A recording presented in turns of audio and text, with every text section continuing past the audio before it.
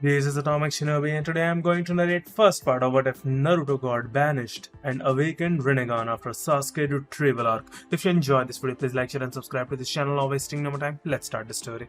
Naruto's point of view. Before I was informed of my ancestry, I went by Naruto Uzumaki, but now I go by Naruto Uzumaki, Namikaze.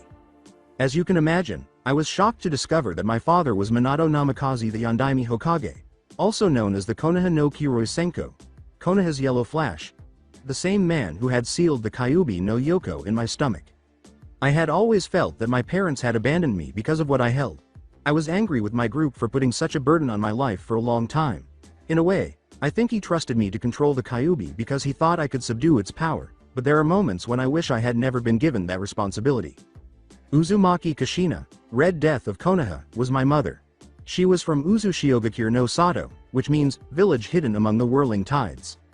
She was a kunoichi from the Whirlpool country, which was destroyed at the start of the Third Great Shinobi War, and they say she was gorgeous, red-haired, and had a tomboyish attitude like me. Since there was no evidence that anyone else had survived, my mother was the only survivor known to exist. The only issue is that she is thought to be dead, which means that either she died but disappeared or she left me at the hands of the village. After I brought back Tsunade to be Hokage, Jiraiya decided it was time for me to discover my true identity. I was thrilled to discover that I truly belonged to people who loved me and didn't leave me as I had believed for so long. I then discovered that I had a unique bloodline known as the Omni Elemental, which enables me to use all elements as though they were my primary element. Since I love Jutsu, I was eager to learn every jutsu that could be found and even develop some as I went. This bloodline was reportedly from the Namikaze side of the family.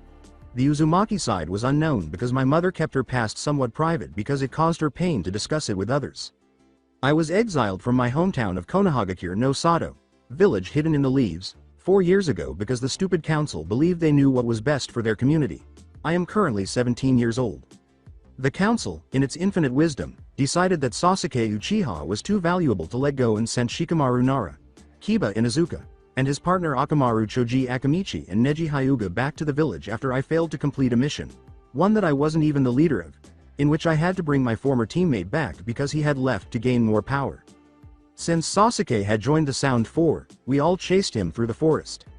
Eventually, the group disbanded as they began fighting the Sound 4-1 on .1, followed by Kimimaro, their 5th member. After beating Jirobo and Kitamaru, Choji and Neji both came dangerously close to death. Saken and Yukon almost killed Kiba and Akamaru, but Konkuro intervened in time to save them. When Tamari rescued Shikamaru from Tayuya, this scenario was replicated. After that, I fought Kimimaro for a while, but I couldn't compete with him. He was saved by Rock Lee so that I could keep looking for Sasuke. Gaara then saved Rock Lee, and Kimimaro's death from illness saved them both. Sasuke chose not to kill me even though the battle ended in his favor when we faced off. The mission ultimately failed because Sasuke was able to join Orochimaru. I was ashamed of how weak I was at the time. I decided after that mission that we were enemies and that only one of us would leave the next time we saw each other. Even though I'm only 17, I already have a lot of enemies, including the Akatsuki who want to use the Kyuubi's power for their own purposes and Orochimaru, who probably wants the power for himself. However, I really just want to kill him because he killed the Sandaime Hokage, my former teammate and the only person who was ever nice to be around as a child, Uchiha Sasuke. I was summoned to the council chambers, which were housed in the Hokage Tower, shortly after I was discharged from the hospital. I can still clearly recall every detail of that encounter. Rewind Tower of Hokage Chamber of Council. Naruto could sense the tension that seemed to permeate the council chamber as soon as he walked in. By carefully examining the area, he was able to see everyone there. Shimura Danzo was at the top of the center. He was a cunning man who would use and sacrifice others to achieve his goals. Like all rumors about him, there were rumors that he occasionally collaborated with Orochimaru, but these were never confirmed. Utatane Kaharu and Mitokado Homura, former teammates of Hiruzen Sarutobi, the Sandaime Hokage, were the other 2 elders on either side of Danzo. According to Utatane Kaharu, the group is more significant than any one of its members. As a result, she always makes an effort to act in Konoha's best interests, even if it conflicts with the Hokage's or her viewpoint. She is also very modest, but that doesn't stop her from speaking up. Despite this, Kaharu is one of the few individuals who can correct the 5th Hokage when she abuses her power. Like Homura, she occasionally leans more toward Danzo's viewpoint and is more militant than the Hokage she served under. Despite his tendency toward authoritarianism, Homura always looks out for the welfare of the village. Similar to Koharu, he is more militant than the Hokage. He was subordinate to and occasionally adopts Danzo's viewpoint. The clan leaders of the Hyuga, Inuzuka, Aburame, Akamichi, Nara, and Yamanaka were the other members of the council. Hyuga Hiyashi was a peculiar individual who at first neither liked nor hated Naruto, but after he vanquished Neji, he began to respect the boy because, as it were, he defied fate. Despite being Namikaze Minato's closest friend, he was powerless to help the boy due to the regulations imposed on Naruto, so one could argue that he was left to the wolves. Not only did Inuzuka Sume like Naruto before she even knew who he was, but she also liked him because his personality was more like hers in every way. His feral appearance didn't help either. She was one of the closest friends of Uzumaki Kushina, and she had attempted to adopt the boy into her clan, thinking that since he was more like an animal than anything else, he would be able to learn their clan's techniques. Aburame Shibi liked Naruto because he could identify with the boy because his clan had bugs in their bodies, just like Naruto had the Kyuubi. They weren't foolish enough to associate the two since they were two different creatures. Since the Namikaze had been able to withstand all of the taunts, glares, and other abuse when any lesser man would have given in, Shibi had actually grown to respect them. Being the most intelligent clan in the world, the Ino, Shika, and Cho trio had always admired and liked the boy because they could tell he was just a boy. They also liked Naruto because their kids looked up to him as he grew older, which made them want to train even more. With Tsunade occupying the Hokage seat, they were all now seated in their clan seats. The Jonins and Chunins, who were Naruto's friends and sensei, were seated on the opposite side of the room after being summoned. Danzo's eyes narrowed as he heard Naruto speak. He asked the bewildered boy with the blonde hair, who blinked at him, "Do you know the reason for why you've been called?" Raising an eyebrow as though to inquire as to why he was here, Naruto clarified, Not really, I was just told I had to come here." For some reason, Danzo appeared smug for a moment. Almost all of the shinobi turned to stare at him in disbelief as he said, "We, of the council, have viewed everything that had happened on the latest mission and given certain circumstances, we have voted to have you exiled from Konoha indefinitely." Tsunade yelled in shock, "What?" Looking at Naruto with hate in her squinted eyes, Koharu said, "Naruto Uzumaki failed to bring back Sasuke Uchiha and allowed him to go to Otogakure with Orochimaru. For that action he must be banished. He also used his tenant's power while fighting the Uchiha, putting his life in danger along with anyone else who may come in contact with the boy in the future. Naruto Uzumaki is a ticking time bomb ready to explode," Homura clarified. "We wanted to execute him. The incident at the Valley of the End was not the only time that demonic chakra has been sensed. It was reported on his first mission out of the village, as well as during the Chunin exams and after them when Tsunade was invading. We gave him a chance, but enough is enough. However, we've seen how you favor the boy, so decided on exiling him instead," Danzo said as he focused on the enraged tease while maintaining a lowered head. Fortunately, it wasn't exactly a secret anymore because Naruto's friends were already aware of the Kyuubi and didn't think there was anything wrong with the blonde boy.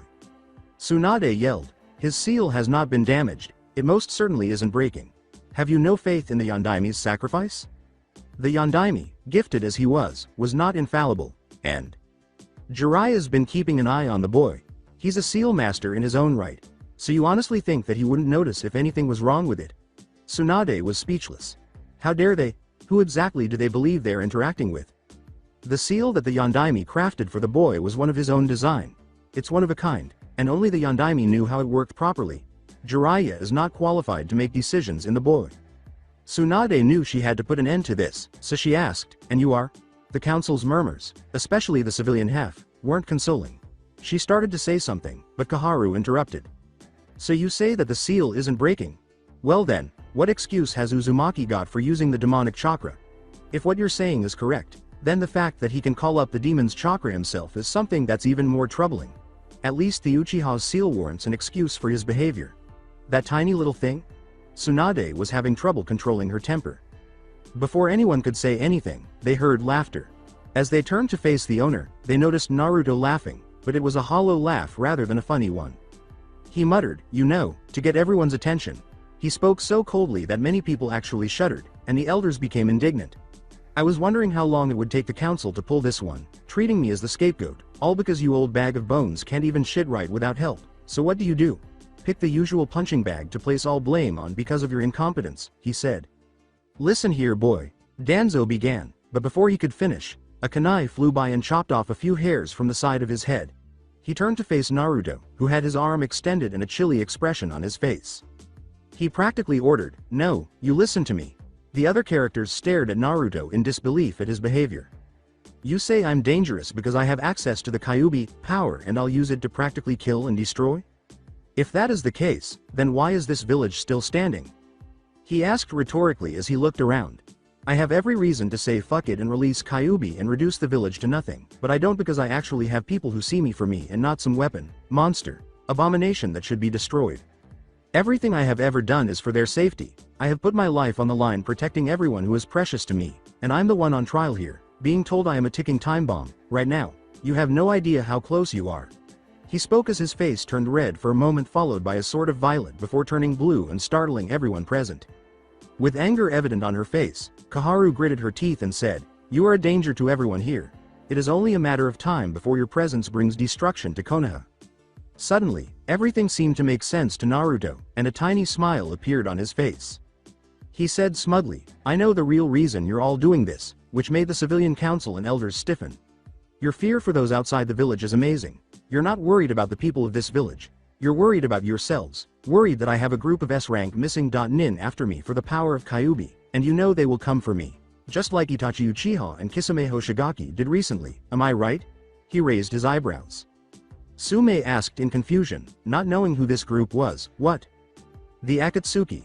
Jiraiya, who had listened to everything and was frowning, said, "Are a group of S-rank missing nin after the Biju's power for God only knows what, and what Naruto is getting at, is that the elders and civilian council want to banish him to protect themselves." The fact that Naruto was in such danger and the village was discarding him to save themselves astounded everyone who had heard. Danzo spoke up, directing everyone's attention back to himself, saying, "That is irrelevant as of now. Right now we will place a vote, whether or not Naruto Uzumaki will be banished or not." "All for?" he asked, raising his own hand up along with the advisors and civilian council, which was actually the majority of the council now that clans have become empty in the village. "And against?" As Tsunade and the clans raised their hands in defeat, indicating their support for Naruto, he spoke in a smug manner, already knowing the outcome. "Naruto Uzumaki, you will be out of this village within 24 hours or you will executed." "You can't do this." After using her name instead of Ba-chan, Naruto stopped Tsunade in her tracks by saying, "Tsunade." She looked up at him and saw that he was smiling despite everything that was happening. "Don't worry, this is the best for everyone and you know it deep down," he said with a sigh as he saw her look down. "Oh, and when you record this down, I want my full name there, Naruto Uzumaki Namikaze, son of Minato Namikaze and Kushina Uzumaki. So when you people find yourselves in trouble with your enemies or if Akatsuki decide to attack anyway, don't you dare ask for my help because as far as I'm concerned, this village can burn to the ground," he said, leaving the council chambers with crimson eyes. Sakura said, "He's the son of," but was unable to complete the sentence. "Yeah," Kakashi replied, letting out a sorrowful sigh at having let his sensei's son down. Neji uttered in surprise, "And this village has just banished him."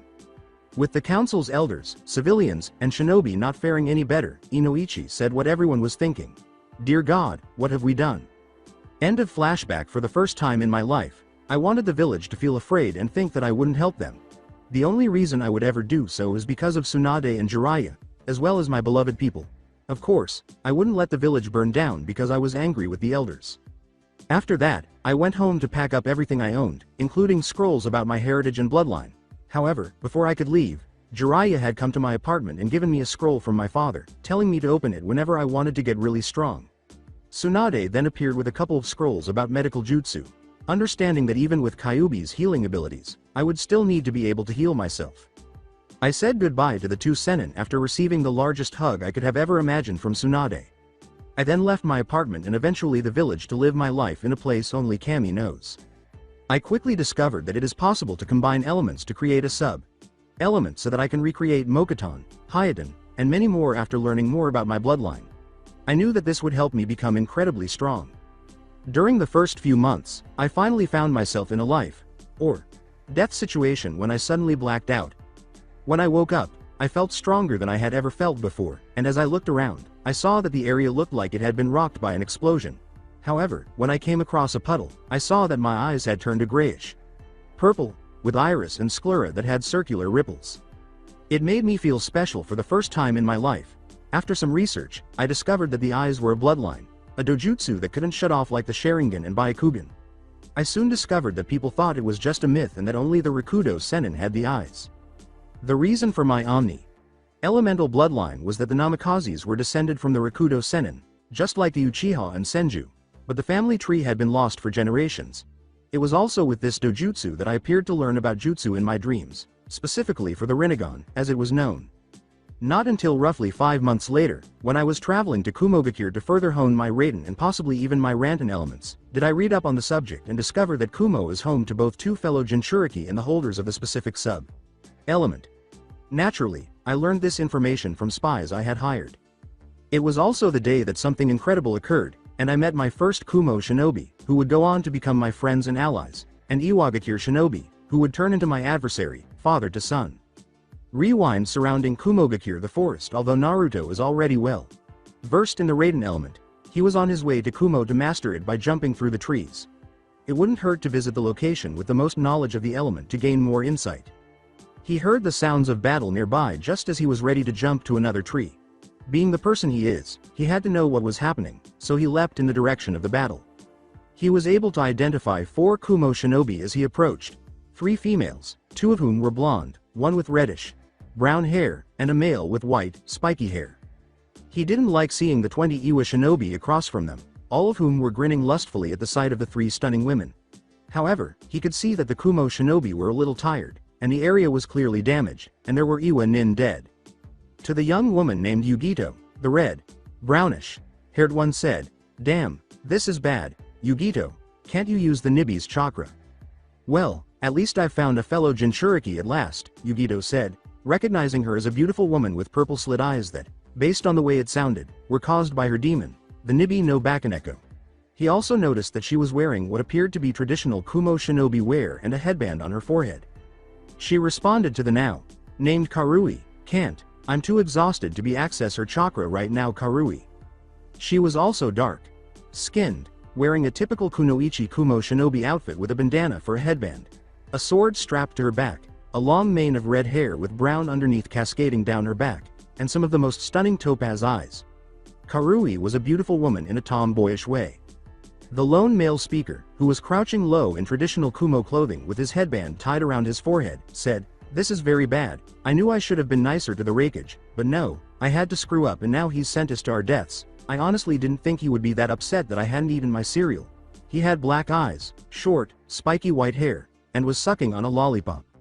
Like Karui, he also had a sword strapped to his back. "Stop talking, Omoi. He didn't send us to our deaths, isn't that correct, Samui?"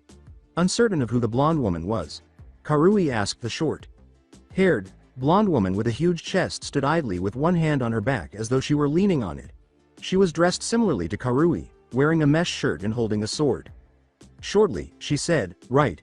With a leer, one of the Iwanin began to advance, saying, "Why don't you ladies just come peacefully, and we'll show you our appreciation." His companions laughed angrily, which made the woman feel a little afraid. Yugito hissed and said, "You wish?" "Oh," he said, "and who's going to stop us from taking our prize?" As his friends began to approach Omoi and the girls. When Naruto decided that enough was enough, he acted by leaping to a great height and beginning to swirl chakra in his right hand before launching himself at the Iwanin. Rasengan. Coming down quickly, he caught a couple more in the blast radius and destroyed an Iwanin with the Rasengan. The Kumo shinobi stood off to the side in shock at what appeared to be a miniature Yondaime Hokage, while Naruto stood up from his crouched position and kicked the shinobi away after looking down to see his dead body and noticing that the shinobi had circled him. "Who are you, anyway?" An angry Iwanin made a demand. Another said, almost hesitantly, "Wait a minute. You were exiled from Konoha because you had the Kyuubi, right? I know you. You're Naruto Uzumaki. Namikaze, aren't you? The son of the Yondaime Hokage. This is a once-in a lifetime chance for us to finally exact our revenge and seize the Kyuubi." As everyone froze in shock at the news, he spoke almost with joy. Shinobi Kumo with their jaws agape at the news, the Kumo nin were in no better shape.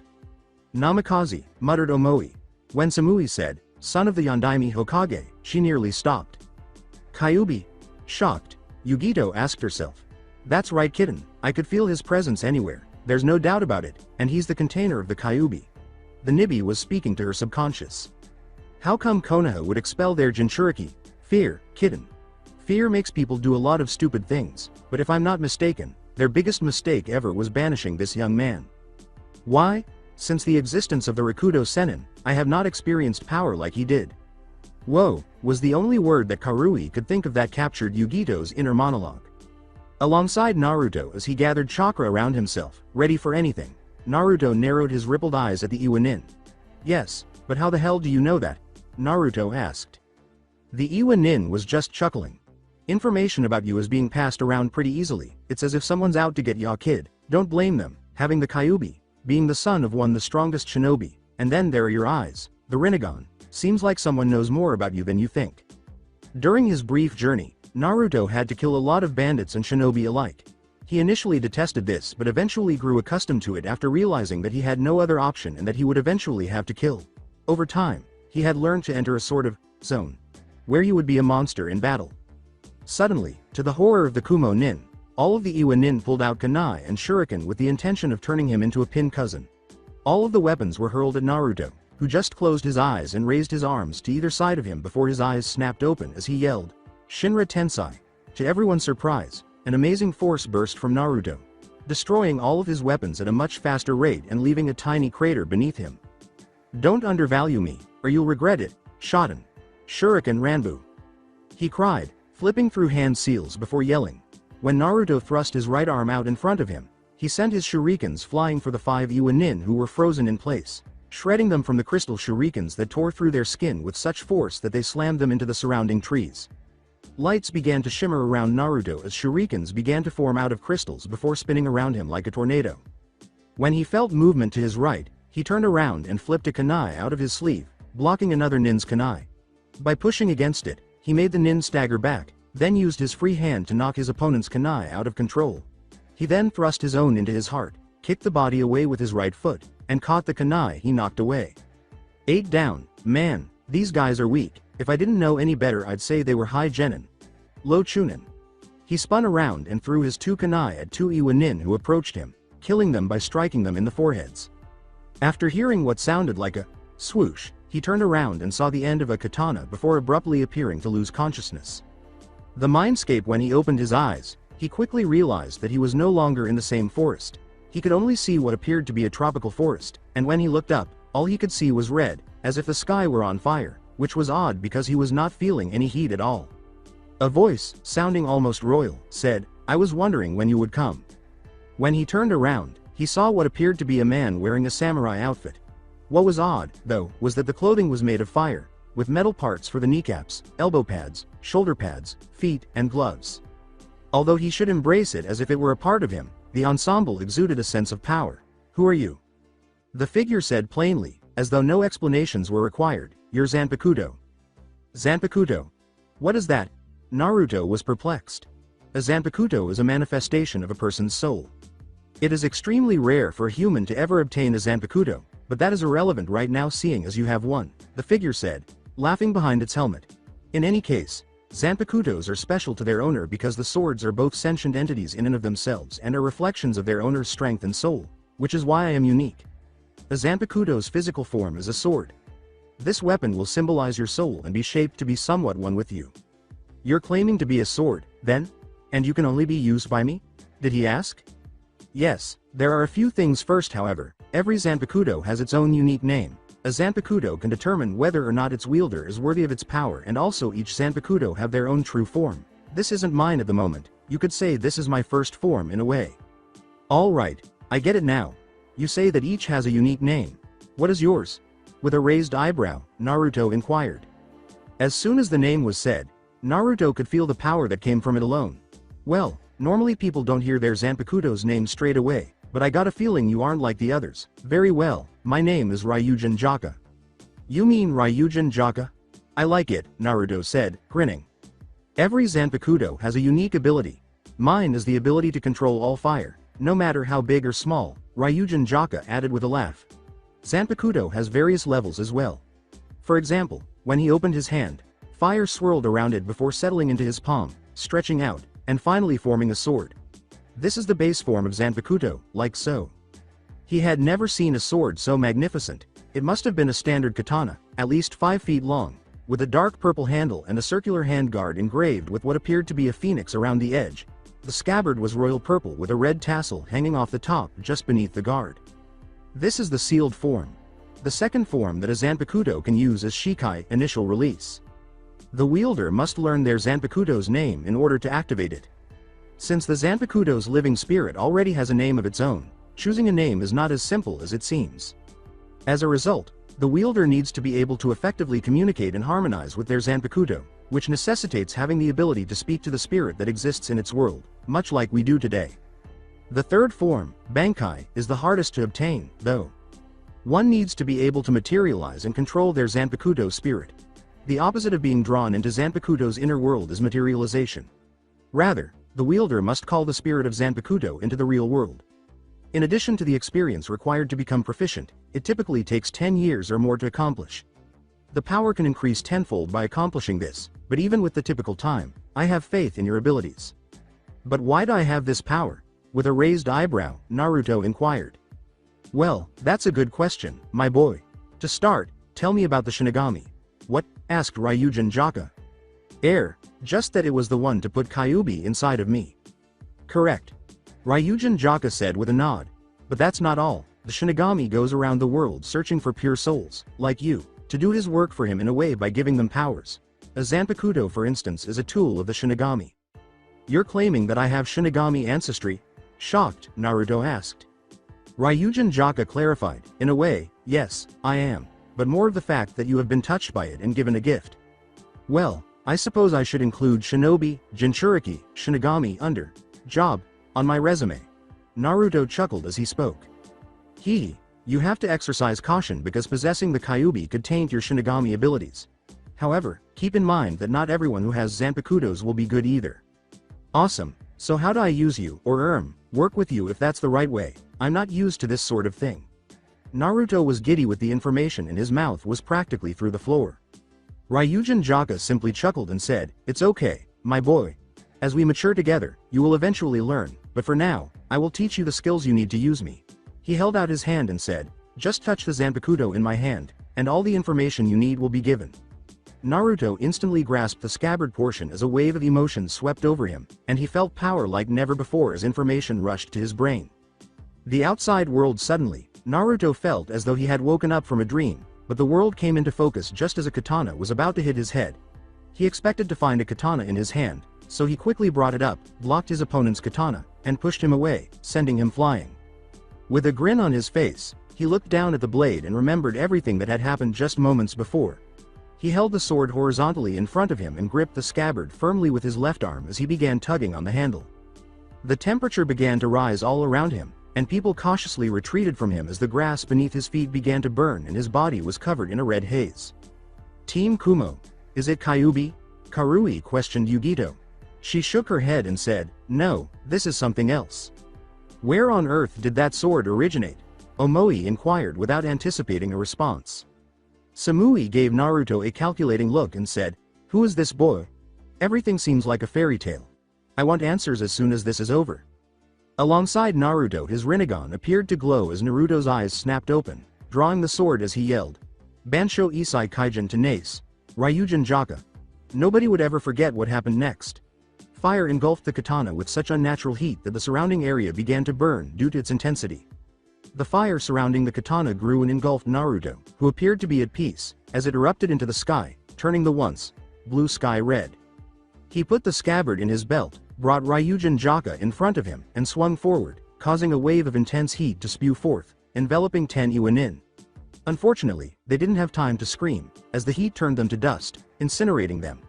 Suddenly, all of the fire that had surrounded Naruto vanished, leaving only the katana, handle included, and Naruto's right arm.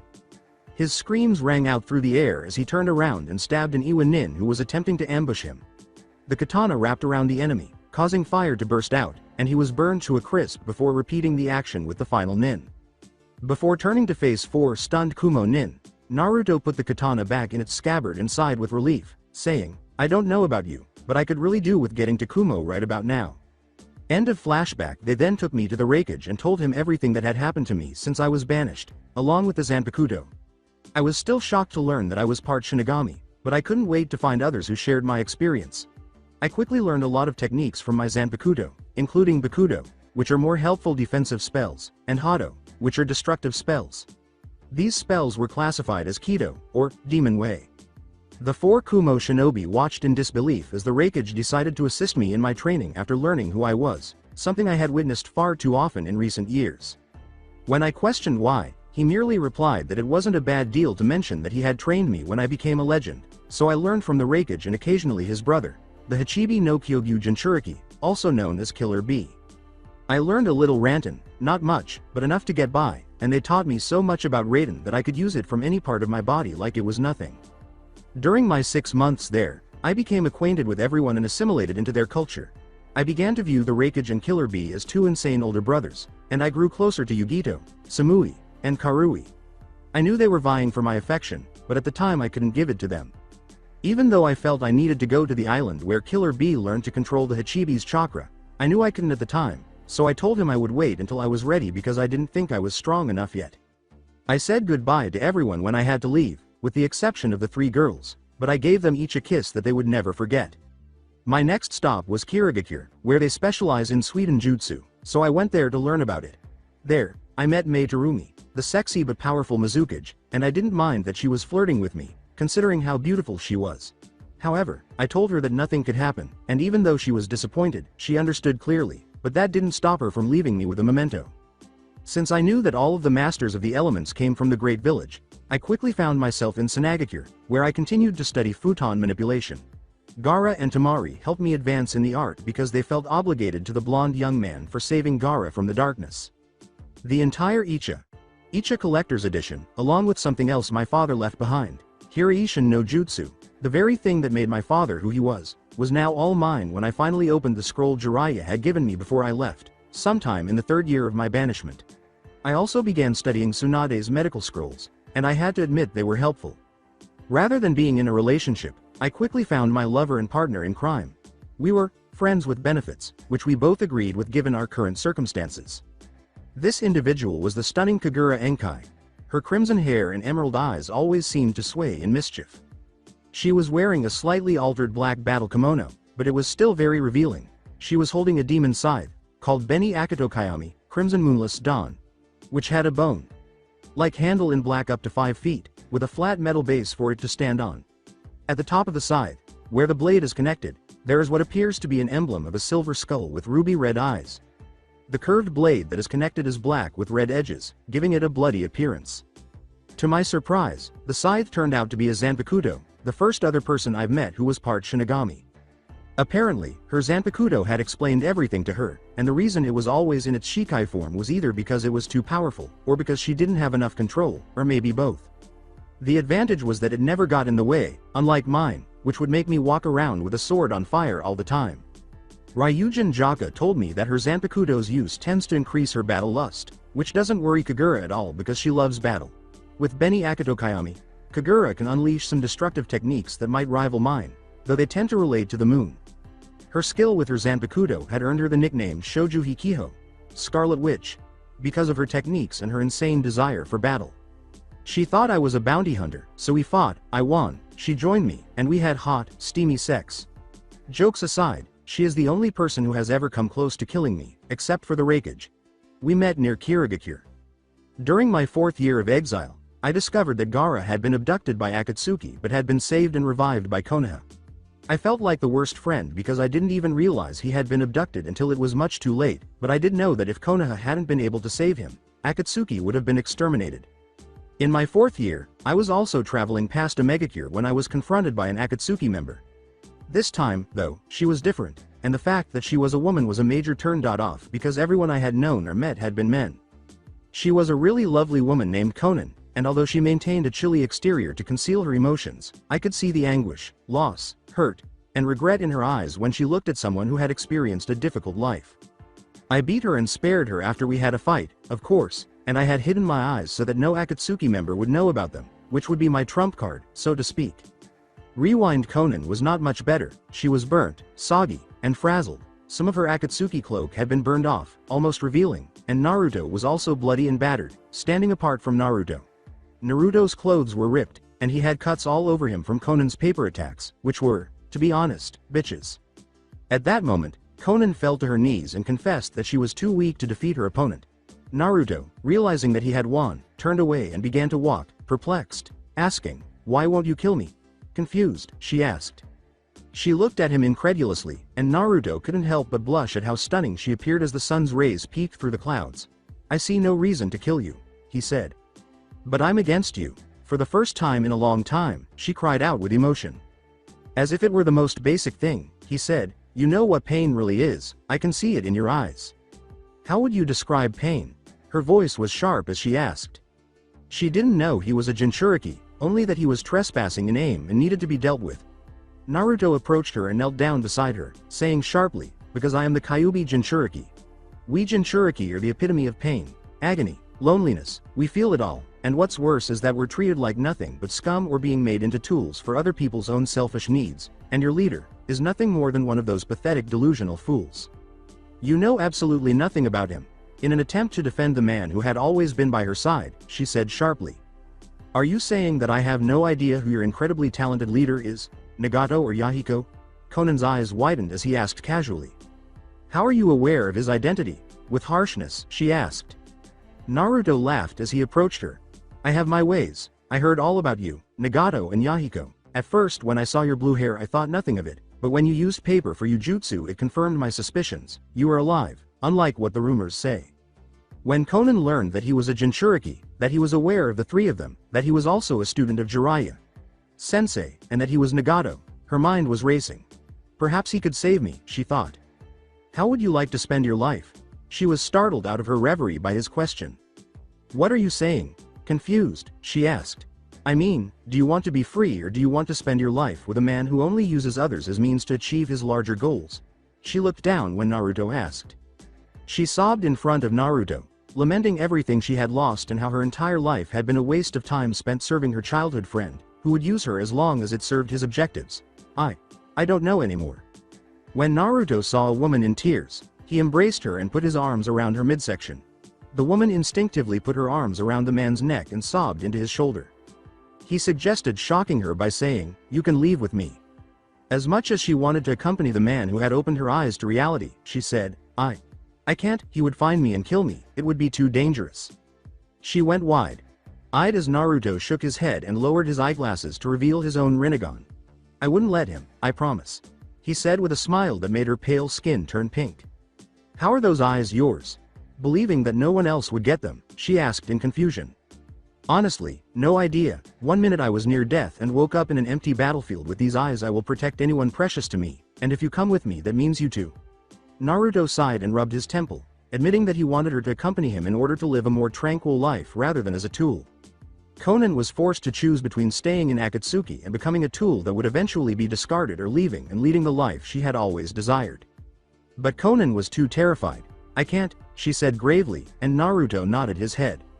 As he got up and started to leave, he said, "I understand." This, incidentally, made Konan panic because she realized she might lose her chance at happiness. "Hold on. What if I be your spy? I could tell you everything that is going on and what's what, and when the time is right, I can go with you," she cried, running up to him and giving him a back hug. She did not want to miss this opportunity. "It's too dangerous for that. If he suspects you of doing anything against you, he would kill you." Naruto considered that idea but shook his head, shattering her hopes. "Konan, if you do this you will be putting your life on the line, you would never be safe." He started to move forward but she held him. "You're the only one who will ever be kind to me in this way. See through my facade, and notice how I feel. I don't care, I've been in situations like this before, and in a way I want to save him, but I know that won't be possible. Please give me this chance, let me prove that I can help you. I know you can't trust me for this, but if I help you defeat him, I can also free AIM, take over as leader, and form an alliance with whatever village you choose." She had never wanted anything so badly, and somehow, she found herself drawn to Naruto because he reminded her of Yahiko, who would go out of their way to help anyone, no matter who they were. Despite the fact that she would be useful in gathering information about Akatsuki, Naruto appeared to give it some thought before placing her in such a potentially hazardous situation. He turned around and saw that she was smiling a little. "Fine," he told his new spy, receiving a nod of approval. "But you have to be careful, I will come back for you eventually one way or the other." She then told him everything, including how Hanzo had betrayed the 3 orphans by arranging for him and Danzo to kill them, with only Yahiko dying, which caused Nagato to veer off his path to peace, which he believed was in the wrong direction, and how Nagato had started using 6 bodies in addition to his own to use the Renegon abilities separately. Final flashback: since that day, we had occasionally gotten together to exchange information about a variety of topics. One of these occasions, we fell in love, and I'm not sure how it happened, but I didn't voice any complaints. At one of the meetings, we ended up making out on a field surrounded by trees. We began to open up a lot more as well. She told me everything about herself, and I did the same. Eventually, we fell in love, though I wasn't sure at first. We talked about how I needed to change my clans because I was the last one, and then we made the decision to move forward. I eventually learned the Hiraishin shortly after that, but before I did, I met with all of the people who were significant to me and gave them a special 3-pronged kunai in case they ever got into trouble. This leads us to the present, where I sensed a pull on my mind that meant a kunai had been used. Typical point of view: before giving her a full-fledged kiss, which she gladly returned, he turned to Kagura and said, "I've got to go. Hiraishin pull, someone must be in danger. When you can feel my chakra, follow it as fast as possible." With a seductive smile, she declared, "I'll be there." He was gone in a second. Kuni, the land of fire, Hai no. The border Yugito ni had never been in this much trouble before. She was only supposed to be on a mission to deliver a package to an outpost inside a town, and that was it. However, she was now suspecting that something else was going on. Akatsuki was that something. The immortal zombie brothers Kakuzu and Hidan were standing in front of the blonde woman, and she was in serious danger of losing. That is, until Konoha teams showed up. She had heard that the 2 Akatsuki had killed Asuma, one of the team's senseis, so it seemed that they were pursuing the same Akatsuki members. They recognized Yugito's identity as the Nibi no Bakaneko Jinchuriki after witnessing her battle with these 2. They then began fighting. Even she knew that was stupid, based on what she knew about them. The teams that were sent were made up of Shikamaru Nara, Ino Yamanaka, and Shoji Akamichi, with Kakashi Hitaki serving as their leader. The second team was made up of Sakura Haruno, Kurenai Yuhi, Yamato, and Sai. The fact that he had 5 hearts, which was something they really didn't expect, and that he could use all the elements from some masked creatures meant that neither team was making much progress, and they had greatly underestimated their opponents. When Yamato, Kurenai, Sakura, and Sai arrived, they sent Sai and Sakura off to assist Shikamaru because Sakura's medical ninjutsu and Sai's aerial jutsu could be very helpful. Their other opponent, Hidan, was the hardest because he was literally invincible, but Shikamaru had taken somewhere else to fight because he felt it had to be him. Since they had already killed Kakuzu twice, he still had 3 hearts left. Kakashi had used Raikage to kill one of them, and Hidan had been duped by Shikamaru and had used Kakuzu's blood in his ritual sacrifice, believing it to be Shikamaru's. The last 2 of Kakuzu's masks, which were red for Kaden and blue for Futon, had blended together with Kakuzu's back. Together with Kurenai and Yamato, Kakashi and his team were worn out and knew they might not survive unless a miracle occurred. When Kurenai looked around and saw all the craters and trees that had now been reduced to stumps, she muttered, "We need a miracle." It appeared as though a great war had broken out. As he looked around to see if there was anything they could use, Kakashi responded, "I know, but we have to everything in our power to stop this guy." When Yamato ran out of chakra to use any of his Mokuton jutsu that might have an impact, he said, "I can see why this guy is part of the Akatsuki." Since Ino needed the opponent to remain motionless and Choji couldn't get close enough without shoving a jutsu in his face, they were both nearly exhausted and unable to perform any more jutsu. Knowing they were fucked, Kakuzu looked at them with a sense of amusement. He was going to enjoy stealing Kakashi's heart for himself and possibly the Genjutsu mistress or a Mokuton user. "I think I got just what you need." Yugito, who had been observing from the side the entire time, still exhausted, realized it was now or never. She grabbed their attention and produced a Hiraishin kunai, saying, "I hope he doesn't mind seeing these guys so soon." Kakashi's mind nearly exploded when he saw the kunai because he couldn't comprehend how this woman could possess it, considering that only one other person could ever use it, which should indicate one thing. "Hiraishin?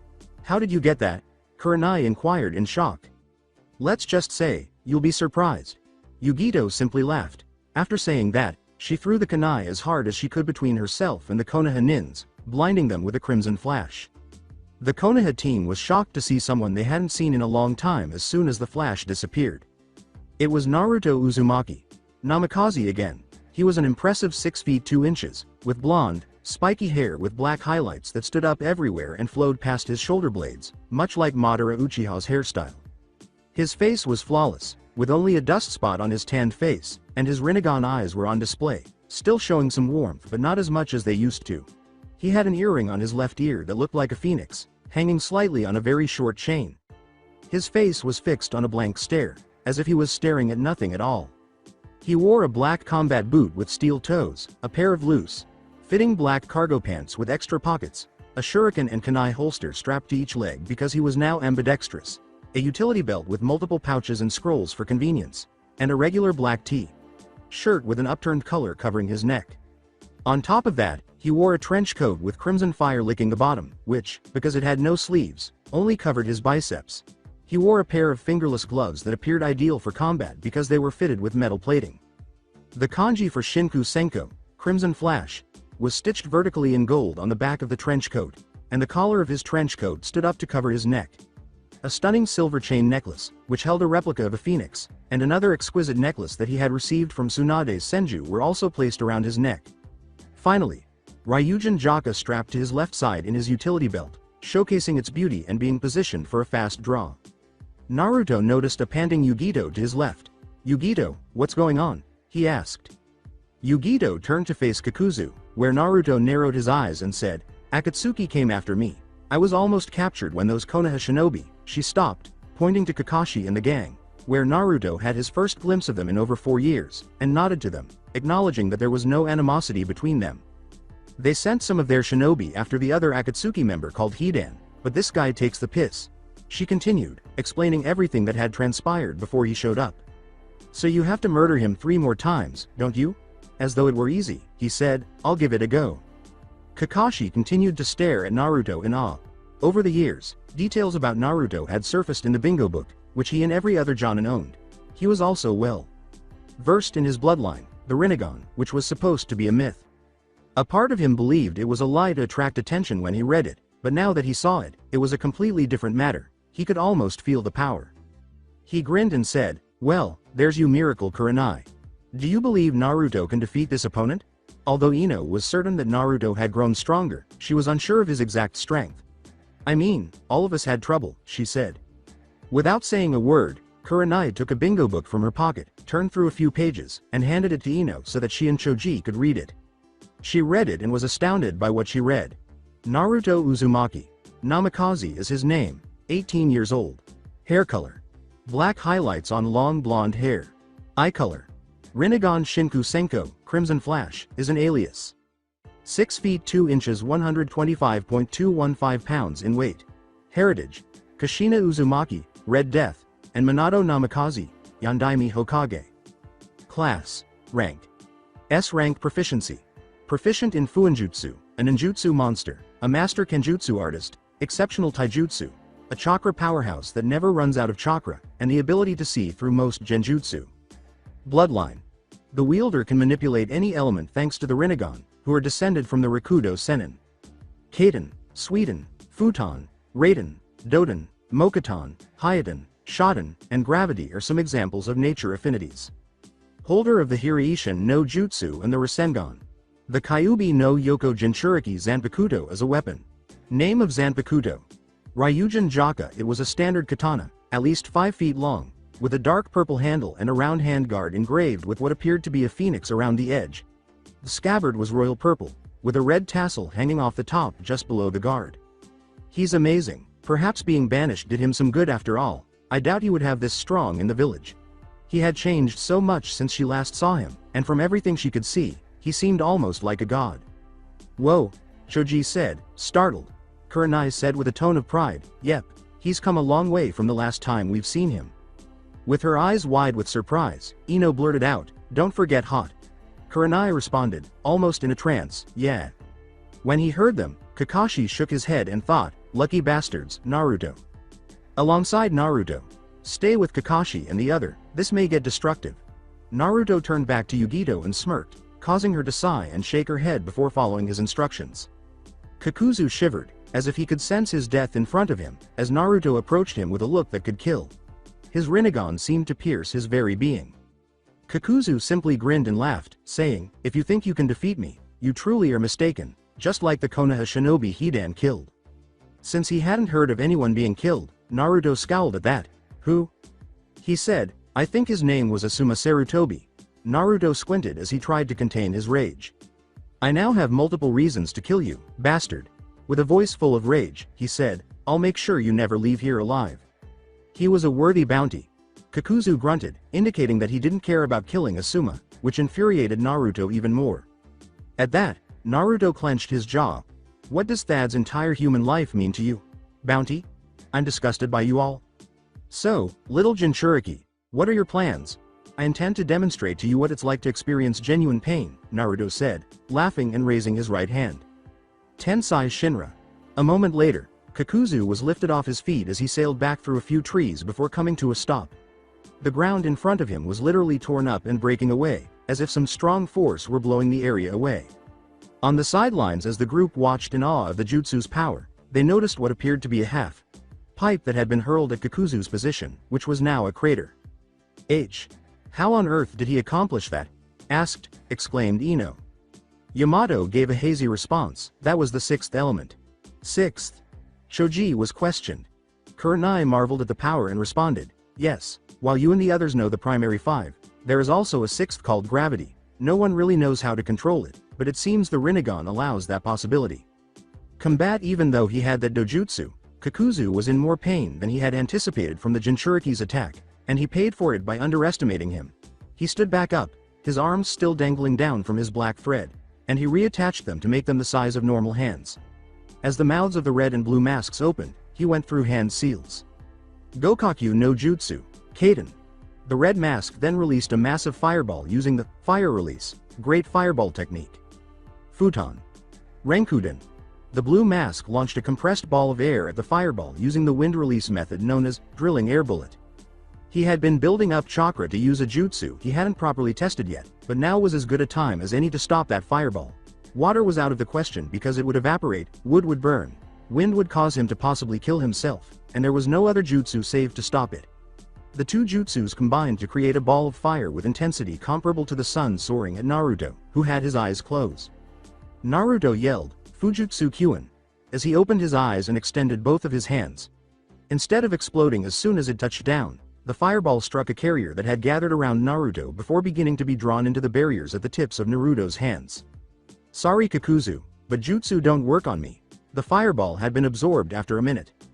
On the sidelines, my goodness, he simply absorbed the jutsu. Ino cried out in awe of the jutsu. It appears as if that is one of the abilities of the Renegon, truly an amazing dojutsu, replied Kakashi. Hey, can you imagine if the Sharingan ever turned against Konoha for retribution? And to think everyone in the village thought that the Sharingan was the greatest. Choji pondered. Kurenai concluded, we would have the worst possible enemy. Despite her refusal to acknowledge it, she had always respected Naruto, and at the moment, she felt a little attracted to him because, after all, power attracts. Has anyone observed that Naruto hasn't moved since the battle began? Everyone looked down as Yamato said, and sure enough, there was no sign of him moving. Wow! Ino cried out as she became aroused at the sight of someone so strong and attractive fighting, especially Naruto. Although she had never acknowledged it before, she had always thought he was adorable when they were younger, and seeing him now evoked all those feelings. Alongside Shikamaru, Hidan was hovering over a huge hole that descended for a very long time after Shikamaru had just wrapped a few dozen explosive tags around him, preventing him from moving with his shadows. All of the explosive tags were attached to the trees surrounding him, and for the first time in his life, he was terrified because he knew that if he fell into the hole in pieces, he might not be able to be put back together or might even die. What's happening? Did you do this at what time? Hidan pointed to the enormous hole beneath him and shouted. I simply set up this trap in advance. That's all, Shikamaru told him, bending over and breathing heavily. If it's true, this guy planned it up to here. He wasn't just separating us two mindlessly. He did it to entice me here. Then Shikamaru stooped to retrieve a pack of cigarettes that had fallen. Then he took out a cigarette and put it in his mouth, saying, if you curse someone, you dig your own too. Then he lit the cigarette and said, you killed my sensei by curse, don't think you can just merrily go your own way. Hidan gave the slothful Nara a look so intense you thought he would burn. That's your grave. Kukuku, I won't die even if my body is scattered and I only have a head, I'll climb out of here and rip out your throat. Before removing the cigarette, Shikamaru took a puff. Deer were emerging from the tree line everywhere as he remarked, "This forest is special even within the fire country. Only our clan is allowed to set foot in here, no. One else will come. Our clan will keep an eye on you forever." Then Shikamaru felt a hand lightly grab his shoulder. When he looked over his shoulder, he saw Asuma Sensei's ghostly figure standing there grinning proudly. "You did good, Shikamaru." "Yeah." After that, the ghostly Asuma took out his pack of cigarettes, took out one, and put it in his mouth. For the final time, Shikamaru took out his lighter and lit it. "My will of fire, I entrust it to you." Shikamaru heard those words as if they were being recited to him. He said, "Goodbye, Sensei," before aiming the lighter at Hidan's bound figure. The lighter then touched the first explosive tag, starting a chain reaction that resulted in a huge explosion that shook the area around him. Shikamaru saw the different parts of Hidan lying at the bottom with his head facing him as the smoke cleared and he peered down the blood-splattered hole. Hidan screamed up at Shikamaru, "Haha, gyahahah. Well, look at this, you've screwed me over pretty bad. But Jashin Sama will deal his retibution. Feel the wrahof divna judgment." Shikamaru pulled out a kunai with a wire attached and said, "Yeah, like I'm afraid of that." He pulled his kunai up to his face level and said, "You and I believe in different things. I believe in the will of fire, but right now your god isn't a Jashin Sama or whatever, it's me." He then threw the kunai with an explosive tag attached to the middle of the hole, where it exploded, leaving Hidan speechless. "Now I deal my judgment." As debris rained down on him, Hidan screamed like a madman, "Like I said, you will feel the wrath of the divine Jashin Sama's divine judgment. Just you wait." As the final rock fell on his head, he screamed, "Gyahahaha, I shall be the executor of that judgment. I can take you out with just my teeth. I'll bite you down into tiny little pieces." Alongside Naruto, Kakuzu had to acknowledge that he was not going to prevail because this man was undoubtedly stronger than any opponent he had ever faced, possibly even stronger than Pain, and that was saying something. He remarked, "Ha ha ha, you remind me of Leader Sama. He might as well assist the man who outperformed him and gave him a good workout." "Leader Sama?" asked Naruto. "Yes, the leader of Akatsuki has your eyes, the Renegon." Naruto's eyes widened in shock, but he pretended to be surprised because he already knew, thanks to his insider information. "I need to remind you to pay back Konan-chan." Naruto gave a nod. "I see." Without giving Kakuzu a chance, Naruto used another jutsu. Mokuton. Jubaku Iso. Suddenly, a tree appeared all around Kakuzu, keeping him firmly trapped despite his attempts to break free. "Kage Bunshin," he exclaimed as he made a clone. He extended his hand to form a Rasengan, and the clone began to add wind chakra. However, this time, the wind began to pick up, tearing the ground apart and destroying the trees nearby. He closed his eyes and concentrated on the jutsu's power. Naruto exclaimed, "Futon Rasenshuriken," as everyone had to cover their eyes to avoid the intense power it possessed. With the Rasengan in the center remaining a perfect sphere, Naruto held up his hand as the jutsu swirled around him, resembling 4 large points. This caused the Rasengan to appear as a giant Fuma Shuriken. Kakuzu regarded it as though he had shit himself, which he wouldn't be surprised to do in this circumstance. "I need to leave this place because that jutsu will kill me for sure." On the sidelines, I can't believe he done it," exclaimed Kakashi, confusing those around him with his apparent ecstasy at the moment. Kurenai questioned, "Done what?" as the wind seemed to be getting stronger and stronger. He completed the Rasengan. The screeching was increasing in volume by the minute, so Ino asked, "Completed?" Kakashi gave nod. Yes, when the Yondaime created the Rasengan, he initially wanted it to combine his elemental affinity with it to make the ultimate jutsu possible. However, he was never able to progress that far as he had a pregnant wife to take care of, and truthfully, he never had the control for it. But it seems Naruto has done the impossible, again. He cheered as the other people understood what they were hearing. Shoji exclaimed, "Amazing," with pride at his friend's progress from the dead. Last. Yugito smirked as he said, "Naruto-kun can really surprise you at times." Combat cocking his arm back, Naruto turned to face Kakuzu, who was having difficulty in the tree he was in. "Goodbye, Futon." Rasenshuriken. Naruto threw the jutsu with a swing of his arm forward. It was unbelievable. He had just thrown a jutsu that required a great deal of control and had so much power that no one could ever imagine using, yet he just tossed it as if it were nothing. Like a disc screeching across the battlefield, the Rasenshuriken flew until it struck its target, slicing through the tree and launching Kakuzu into the air. The Rasenshuriken then detonated, forming an 80-foot wide dome of wind and chakra. Within the dome, however, the masks that were attached began to break apart and eventually vanished into thin air, and Kakuzu was being sliced to pieces at the molecular level. Since it was the first time he had used his jutsu against a human, Naruto stood in the same spot, awestruck. He watched as the dome began to descend until he saw Kakuzu still floating in midair, being attacked by hundreds or even thousands of tiny wind blades before plummeting into the 40-foot deep crater. After his friends leapt past him, Naruto began to walk in the direction of the crater. Such power, Ino exclaimed, nearly losing her temper at the sight of the destructive power. Kurenai whispered, amazing. She wished and vowed to never offend Naruto, which was fortunate for her because she had always admired him at the time. She was also relieved that one of the individuals involved in Asuma's death was no longer alive. Although she and Asuma were close friends who always shared their secrets and were treated like siblings since the academy, many people thought they were dating for a while. Since Shikamaru was the person closest to Asuma, possibly even more so than she was, all she could hope was that he was okay. Since Asuma was the only person besides the Sandaime who truly treated him like a real person when he was younger, she was also aware that Naruto thought of him as an uncle of sorts. She became intrigued after Asuma told her about Naruto and his personality, realizing that his foolish behavior was a way to cover up his suffering because it was easier and she could identify with it. Kakashi was equally astounded and frightened by the jutsu Naruto had just employed because it appeared to be a one-hit kill and was genuinely powerful. Actually, every high-level and destructive jutsu that Naruto had displayed was visible.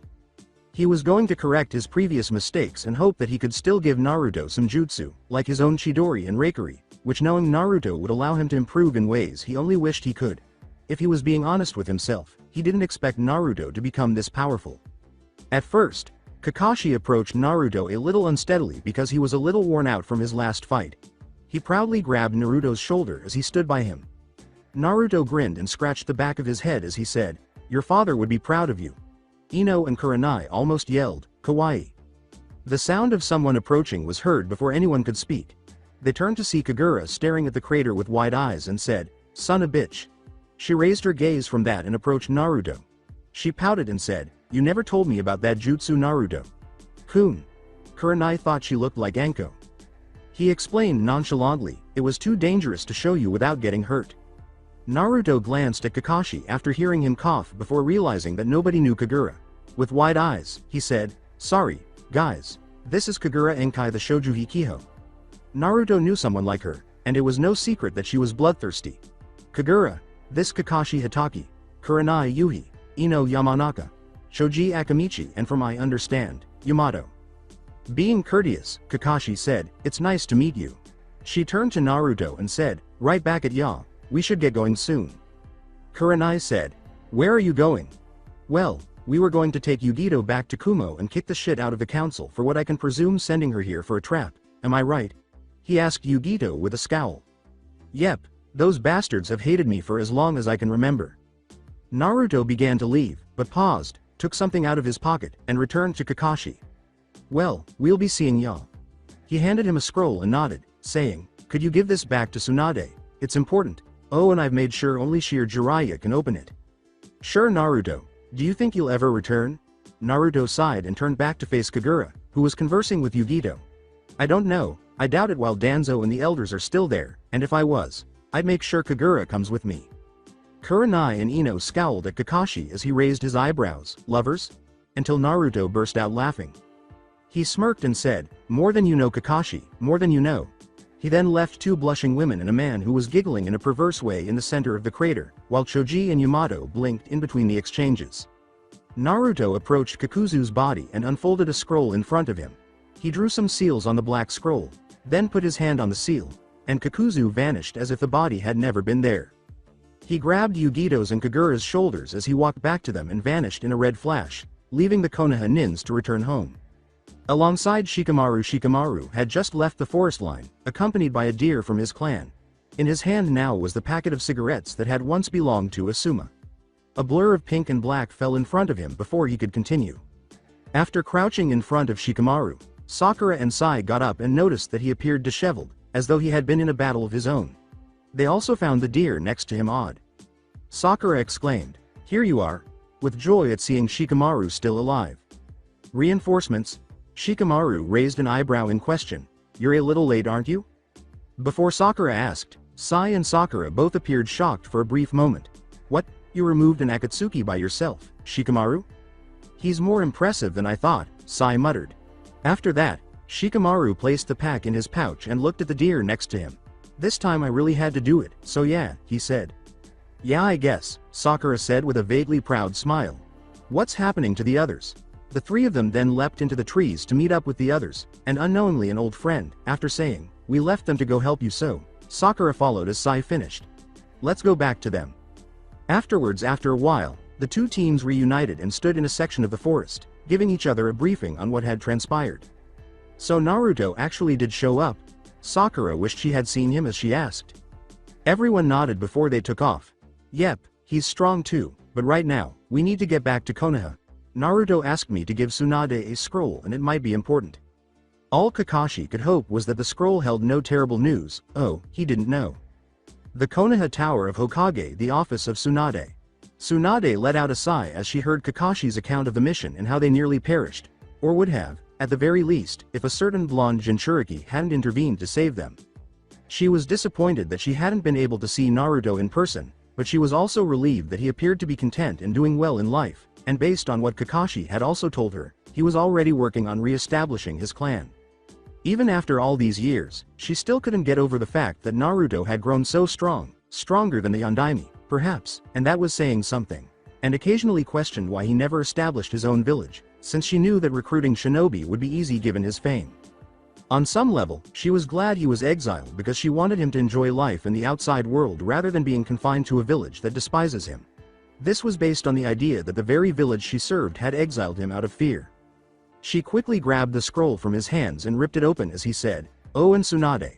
Sama, Naruto told me to give you this." She read the scroll to herself after unraveling it. Greetings, Tsunade. I apologize for not getting back to you sooner. The past few years have been quite hectic due to Akatsuki, Orochimaru, and Sasuke's constant travel and training. In any case, I hope we can discuss my activities over the last few years when I see you. However, even though I am angry with Danzo and the elders, I don't want to see Konoha destroyed. This scroll is because I think Orochimaru is preparing to attack Konoha in the coming weeks. For this reason, Konoha needs to be aware of an important issue. Although it may not seem plausible, I have a spy who is close to Orochimaru. Over the past few years, he has been reassembling his forces and enhancing the cursed seal to give its wearers greater control and increase their danger. Nevertheless, I need you to beg the council to hire me as a kind of mercenary. This will give me the chance to help defend Konoha for a while because I know Akatsuki will attack there knowing that I have people I care about. Additionally, this scroll has a seal at the bottom that can only be opened with your blood. If you have no other choice, use it. I hope to see you soon. Goodbye. Admire Naruto. P.S. If you need a response, I'll be heading to Takigakure and will be bringing Kagura if I return. Her eyes widened as she bit her thumb and slid it along the seal, smearing her blood on it and revealing the 3. Prong Kunai. Son of a bitch actually learned it, she said to herself, laughing, and then pocketed the kunai before glancing up at the teams in front of her. As they nodded and departed, she smiled and said, "Thank you Kakashi, you're all dismissed." "Shizune, call a council meeting in the next hour and tell them it's important," she said, pressing a button on the intercom. She gave the order. "Hello, Tsunade. Sama." She received a response. She leaned back in her chair and nodded to herself, hoping to see Naruto soon. Kumogakure Tower of Raikage. Few things could easily frighten the Raikage. Having grown up in a place like Kumo, he had developed a tough exterior and learned to remain composed in the face of any threat. Even so, there were some things that frightened him, like his assistant, who became angry with him for skipping a meeting or accidentally damaging his office and training area. However, perhaps all women could frighten him, especially when they give you the look. And let's not even talk about the paperwork disaster that seemed to get worse every time he turned his head. But what truly frightens him is the intense glare from a pair of Renegon eyes, as Yugito and Kagura watched from the sidelines. "What on earth is the matter with you?" Naruto let out a fierce snarl. "What?" Confused, the Raikage asked. "Try to explain to me how they knew exactly where Yugito would be after sending her on a package delivery mission and she was ambushed by 2 Akatsuki," he spat. "The council gave me the mission for Yugito, said it was important and only she could do it," Raikage clarified. "And you failed to confirm the mission? You are more aware than I am that the council wants Yugito removed, and I am positive that you would have verified everything if Killer B had been on that mission." The Raikage jumped out of his chair at that point, saying, "How da?" before an unseen force pulled him to the ground. Team Samui entered the room at this point and could immediately feel the tension, especially since they hadn't witnessed Naruto so furious and the Raikage so flushed. You were well aware that you ought to have reversed the mission, verified its veracity, and identified the client. Yugito might have died at this very moment or worse if she hadn't had my Hiraishin Kunai. Those pathetic council members remind me too much of Konoha's council, and I'm half tempted to go and kill them, he cried angrily. As Team Samui watched in disbelief at what was happening, they noticed Yugito looking down and Kagura wearing a blank expression. All right, you're right, I should have had double-checked them, but I didn't expect the council to pull this one on me, especially when they already scared of you, he said. I'll go make them even more afraid if they're already afraid of me, before disappearing in a red flash, Naruto said, grinning eerily. Raikage moaned and stood up, followed by the others. Oh shit. Chamber of Council. The council was in the middle of a routine meeting, quietly celebrating the final extermination of the demon child, when they were unprepared for the doors to fall from their hinges and the Renegon's deadly stare. How is everyone doing today? His voice was sickly sweet as he asked. Namikaze. Sama, a merchant, whispered in surprise. To be honest, I've been enjoying the sights and traveling around the city when I suddenly found myself teleported to a fight between the Akatsuki and a certain Jinchuriki. I know you guys had nothing to do with that, right? Even though his question was rhetorical, it sounded very real. One man objected, saying, of course, we would never do something like that. So the Yugito's mission, which turned out to be an ambush, wasn't given to her by you? No, another man objected as sweat ran down his brow. Like we said, we wouldn't do such a thing. This village practically worships Jinchuriki and sees them as angels, which is the exact opposite of my home. Nevertheless, there are people like you who want to take it all away from them, which is why I can never understand councils. For what purpose? Strength. Cash. He growled as the council began glaring at him. Behind Naruto stood the Raikage, Yugito, Team Samui, and Killer Bee, who had heard the commotion. You people make me sick. If I were the Raikage, I would have you in jail for treason. The last time I checked, a Jinchuriki is a human being, a shinobi, part of the community, and I know better than anyone, seeing as I am one myself. Go home where you and your kind belong, you rude brat. You can't dictate to any of us what to do. This isn't your village. One of the council's more dumber members yelled. You're right, I'm not part of the village. I'm an ally from the outside, and if you want to keep it that way, treat my kind with respect that they actually do deserve, because I doubt you want me as your enemy. Naruto's cold gaze pierced the council members, and he used his power over gravity to send the man against the wall, cracking his bones under the pressure. He threatened them before letting the man fall, taking a deep breath to calm himself, then turning around with a slight smile. He posed the question, which made them look foolish. Somewhere, the old Naruto will always be. The Konohagakure. Tower of Hokage. Chamber of Council. There used to be 3 sides to the council: civilian, shinobi, and elders. But as the years went by, they all realized that the civilian side was casting votes on issues that had nothing to do with them, so they decided to remove them and retain the elder and shinobi side to make decisions instead. This was one of the many changes that had occurred in the council since Naruto's departure. Jiraiya, Sume Inuzuka, Hiyashi Hyuga, Shibi Aburame, Choza Akamichi, Shikaku Nara, Inoichi Yamanaka, Danzo Shimura, Kaharu Utatane, Homura Mitokado, and Tsunade Senju were now seated around the room. What is the purpose of this Tsunade meeting? Danzo questioned, staring boredly with one eye. You'll refer to me as Tsunade. Sama Danzo or Hokage. Sama, anyway. I have received information from a reliable source and it could cost us dearly depending on the way we act, she snapped, getting frustrated with the cripple. What is it? Knowing it can't be good, Sume inquired, when will it ever be good? They all gasped in surprise when she told them, Orochimaru will attack us with everything he has in 2 weeks' time. Inoichi told them, receiving nods from everyone, we need to take action to stop them. We don't currently have the resources to deal with an attack by Orochimaru. I know, I have sent a scroll to the Kazekage informing him of our situation, and now all we have to do is wait for his reply. Will he assist us at all? I mean, wasn't he best friends with Naruto? What reason does he have to help us? Choza asked, grabbing everyone's attention. With a small smile on her face, Tsunade laughed and said, because we will be hiring Naruto as a mercenary to ride with us in the upcoming invasion. Definitely not. Speaking for the first time, Danzo yelled, that monster is completely untrustworthy. We have no idea where his allegiances lie. Oh my god.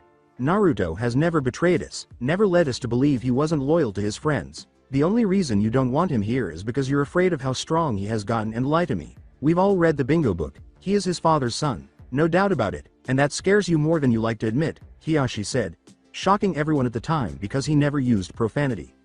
Even though everyone, including the elders, knew Naruto wouldn't kill or attack them, they were all shocked to silence when they learned that he was still a man to be feared due to the skills he had developed in recent years. Hiyashi's correct. We can't let irrational fears play with our minds. We have done that many times before and look at where it has gotten us. I say we bring Naruto back, but leave it up to him whether or not he wants to be a shinobi of Konoha or just a mercenary. Shikaku clarified. So, do the others concur? Very well, I will send the rookies out to retrieve Naruto in the next week to bring him back. Tsunade asked as the clan heads nodded, which was sufficient for her. You're coming back, brat. I'll finally see the man you've grown up to be, she said before getting up and leaving.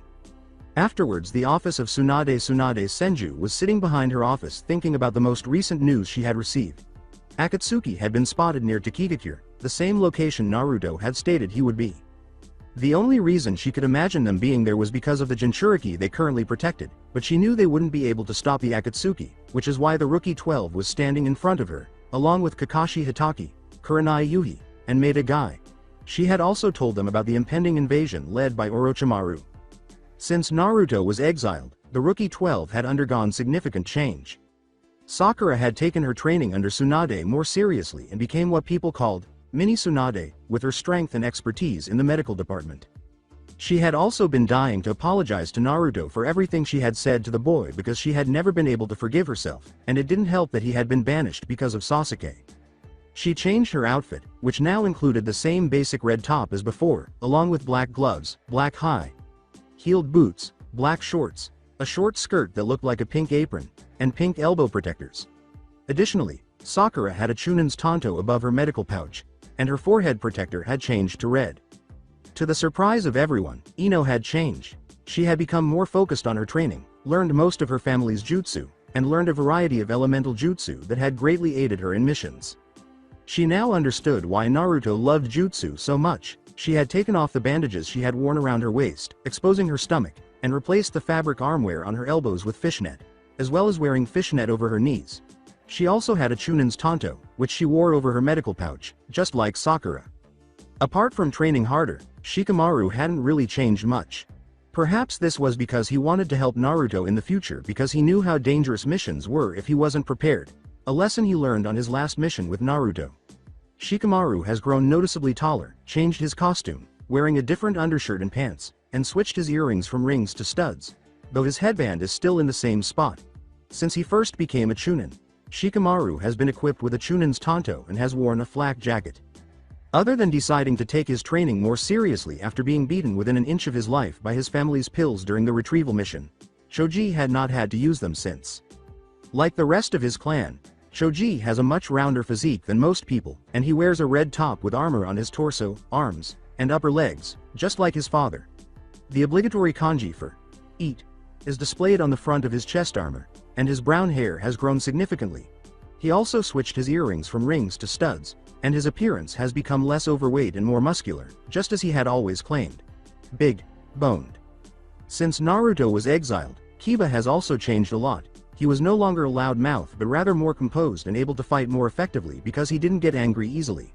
He has messy brown hair, sharp black eyes with pupils that resemble vertical slits, pronounced canine teeth, nails that he can turn into claws, and the distinctive red fang markings of the Inuzuka clan on his cheeks. He is dressed in a form-fitting black jacket and pants, black sandals, and a black forehead protector. With dark bushy brown hair, pale skin, and a jacket that hung down to his knees, along with a hood that further obscured his face and a satchel on his back, Shino's appearance became even more mysterious. Like all Aburame, Shino didn't really talk much to anyone, and to be honest, he preferred it that way because it was much more relaxing. Shino himself didn't like the way Naruto was banished because he had kind of admired the boy years ago because he always felt like he was like himself in that regard as an outcast. Though she still wore her forehead protector around her neck, Hinata had changed the most. She was probably the most self-assured person there and one of the strongest kunoichi. Since the banishment, she had dedicated herself to training constantly, even to the point where her father was worried about her, which was a first. She wore a white, lavender jacket, navy pants, and black sandals, and she had let her hair grow to waist length. Tenten's outfit had changed from a pink blouse to a white one, and she now wore red pants instead of green. Everything was still a nod to Chinese culture, and she carried a giant tool summoning scroll on her back that she uses in battle. Tenten hadn't changed much because she didn't really know Naruto, so it didn't affect her as much as it did the others. Lee appeared depressed because he looked up to Naruto and saw him as a kind of brother because, like him, he was the deadliest of the year. When he heard that Naruto was being banished, he felt that it was very youthful, which made him train twice as hard, much to the chagrin of his teammates. Lee, on the other hand, wore the same outfit as many other shinobi, save for a vest top, and he was taller now. When Neji realized that Naruto had been banished and that fate had stepped in to prevent him from becoming Hokage, despite the fact that Sasuke was welcomed back like fuck, he stopped wearing the bandages and switched to traditional white and black Hyuga robes, which may have been done to make his attacks easier as well as to demonstrate his closer ties to his clan. Neji is typically seen carrying a large tan and black drawstring bag over his shoulder. With a solemn expression, Tsunade looked up and said, "I've called you all here for a very special mission that needs each and every one of you." At that, Kakashi appeared to raise an eyebrow. What could be so important as a mission that needs us all? Everyone else nodded silently as he asked. With a sigh, Tsunade folded her hands in front of her face and said, "Akatsuki." That one word was sufficient to silence any remarks that had been on their lips as everyone tensed up and gasped, assuming and hoping that Naruto was somehow involved. And Naruto. They had all been informed of Naruto's affiliation with the group and had prepared themselves to fight with him. He was still a comrade whether he was exiled or not. Sakura gazed at Tsunade solemnly while holding onto the side of her skirt. "What about Akatsuki?" Wanting to know what they would be up against, she asked. Akatsuki had been sighted close to Takigakure. At first I didn't see what they were after from there, until I realized they currently have a kunoichi there that goes by the name of Fu, the Jinchuriki of the Nanabi no Kabutomoshi, she said, and everyone's eyes widened. However, what role does Naruto play in this? Kurenai inquired in confusion. She assured them, "Don't worry, I'll get to that in a moment." "Are we aware of which member or Akatsuki was seen?" Neji inquired. "Unfortunately, we don't have a clue. The only thing that can honestly be done is be prepared for anything that may come at you," Tsunade said with a sigh and a shake of her head. "When are we going to depart?" Wanting a good fight, Lee asked. "As soon as possible. I want you all to go home and pack whatever you will need for this mission." Everyone nodded in acknowledgement. "And in a week Naruto will be at Takigakure, for probably the same reasons." Confused, Tenten uttered, "I don't understand. Naruto sent me a scroll by giving it to Kakashi when his team met him. It told me all about this invasion by Orochimaru and that he wanted us to hire him as a mercenary, which is what you guys will make sure you do. In 1 week I want you all to make contact with Naruto and tell him he can come back." "Glad to see him again," everyone grinned. "Will he be a Konoha shinobi?" Shikamaru inquired. Kakashi gave a perverse giggle when she said, "That's up to him. He can be a shinobi of the leaf or simply be a mercenary. Also they will a woman with him, Kagura." He laughed again and said, "Oh yes, she will definitely be with him. Still, assist in preventing Akatsuki from capturing Fu and bringing Naruto Uzumaki. Namikaze back." Dismissed. They left after receiving a round of nods in order to get ready for what they knew would be a taxing mission. The forest beyond Takigakure after a week after spending a few days in Kumo to catch up on some Kenjutsu training because they felt they were lacking in that area. Naruto and Kagura had left, though not yet intimately, and Naruto had begun to develop some sort of relationship with Yugito, Samui, and Karui. He explained to them that Kagura was already a part of the harem, that Meitarumi, the Mizukage, wanted to be, and that a friend of his would also be. He had told them that he would eventually have a harem because he wanted to restore his clan to its former state. Of course, he couldn't tell them it was Konan because she is his spy and any information that leaked out would endanger her. And to his surprise, they were more than happy. Karui demonstrated this by giving him one of the most intense makeout sessions he had ever experienced, and Yugito did the same because Nibi encouraged her.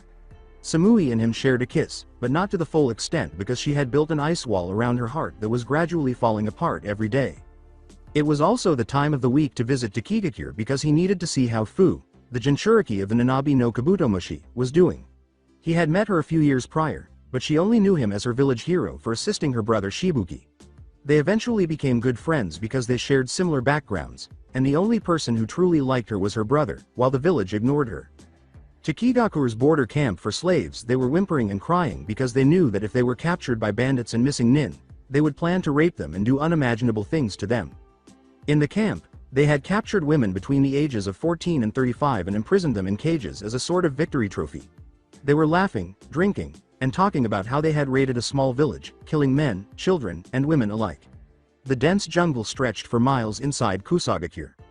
At that moment, the woman was terrified and hoped for a miracle to fall when all of the bandits and missing nin mentioned stood up and came toward the cages like hunting animals with bottles of sake swinging around. As some women ducked their heads in terror, one bandit grinned malevolently and remarked, "Ha ha ha, look at them crying and whimpering." With a sly smile, another bandit came forward and said, "Ha ha ha, it just makes it all the more fun." A missing nin wearing a slashed Iwagakure headband says, "Well, then, why are we waiting? Shut it, bitch, soon you'll be screaming for a different reason," he said, laughing crazily as he unlocked a cage and dragged out a woman who appeared to be in her 20s. She was screaming and kicking the entire time, but the missing nin slapped her. A voice shouted through the forest before anyone could take action. Hado number 4. Byakurai. The woman was able to descend and quickly retreat when a long streak of condensed yellow lightning struck the missing nin in the side of the head, instantly killing him. The lightning burst from behind the trees. A figure appeared, revealing Naruto Uzumaki. Namikaze, who was not pleased. A voice said, "You people disgust me, humans like you should never exist." A visibly inebriated bandit chuckled at the newcomer, saying, "Ho ho ho, look what we have here fellers. Some punk kid wanting to play ninja." The bandits laughed as well, and the missing nin were a little alarmed at the sight of the famous Shinku Senko. "You guys really need to pay attention to who you're talking to." Naruto shook his head and laughed, his eyes narrowing as he gripped Ryujin Jaka's hilt tightly, ready to kill. With a gulp of fear, one of the missing nin turned to his allies and said, "We should let it go. This guy is the Shinku Senko, we don't stand a chance." His fellow missing nins nodded warily, and some of the less than smart bandits let out a loud laugh. As if this wannabe punk could EV. He began to spit blood indiscriminately, but his words were interrupted when he looked down and saw a katana stabbed through his heart from behind. As the blonde shinobi disappeared from his position and appeared behind the bandit, stabbing him in the chest as if it were nothing, the other people began to panic. Heat began to escape from the stab wound before the victim was completely engulfed in flames and reduced to dust. Screams erupted throughout the forest as heads rolled. Limbs were lost, half of those hit by Ryujin Jaka turned to dust and ash, and small fires began to sprout as Naruto abruptly turned around and bounded forward, his sword dragging behind him as he began slicing down both bandits and shinobi alike like flies on the wall. Soon, the area was covered in scorch marks from the missing nin and dead bandits who had once opposed Shinku Senko's force, proving to everyone why they should never mess with him. After safely sheathing Ryujin Jaka, Naruto turned to face the cages, where the women were all staring at him in wonder and blushing slightly at the sight of their hero in action. As he approached them and unlocked every cage, the women rushed to Naruto to express their gratitude, give him hugs, and even give him kisses for saving them from a fate worse than death. "Why don't I get you all back to your village so you can be with your loved ones?" Naruto asked, laughing as he stepped back a little and looked at each of them. They were all grinning broadly and nodding their heads enthusiastically when he said this. A tiny community outside of Takigakure. When Naruto arrived in the village, he discovered that all of the women's loved ones were waiting for him at the gate. They rushed to greet the women and thanked the gods that they had been returned to them before something bad happened. Naruto was pleased to be able to bring families together, and he was grinning slightly as he watched the scene.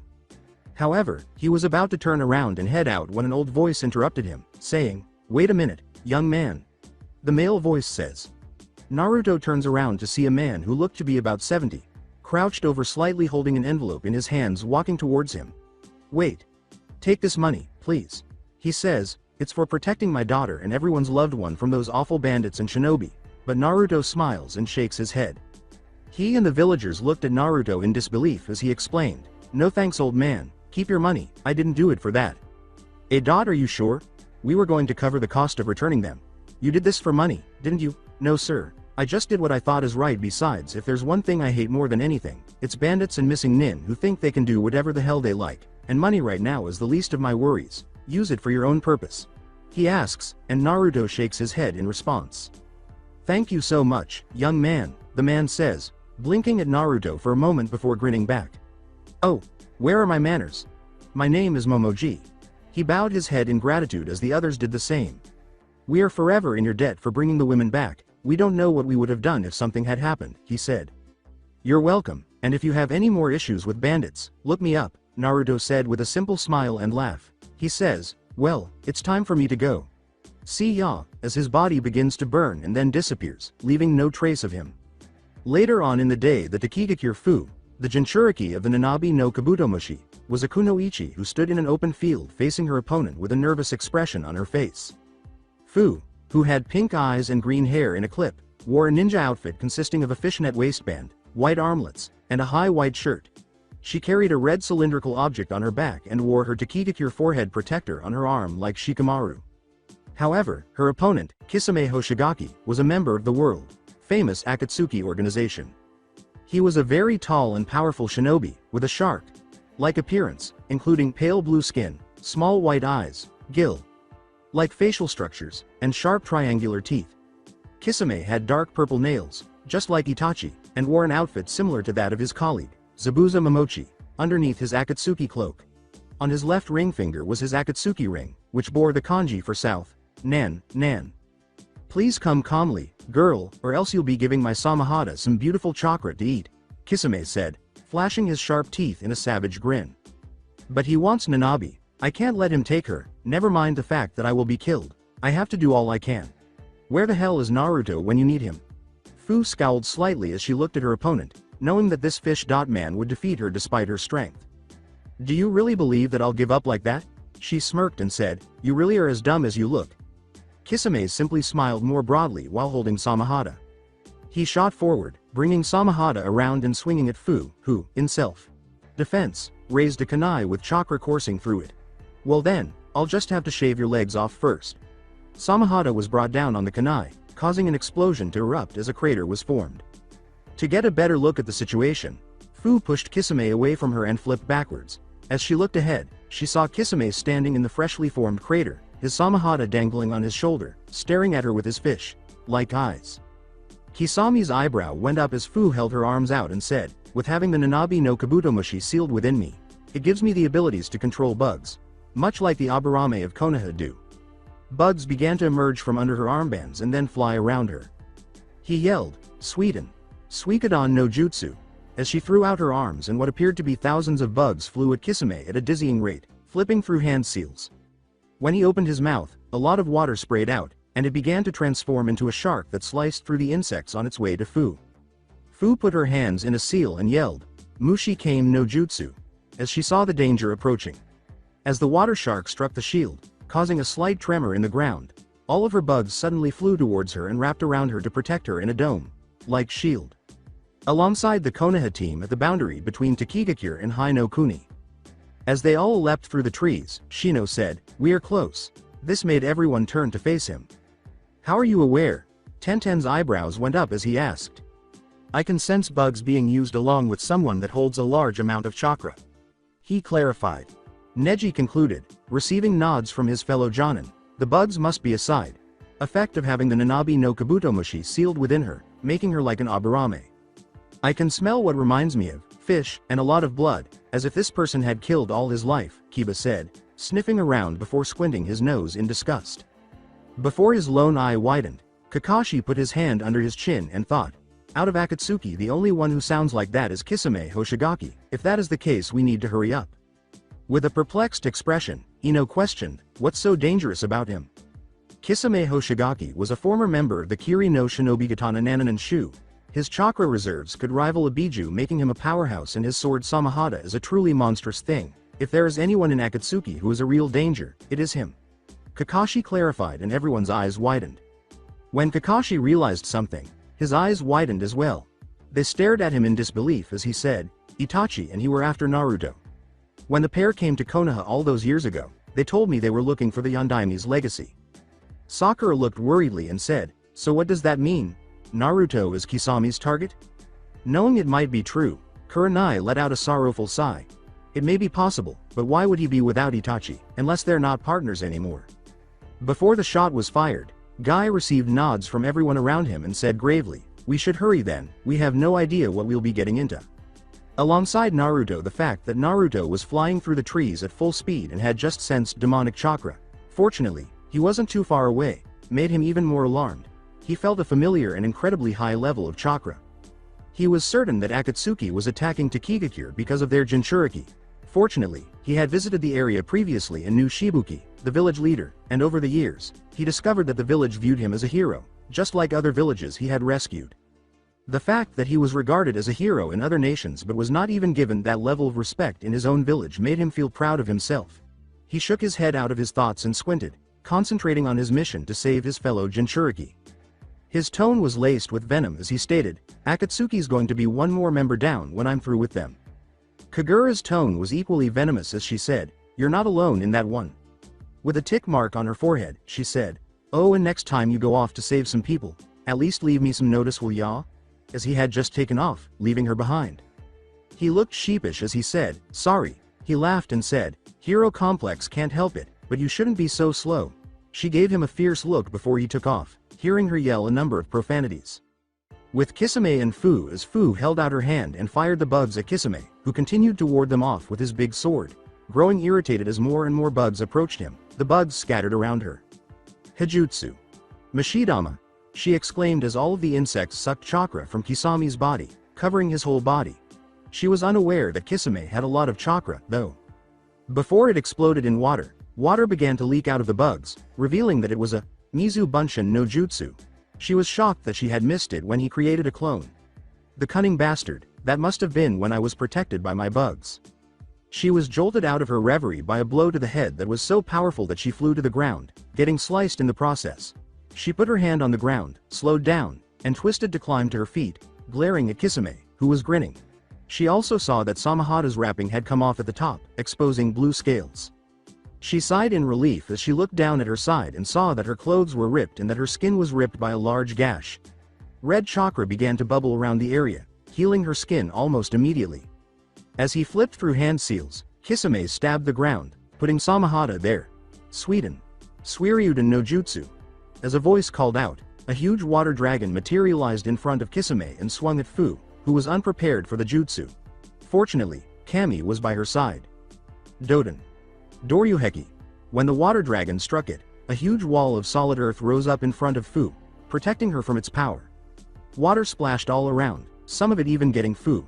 14 Konoha shinobi lined up in front of Fu as the wall lowered, something she would never have imagined seeing. She said the first thing that came to mind after she snapped out of her shock, "Who are you people?" Kakashi turned around and grinned. As if it didn't matter, he said, "The Hokage was warned about sighting of Akatsuki in the area, and we are here to help you out." Wondering what their motivation was, she asked sourly, "Why would you help me?" Kiba smiled and said, "Let's just say we owe it to an old friend." "Who?" she inquired, remaining wary of them. Kurenai responded, "Naruto Uzumaki. Namikaze." The Jinchuriki's eyes widened. She blushed at the sound of that name. Before laughing, she said in a suggestive tone, "Naruto sure knows a lot of womanhum." "Well, if you're all friends of Naruto Kun's, then you're friends of mine. Besides, he's supposed to be here by now." Even though he was strong and self-assured, Kisame realized he was in real trouble when he looked at the group. He might eliminate a few of them, but at what cost? He was about to use a shunshin to escape when he said, "This could be trouble, I best be going now." Mokuton. Jubaku Iso. Wooden planks sprang from the earth and wrapped themselves around Kisame's arms and legs, securing him in place and preventing him from moving. The Konoha shinobi heard a voice that sounded very familiar. "You're not going anywhere, fish face." Everyone turned to watch Naruto kneel on the ground, his palm flat on the ground, his eyes narrowed as he stared at Kisame. "It's about damn time." Fu glared into the air. With her scythe in hand, Kagura lowered herself next to Naruto and remarked, "He's late because he had to go be heroic and save people from a slaver's camp." Kisame said, "Ah, the Kyuubi kid is here. Last time I saw you, you were a scrawny little bastard." His grin grew larger as he looked down at the wood, acting as though he was unrestrained. He smirked and said, "So you can use the Mokuton, huh?" Kisame frowned as Naruto remarked, "Of course, or haven't you read the bingo book lately?" As the others stared at him in shock that he was making fun of someone like Kisame, he said sympathetically, "What's the scowl for? You and Itachi break up or have a lover's spat." With a laugh, Kagura raised her Beni Akito Kayami.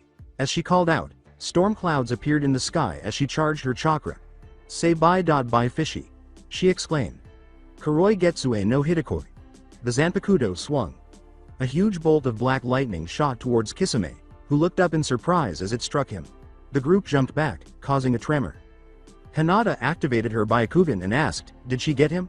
With his Sharingan out, Kakashi looked around and remarked, I doubt it, he was probably a clone all along. After closing his eyes and broadening his senses after failing to see anything, Naruto plunged into a section of the forest. Shinra Tensai. Suddenly, a portion of the forest was destroyed, exposing Kisame, who was shielded by Samahata. As black lightning danced around Kagura's Zanpakuto in a horizontal arc and yelled, Kuroi Kaminari Kurizento. Ha! The lightning erupted like a crescent wave, striking Kisame squarely in the face and sending him crashing back against a tree. Someone spoke to Kisame in his head before he could take any action. For the time being, Kisame, you are at too much of a disadvantage. We will get the 2 Jinchuriki back later. With a sigh, Kisame put Samahata on his back, completely perplexing the group. With an evil cackle, he turned abruptly to the splashing water on the ground and said, well, looks like I've gotta go, I'll see you Kyuubi boy some other time. When Naruto saw Kisame gone, he struck the ground with his fist, creating a tiny crater, damn it. With a frustrated sigh, Kagura also stabbed Beni Akatokayami in the ground. She put her scythe back on her back and said, come on Naruto-kun.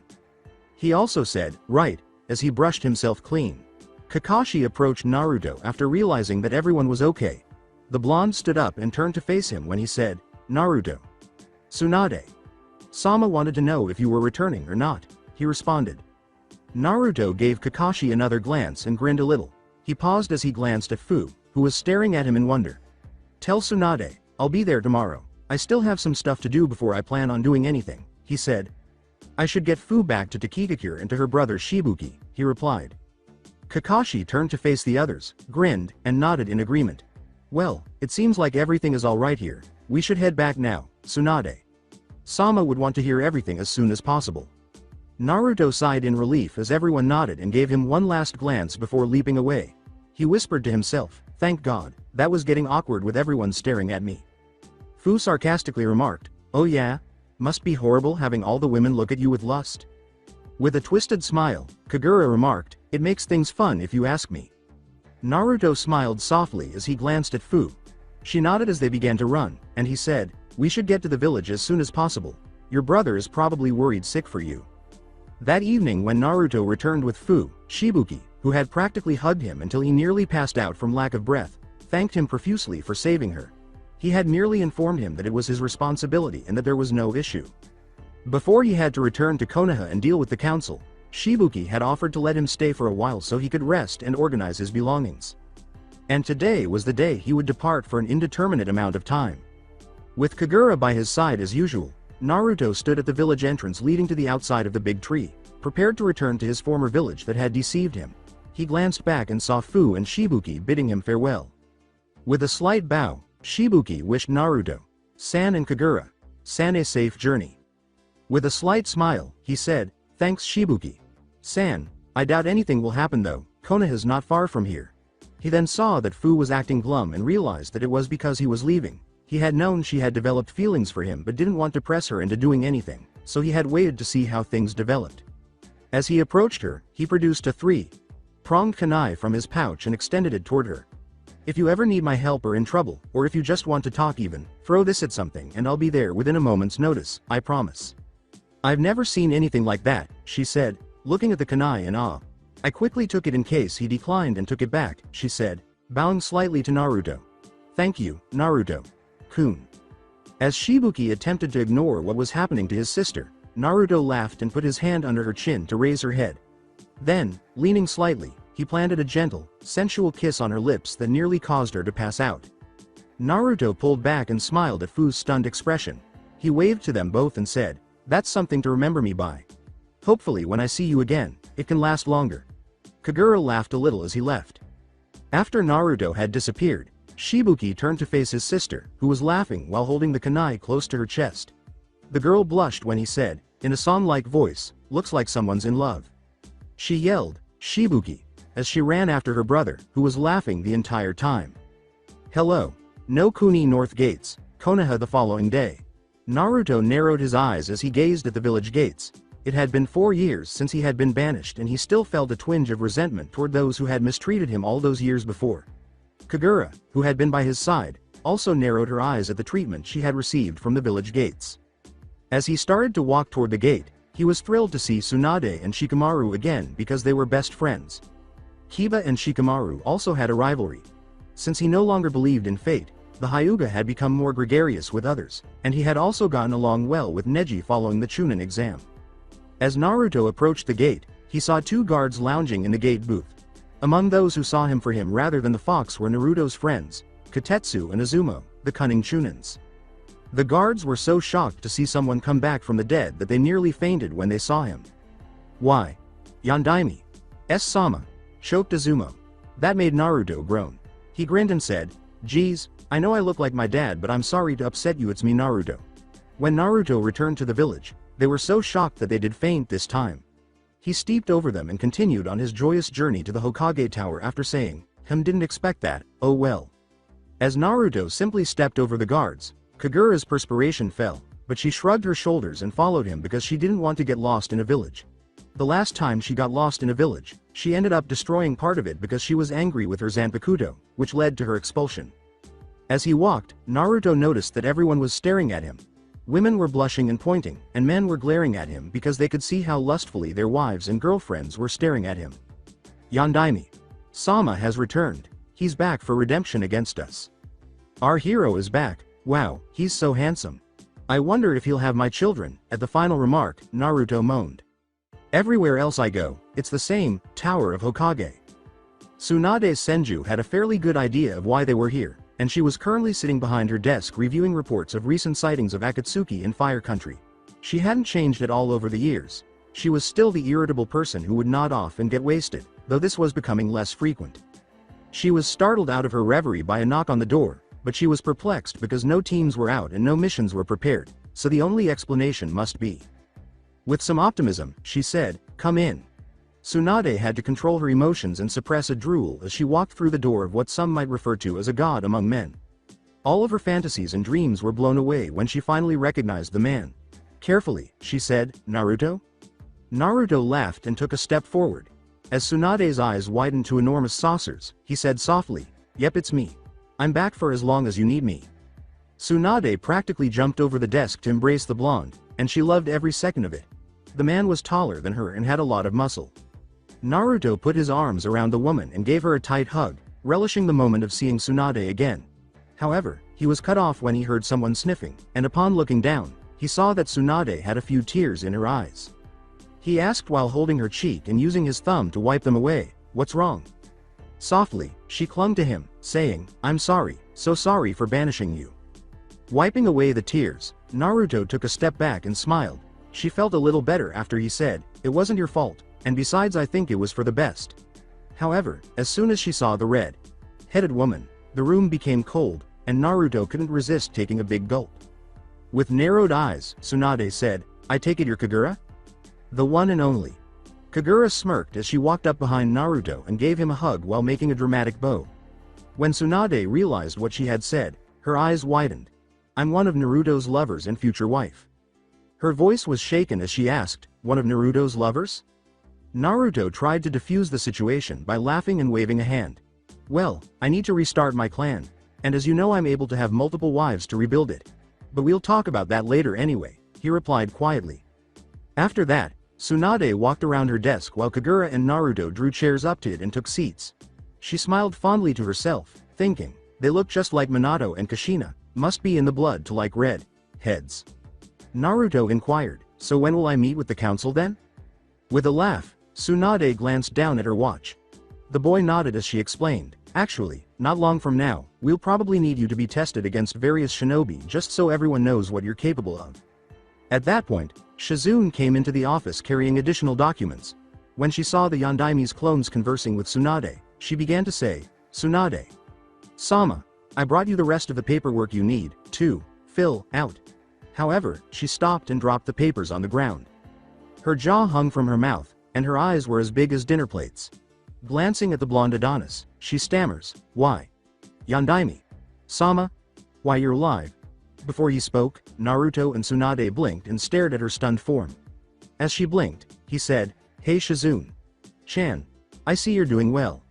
She asks, receiving a nod in response, Naruto? Oh my Kami, Naruto," she exclaimed, glomping the blonde while sobbing in her eyes. Naruto gave her a pitiful smile before returning the hug. In order for Shizune to see Kagura, Naruto let her go and moved aside. He introduced himself as they looked at one another, saying, "Shizune. Chan, this is Kagura Enkai. Kagura, this is Shizune. Chan." Kagura waved a little and said, "Hey." Shizune said suspiciously, "Hi." She looks up and blushes as he says, "It's nice to see you after so long, Shizune. Chan, you're looking beautiful today." She smiled affectionately and said, "Thank you, you look handsome too, Naruto-kun." Another voice raised its voice before anyone else could. When the three turned to face Jiraiya, she is leaning against the wall and smiling. "Well, would you look at this? You're here for only a few hours and already making women blush." Naruto laughed and remarked, "It's better than getting the shit kicked out of me like you do a lot."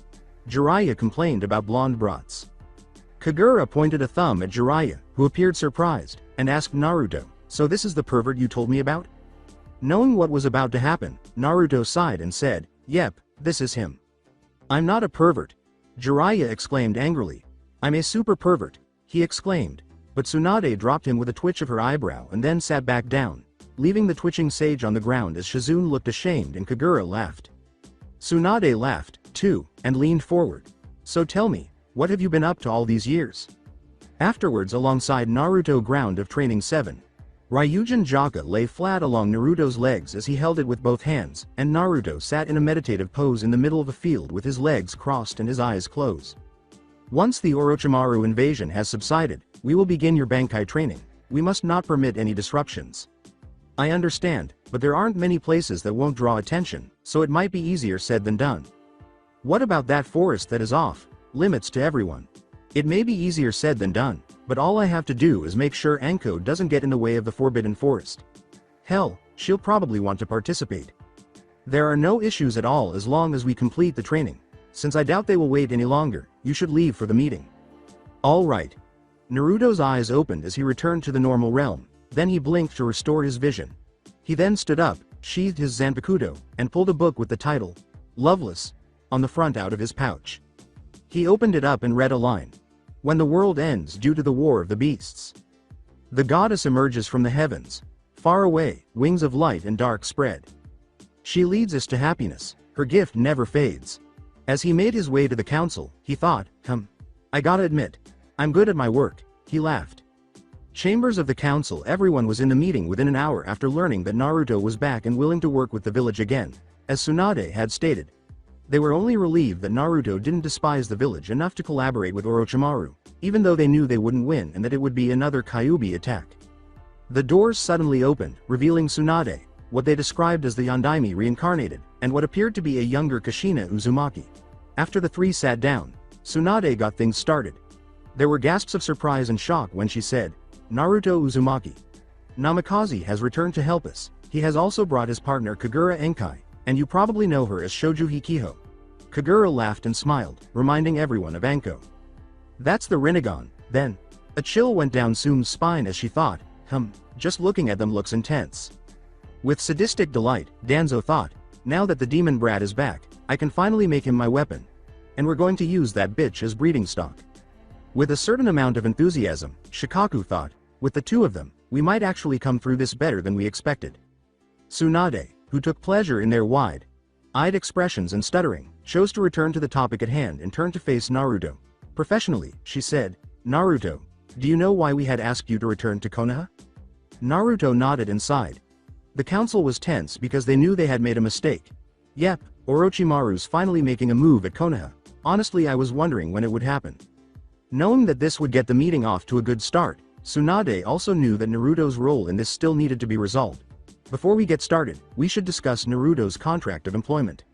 Nodding, Inoichi said, "Very well."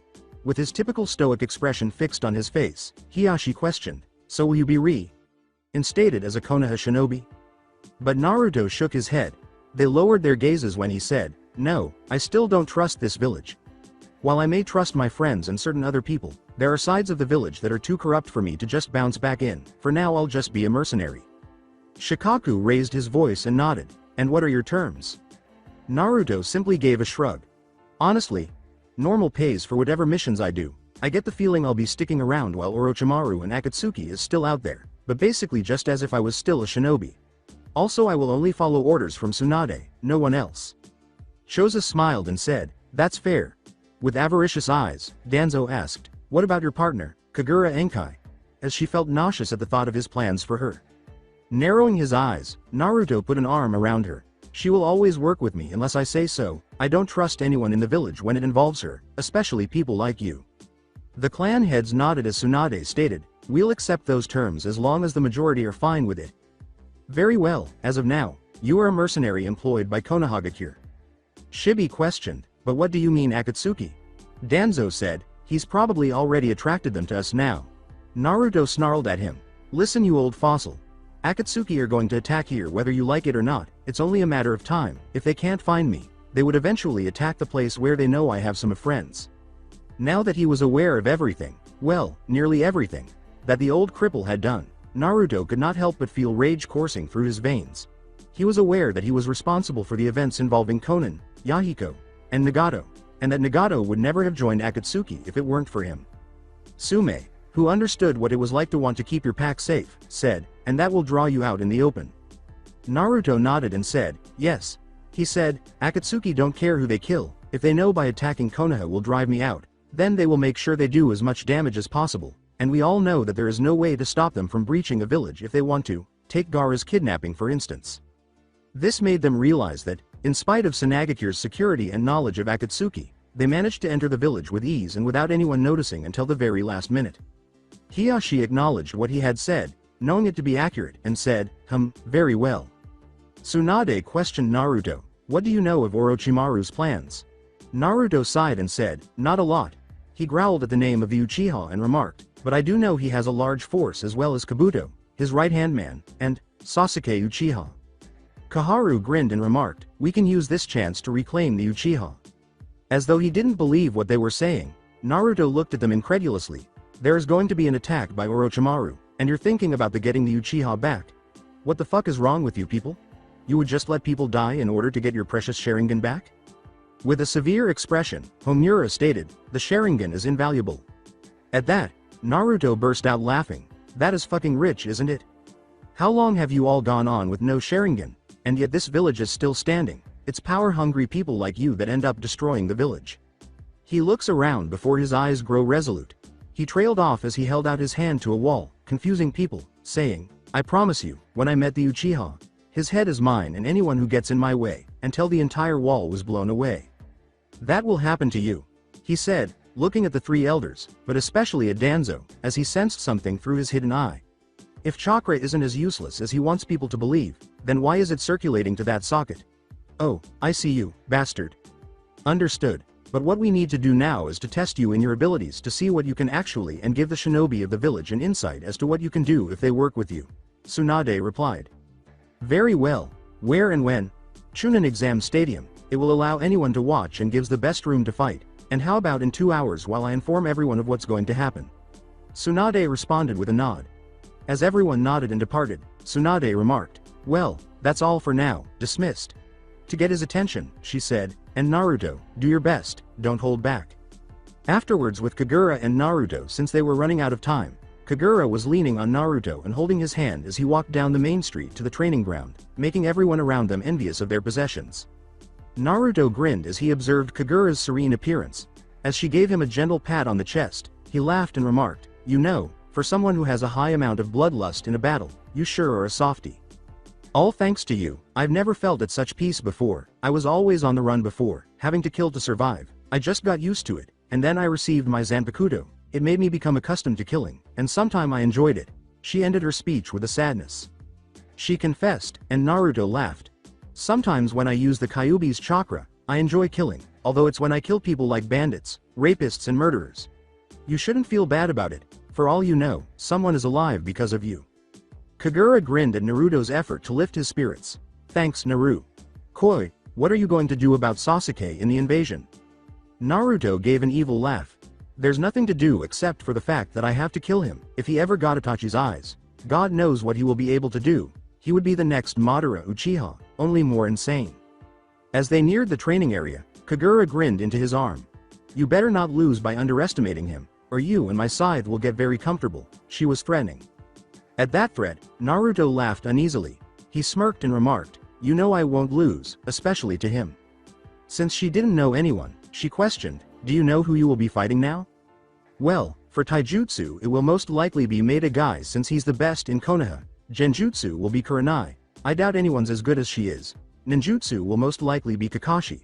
I'll show him exactly what he missed out on, and Kenjutsu could be Yugao Azuki or Genma Shiranui." She made more of a declaration than anything else when she said, "You're not worried?" Before they started the test, he said, "Not really, I'm confident in my skills, and besides they know what I'm capable of from the bingo books." Exile Stadium in Chunin. When Naruto and Kagura arrived at the stadium, they saw that all of the clan heads, Genin, Chunin, Jonin, Anbu, and even some civilians were present. Evidently, word had spread throughout the village that Naruto Uzumaki Namikaze was the heir to the Rakudo Sennin family. They were now eager to witness the Renegon taking on some of the village's most influential residents. When Tsunade saw Naruto, she grinned and stepped forward after receiving his nod to begin. Everyone applauded as they said, "We're here today to test Namikaze Naruto in Taijutsu, Genjutsu, Ninjutsu, and Kenjutsu."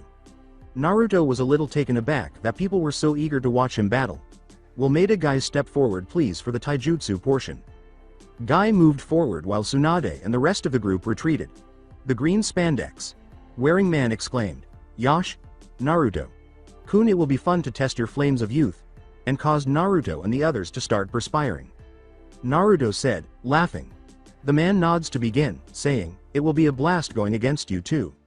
Maeda Guy versus Naruto. After that, Guy became solemn and sprinted ahead at a pace that many couldn't keep up with. Fortunately for Guy, Naruto could. Naruto caught Guy's punch with ease, but as the wind and dust blew behind him from the force of the blow, he became aware of its power. He kicked Guy in the face with his right leg up, sending him sprawling back until he put his hands on the ground to flip himself up. "Not bad, Guy, but you have to do better." Guy barely managed to avoid Naruto's punch by moving his head, but he was cut on the cheek as he rushed forward at a faster pace. Guy returned the favor by grabbing Naruto's outstretched arm, pulling him down, and kneeing him in the face. He then kicked Naruto in the air, leaping up to strike him, but he was unable to do so because Naruto caught his balance in midair and kicked Guy at the top of his head, sending him back down. Guy landed hard on the ground but quickly got back up. Naruto was approaching quickly from the air, and Guy just managed to get out of his way before he punched the ground, creating a huge crater as a tremor shook the area. Taking the wise decision, Guy leapt back a considerable amount. That strength was exactly like Tsunade Sama's, but it was all him, no chakra at all. "Stands, holy shit!" Kiba cried.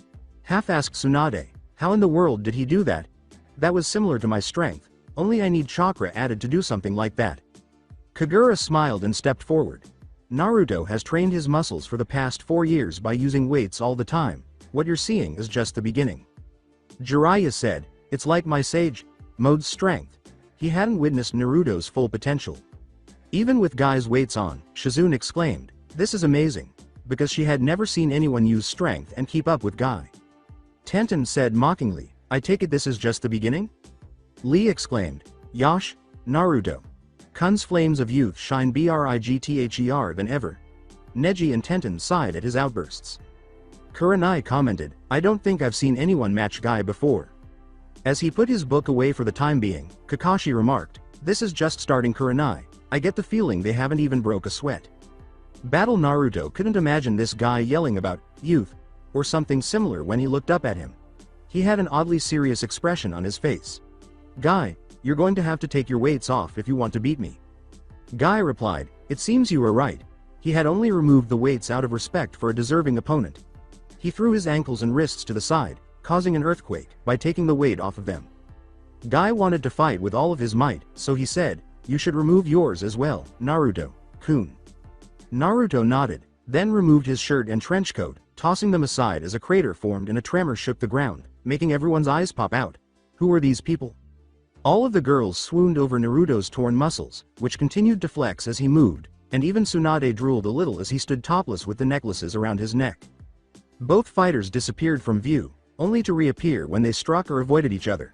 Occasionally, tiny craters would appear on the ground, but hell, they were punching each other, so that says something.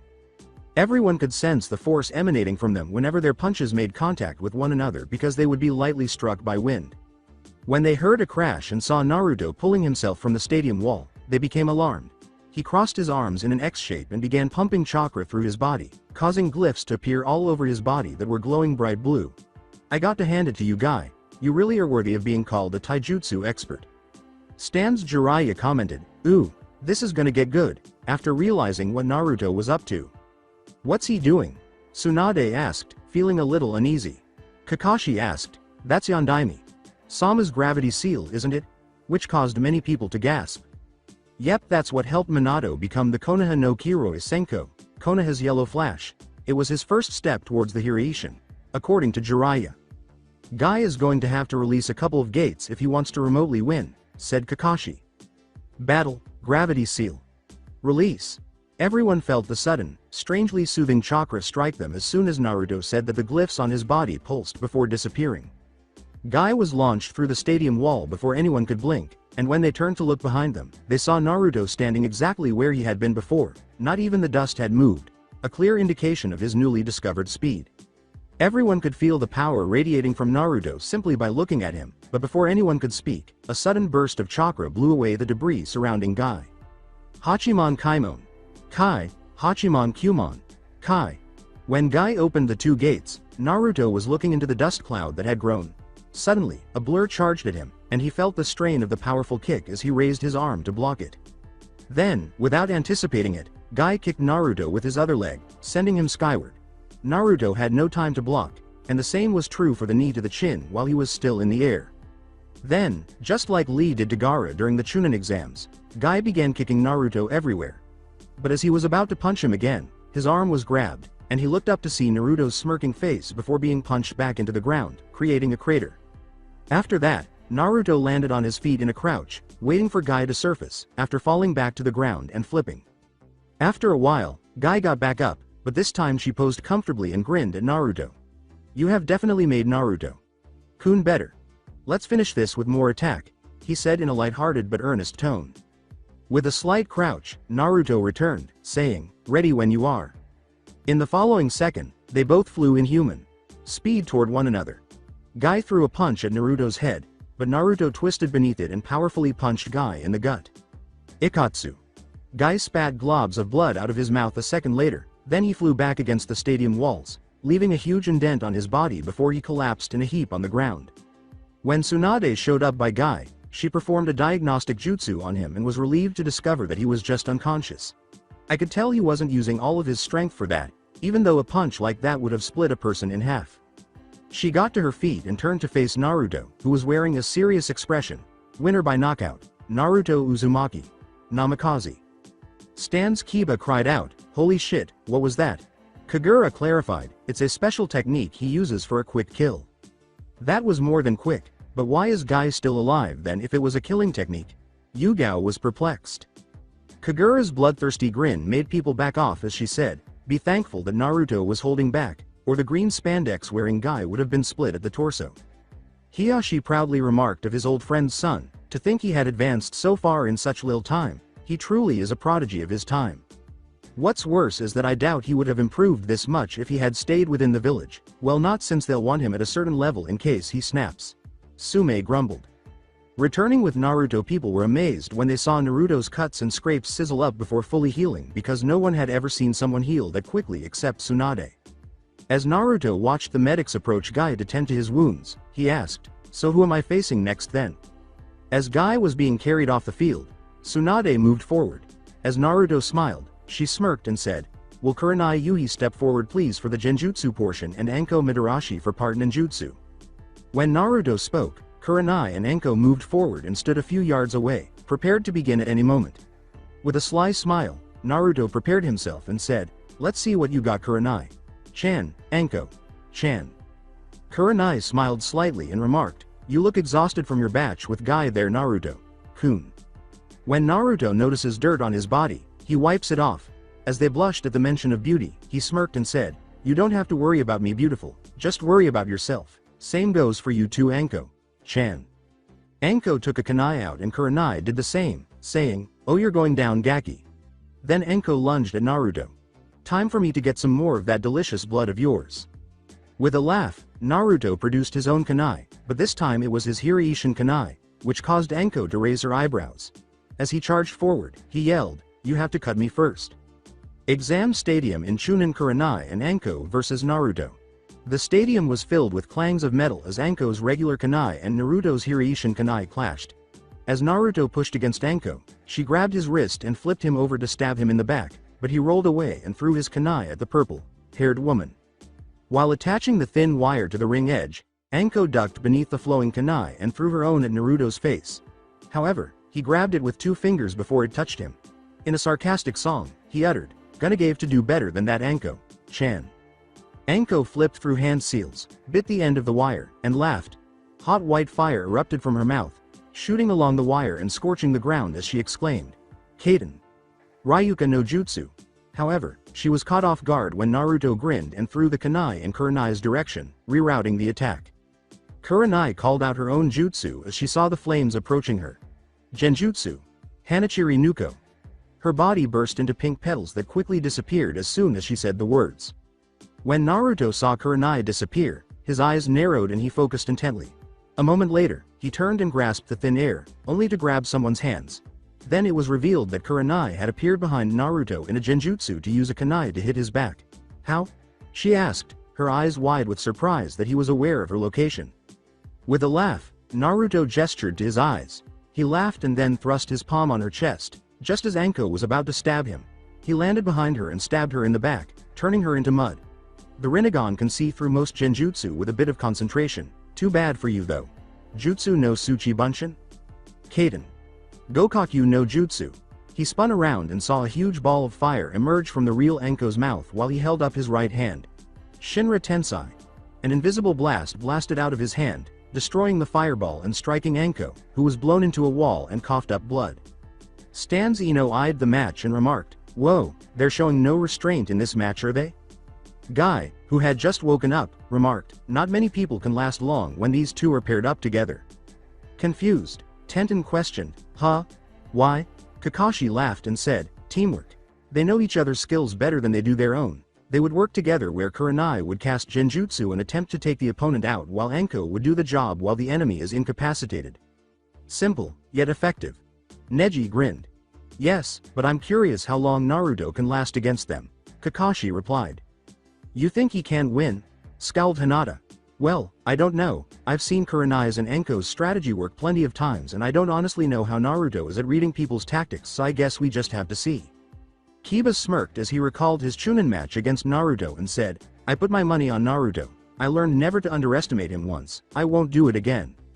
Watching her man do what he does best, kick the shit out of people weaker than him, Kagura remained silent for once. Battle suddenly, a tree grew up behind him, tying him against it as Kurenai materialized in front of him, and he was stifled by vines that were running up his arms and legs. Megan. Jubaku Satsu. The tree and vines disappeared, and just as she was ready to stab him, Naruto's chakra was blasted out, shattering the genjutsu. Before using his powers over gravity to throw Kurenai against a wall, causing it to track under the pressure, he said, "Sorry, Kurenai-chan." She appeared perplexed, but a moment later, a voice called out, "Sene Tajashu."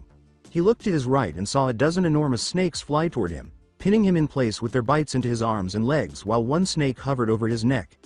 Anko licked her lips and asked, "Now what will you do, Naruto-kun? Or will I finally have my blood I so dearly want?"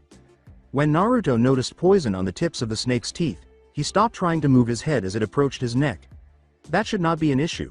The poison should be neutralized by Kyuubi, and if not, it will be purged by the Rinnegon's chakra. Naruto glanced at Anko and laughed. There was yellow lightning all around Naruto, and the snakes that were clinging to him began to sizzle from the heat before melting. "Sorry Anko, but no blood from me today, but let me show you something I was taught from the Raikage, Raiden no Yoroi," I said. Naruto grinned at Anko and cracked his neck. "It's amazing, isn't it? Sending out Raiden chakra from every point in my body in order to improve my speed and reaction time to increase to near the speed of light. Because of its speeds, it's impossible to predict moves due to the sheer speed at which the users move. But not only that, it increases the physical strength of its users by a factor of 5, making even the sharpest of steel weapons useless." As lightning flashed around Naruto, his muscles grew, giving him the appearance of a bodybuilder, and his hair flipped in the air. Anko's eyes widened in surprise at seeing such a jutsu. She questioned incredulously, "So the Raikage taught you that?" Naruto laughed. He clenched his fists, making lightning more powerful, and said, "Oh yay, I trained with him for over 6 months before he finally taught me it, knowing I would need everything possible for the future, although this is my first time using it in a proper fight." Stands incredulous. Tsunade asked Jiraiya, "He was taught by the freaking Raikage?" Jiraiya exclaimed, "I didn't know either, Tsunade." Astonished. Naruto and the Raikage are almost like brothers. Ever since Naruto saved 4 of their shinobi, with one of them being the Nibi no Bakaneko, he had offered to train Naruto along with his brother Killer Bee, the Jinchuriki of the Hachibi no Kyogyu. They had grown into a strange family bonding. Kagura clarified in an uncommonly serious manner. Genma laughed as she recalled the Chunin exams from all those years ago and remarked, "That boy always seems to surprise everyone." With a laugh, Ibiki remarked, "He wouldn't be an Uzumaki otherwise." Battle Anko raised her hands again and yelled, "Sene Tajashu." Dozens of snakes launched themselves at Naruto, but he first grinned at Anko before he practically flew at her, killing any snakes that came into contact with him. He held his left arm out to the side and yelled out as he got close, "Rariato." He slammed his arm into her stomach, throwing her back against the stadium wall. She lost her clothes where he made contact, and she slid down, bleeding from her mouth and suffering a nasty gash on the back of her head. As she attempted to move but was unable, she muttered, "Son of a bitch." When Naruto deactivated his lightning armor, wires wrapped around him, completely restraining him. Throughout all of this, Naruto appeared to have forgotten about Kurenai, who had recovered some time prior. He tilted his head to look at her, and Kurenai said, "Don't tell me you forgot about me, Naruto-kun," from behind him. He said sheepishly, "Honestly, I thought you were out of it for a while." More flames ripped down the length of the wire at Naruto, who merely sighed and yelled, "Kaden. Ryuka no Jutsu. Shinra Tensai." A powerful force blew the wire away from him, severing them. It also blew out the fire, leaving a crater beneath him. He turned around and said, extending his right hand to a startled Kurenai, "Bansho Tenin." Kurenai was lifted off her feet and pulled through the air into Naruto's waiting hand while a kunai was placed against her throat before she realized what was happening. "Anko's currently unable to move right and you're incapacitated, forfeit now." Kurenai sighed as she turned to face Anko and saw how hard she was straining to move. Her sigh made Naruto smile, but he let her down and pocketed his kunai after saying, "Fine, I forfeit, you win." Stands Kakashi muttered, "Well, I'll be damned," and then shook his head in shock. Sakura smiled slightly as she watched her former teammate defeat two Jonin, saying, "He won." Lee applauded his friend, saying, "Yosh, Naruto-kun comes out victorious once more." As she surveyed the potential contenders, Ino remarked, "I wonder who he'll be facing next." Pushing his glasses up his nose, Shino remarked, "I think Yugao-san is next for Kenjutsu." Genma said, "This'll be good." Kiba raised an eyebrow and asked, "Why?" As he was curious to see how the Namikaze fared against Yugao, Yamato chuckled and remarked, "Yugao is the top swordsman in the village. No one has ever been able to beat her before." "Well, we'll see shortly, I suppose." Naruto is back. After racing to Anko's aid, Tsunade discovered that she was not seriously hurt and that the only reason she couldn't move normally was due to the sudden surge of electricity that had been injected into her body. As she called some medics over, she said, "You should be fine, Anko. You're not too badly injured." As the medics picked her up and carried her to where Guy was, Anko groaned and said, "Ha, tell that to my back, it's fucking killing me." Kurenai turned to Naruto after laughing at her friend's antics. "Good luck in your next matches, Naruto-kun." He grinned and said, "Thanks, Kurenai-chan, I may actually need it." He was aware that he had already expended roughly half of his chakra and hoped to complete the ninjutsu portion of the test more quickly. Tsunade moved forward as Kurenai laughed and left to join the others in the stands.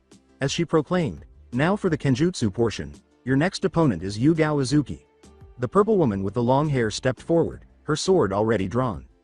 She smiled, blushing as she realized her innuendo, and said, "I hope you show me a good time, Naruto-kun." Naruto held Ryujin Jaka and laughed. He winked and smirked as he said, "Well, we're in a fight right now, but maybe that can come later." This made her blush even more. "But it's good to see you after so long." Yugao gave him a soft smile. "And you too, I had actually planned to teach you in the ways of the sword after your mission to bring back the Uchiha, but I'm glad you have taken up the profession." Naruto also grinned. "I kinda didn't have a choice. My katana is sort of an extension of myself, I guess you could say, so I had to learn Kenjutsu." Yugo's eyes enlarge upon hearing his words. "An extension? Is his meaning what I believe it to be?" His eyes widened as she asked, "Is your katana perhaps a Zanpakuto, by any chance?" She nodded when he asked, "You know of them?" She laughed and shook her head, causing her hair to become wavy, which made her look stunning. I thought their knowledge would be lost over the years or that they were a sort of myth," he said. She held up her own Zanpakuto, describing it as a typical katana with a rectangular tsuba with inward curved corners, curved slits above and below the blade, and a series of curved lines embossed on either side of the blade. "They're a sort of legend, but I sort of have my own Zanpakuto. Its hilt is reddish, brown." "What's it called?" Naruto asked, casting a calculating glance at the katana. Yugao gave her Zanpakuto a warm smile. "Soda no Shirayuki." Before something clicked, Naruto laughed. She blushed as he grinned and said, "That's why in the bingo book you're called Konoha no Kori no Tenshi, it suits you well." As Naruto drew his katana and she sensed the power emanating from it, she trailed off, "What's your Zanpakuto called?" "Ryujin Jaka, my pride and joy," he murmured as he and Yugao took their positions. She nodded, and he said, "Well, should we start?" Before they both disappeared. Yugao vs Naruto Stanzino asked, mispronouncing it, "What's that Zanpakuto thing?" According to Jiraiya, Zanpakuto, and I'm not entirely sure, all I ever heard were bits and pieces, like how they are formed from a fragment of your soul. They are like your lifelong partner that will always be there, as well as they're sentient. Kurenai questioned in confusion, "Sentient? As in alive?" Kagura untrapped her scythe from her back and uttered the words, "Yes, they are alive. This is my Zanpakuto. Usually they have 3 stages, sealed state, Shikai and Bankai. The higher the state the more powerful. This is in its Shikai form. For some reason I can't control it completely and so it stays in this form, whereas Naruto has much better control and keeps his in its sealed state. However, they're supposed to very rare and yet lately more people are getting them," she clarified, receiving a nod of acknowledgement. "So, they said they have names for theirs. Does your Zanpakuto have a name?" Sakura inquired. She paused so she could move the scythe along the blade. "Yes, they all have a name. That's what makes them unique from each other," she said. "And this is called Beni Akatokayami, Crimson Moonless Dawn." With amazement, Ino muttered, "It sounds beautiful." Before turning to face the battle, Kagura grinned and chirped, "And deadly to boot." Battle swords clashed as they met in the middle of the stadium. Naruto used greater force to push against Yugao, causing her to falter. Naruto then took advantage of her and kicked her in the stomach before pushing her off her feet with another kick. When Yugao abruptly flipped to her feet and lashed out with a kick, Naruto blocked it with his forearm. Yugao then flipped to bring her other leg up and grapple his arm before twisting around and kicking him in the face with the back of her heel once more. Naruto had been running at her, hoping to catch her in the air. The force of the kick caused blood to shoot from Naruto's mouth as he was raised off the ground, piercing Ryujin Jaka. He then spun around to face Yugao, drew his katana from the ground, and swung down on the purple-haired Anbu, but she blocked his blow. Yugao dropped to one knee after Naruto pushed down on him. Pushing up on her blade, she swiftly rolled out of the way, causing Naruto to hit the ground where the sword cut into it like butter. "Damn, Naruto. Kun's no slouch when it comes to strength, to think he has grown to be such a man." Taking advantage of the situation, Yugao kicked Naruto in the ribs, causing him to tumble through the air and collide with the wall. "Is that all you got, Naruto? Show me what you're really capable of." Naruto dusts himself off, smirks, and moves away from the wall. As they swap swords again, he exclaims, "Ask and you shall receive." For the next minute, they both gave it their all, vanishing and resurfacing when they could only to send mild shockwaves whenever they delivered more powerful blows. They would constantly attempt to get past each other's defenses as Naruto and Yugao barraged each other with blow after blow, only to turn on one another later. Naruto was startled when Yugao slashed at his neck a second later. His instincts then took over, causing him to tilt his head back and flip backwards by kicking off Yugao, which made her falter while he landed a good distance away. Sweat trickled from his hairline and mixed with the blood from the tiny cut above his eyebrow, which Yugao had managed to touch at the last second of dodging, causing Naruto to pant. Despite her numerous cuts and panting, Yugao couldn't ignore the smile that appeared on her face. She laughed, and Naruto joined in, saying, "You know, when I heard I would be fighting you in Kenjutsu, I never expected a fight like this. I'm with ya there. This is without a doubt the best sword fight I've ever had with anyone. Then again, the only times I did fight, the other person was practically fighting blind with the damn weapon." He grinned and then stood up. He smirked and said, "What do you say we bring out the big guns?" Yugao nodded, sharing that grin. She raised her Zanpakuto in front of her and rotated it counter-clockwise, saying, "Only way to solve this, eh?" The strangest part was that her eyes were occasionally flashing white as chakra burst out of her, turning the air cold and causing fog to roll in. The area began to heat up as flickers of fire came off the chakra surrounding Naruto as the floor acquired scorch marks. Naruto also raised his Zanpakuto in a horizontal position as chakra exploded out of him, distorting the air around him. Mei, Soda no Shirayuki, White Snow, Dance, Sleeve. The floor around Yugao began to turn to ice, and the temperature of the surrounding area rapidly dropped as white chakra burst out of her while she was gathering dust. When the dust settled, it became clear that her Zanpakuto had changed, turning the blade, hilt, and Tsuba all white. The Tsuba turned into a hollow circle that resembled a snowflake, and a white ribbon emerged from the handle's pommel. Reduce all creation to ash, flowing flame blade. Bansho Isai Kaijin to Nace, Ryujin Jaka. The fire surrounding the katana grew and engulfed Naruto, creating a hazy image of a phoenix. The fire seemed to be in a state of calm as it shot up above the stadium into the sky, turning the once blue sky red. The fire was so intense that it caused the surrounding area to start burning. Stands as the power rolled off the waves, Anko whispered in amazement, such power is unbelievable. Ibiki sensed Yugo's chakra levels rising to heights he was unaware of, so he asked Kakashi, did you ever know Yugao was this strong? Even though he was on the same team as the purple-haired woman in Anbu, Kakashi shook his head because he had never seen this side of her before. No, this is my first time as well. As they gave her a close look, Iruka said, hey, have you guys noticed, she looks happy? Yeah, I haven't seen that smile since. Kurenai began to feel less inclined to visit. Genma was comfortable saying his name, even though they were best friends, Hayate. Jiraiya made a comment that received some nods. Maybe because she hadn't been able to go all out before? Neji whispered in amazement, Naruto's really is powerful. Everyone paid attention when Ino exclaimed excitedly, ooh, they're fighting it out now. Battle slowly opening his eyes, Naruto lowered his Zanpakuto a little to see Yugo's Zanpakuto, and he couldn't help but be in awe of its beauty. She smiled when he said, that's a truly beautiful Zanpakuto, Yugao-chan. Yugao also looked at Naruto's burning Zanpakuto and saw how the flames spread up his arm nearly to his shoulder. She could feel the intensity of the flames, not just the heat, but also their power, and how, in spite of their nature, they seemed to calm her.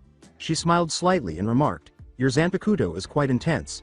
I've never seen such a thing like it before. Naruto laughed and used a reverse grip to pull Ryujin Jaka back. Why don't we see which is the stronger, fire, or ice? Let's, she cried, then did as he did. Calling out, Naruto raised his blade in a swing. Hifuki no Kodzuchi. Fire. Blowing gavel, as the blade soared across the battlefield, an amazing amount of fire erupted from its top, scorching everything in its path and making everyone in the audience start to perspire from the heat. At the same moment that Yugao called out the name of her own technique, she punctured the ground 4 times in a semicircle in front of herself after first making a large ice circle beneath her feet. Tsugi no Mai, Hakuren, next dance, white ripple. Then, as the ice particles started to pour up from the holes she had made in the ground, she assumed a fighting stance. Before firing an equal amount of ice at Naruto's fire attack, she gathered them at the tip of Soda no Shirayuki's blade and continued to build them up. As the two attacks collided, they engaged in combat as Yugao and Naruto threw more energy into the attack, which began to get bigger and bigger. When the combined attack exploded, sending fire and ice everywhere, both shinobi leapt back, realizing the impending danger. Naruto further leapt backwards, planted his feet on the wall, and pushed off as hard as he could, creating cracks as he flew at Yugao. He emerged on the other end of the smoke from the previous attack with Ryujin Jaka in a reverse grip once more, while Yugao stood defensively. After flipping forward, he landed in a crouch, pointed his Zanpakuto at Yugao, and yelled. Reienden! Lightning fireballs, she yelled, and as Yugao quickly stabbed the ground with Soda no Shirayuki, several fireballs erupted from the blade's tip. Juhaku! White tree! As the ice rose higher, it formed something like a wall, and the fireballs struck it, causing another explosion. The ice shot out from the epicenter of the stabbing to meet head on with the fireballs. Yugao was about to attack Naruto when she was pinned to the wall behind her, Ryujin Jaka's sealed stayed at her throat. She could only watch in disbelief as Naruto stood there grinning, pointing at her stomach with a kunai in his left hand and Zanpakuto in his right, ready to stab. How? She exclaimed, startled. When he saw how shocked she was, Naruto smiled and his eyes danced with laughter. He explained coolly as he looked down at her, you didn't see me flash here because of all the fog and smoke, and while you were observing the explosion I used one of my Hiraishin seals that I placed on you earlier when we're battling out like crazy. Realizing that he could have won at any moment, she whispered in shock, amazing.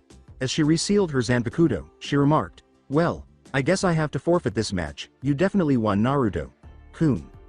As he pocketed his kunai and sheathed his Zanpakuto, Naruto remarked, "I would love another rematch some other time, Yugao-chan." That caused Yugao to laugh. Before hobbling back to the others, she smirked and said, "Oh, you can count on that, Mr. Namikaze."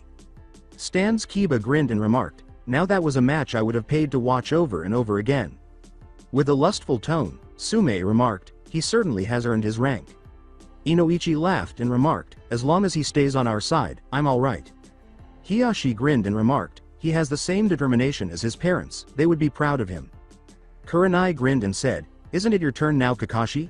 After observing the copy.nin sigh pitifully as he gazed down at the battle arena.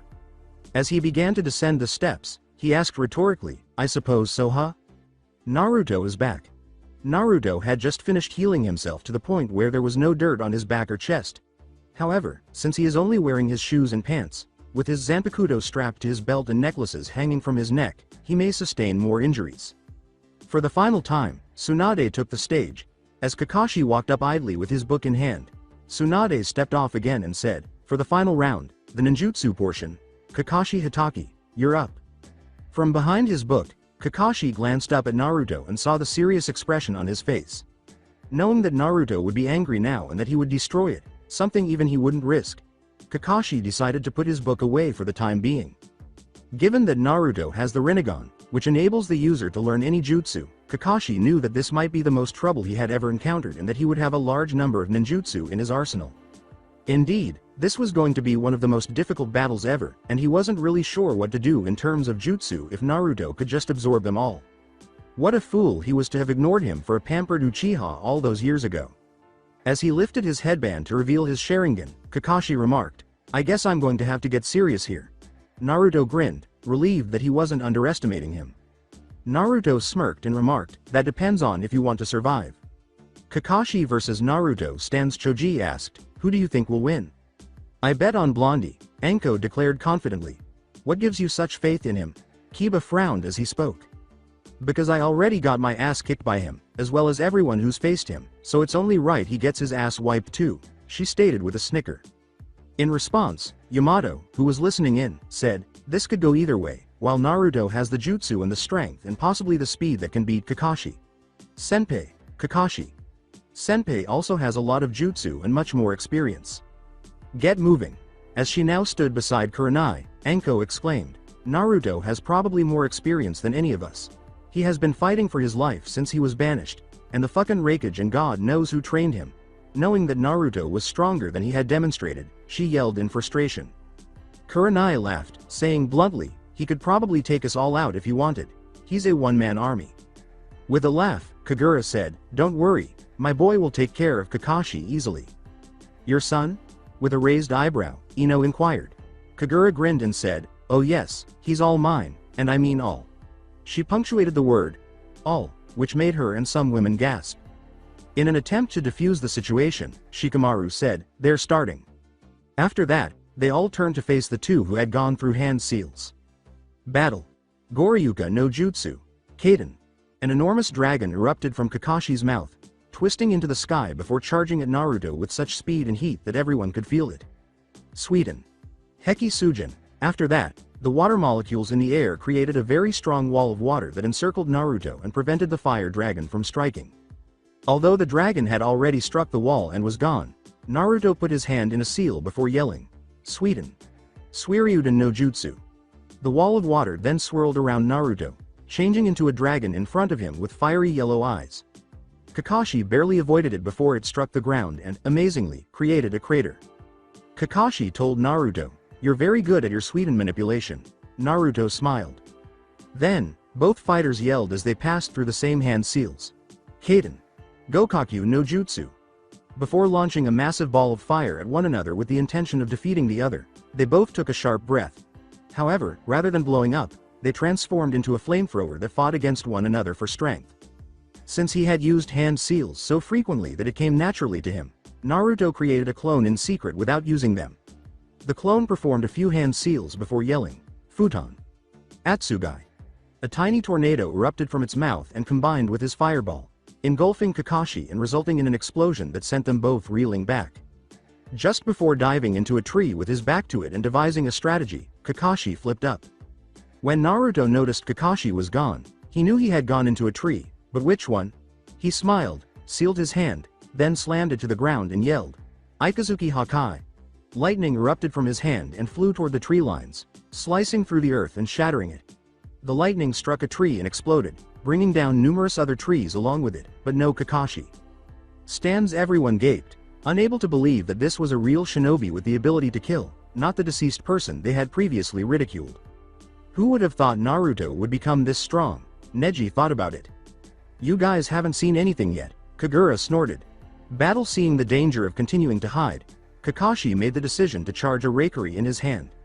Leaping from the tree line while still in midair, he threw his hand forward like a whip, and a huge dog in the shape of lightning emerged. Seeing the danger, Naruto raised both hands and exclaimed, "Fujutsu Kyuin." However, it was at that moment that the lightning hound struck the discovered barrier and began to slowly absorb Naruto. Although Kakashi was aware that it could absorb any jutsu because he had witnessed it before, it was still amazing to watch his jutsu being absorbed. Ino exclaimed, "Whoa," in amazement that Naruto had truly absorbed the jutsu for real. Sakura incredulously whispered, "He really can do that," since she had never witnessed it before. Shino shoved his spectacles inside his nose. He shocked them by saying, "My bugs are very afraid of him. His chakra is apparently too large and it frightens my bugs." It almost seemed comical that someone would have too much chakra. Shikamaru muttered, "He just keeps getting more troublesome." He wouldn't publicly acknowledge that he was impressed by Naruto because it was too much energy. The obvious was pointed out by Kiba, who said, "Who would have thought the council actually banished him? It's a good job he still sees us as friends or we would be fucked." His sister, Hana, gave him a head slap.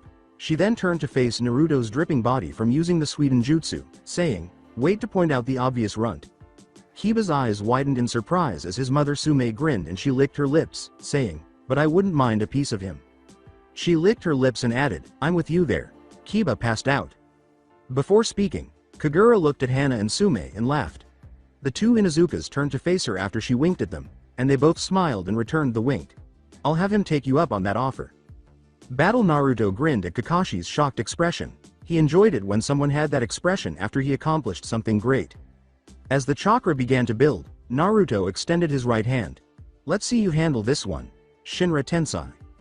Kakashi had hardly time to dodge before the invisible force clipped his shoulder and sent him flipping away, blowing the entire field in front of him and the few trees in the arena sky high before he realized what was happening. "Give up." He mocked them. "Now that's what I'm talking about," exclaimed Kiba, who was beaming maniacally at the assault's strength.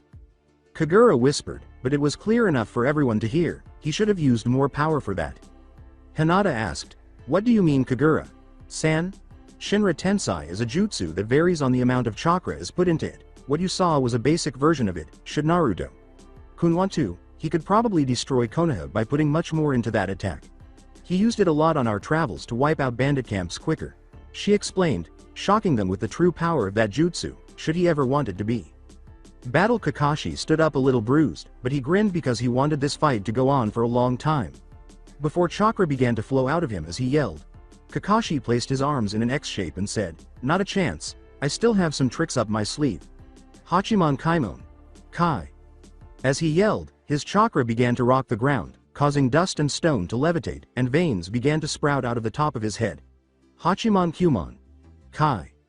Kakashi's skin changed color just as Naruto was about to believe it was over, and then the ground beneath him screamed and cracked. Naruto appeared surprised when he heard Kakashi say, "Hachiman Simon. Kai."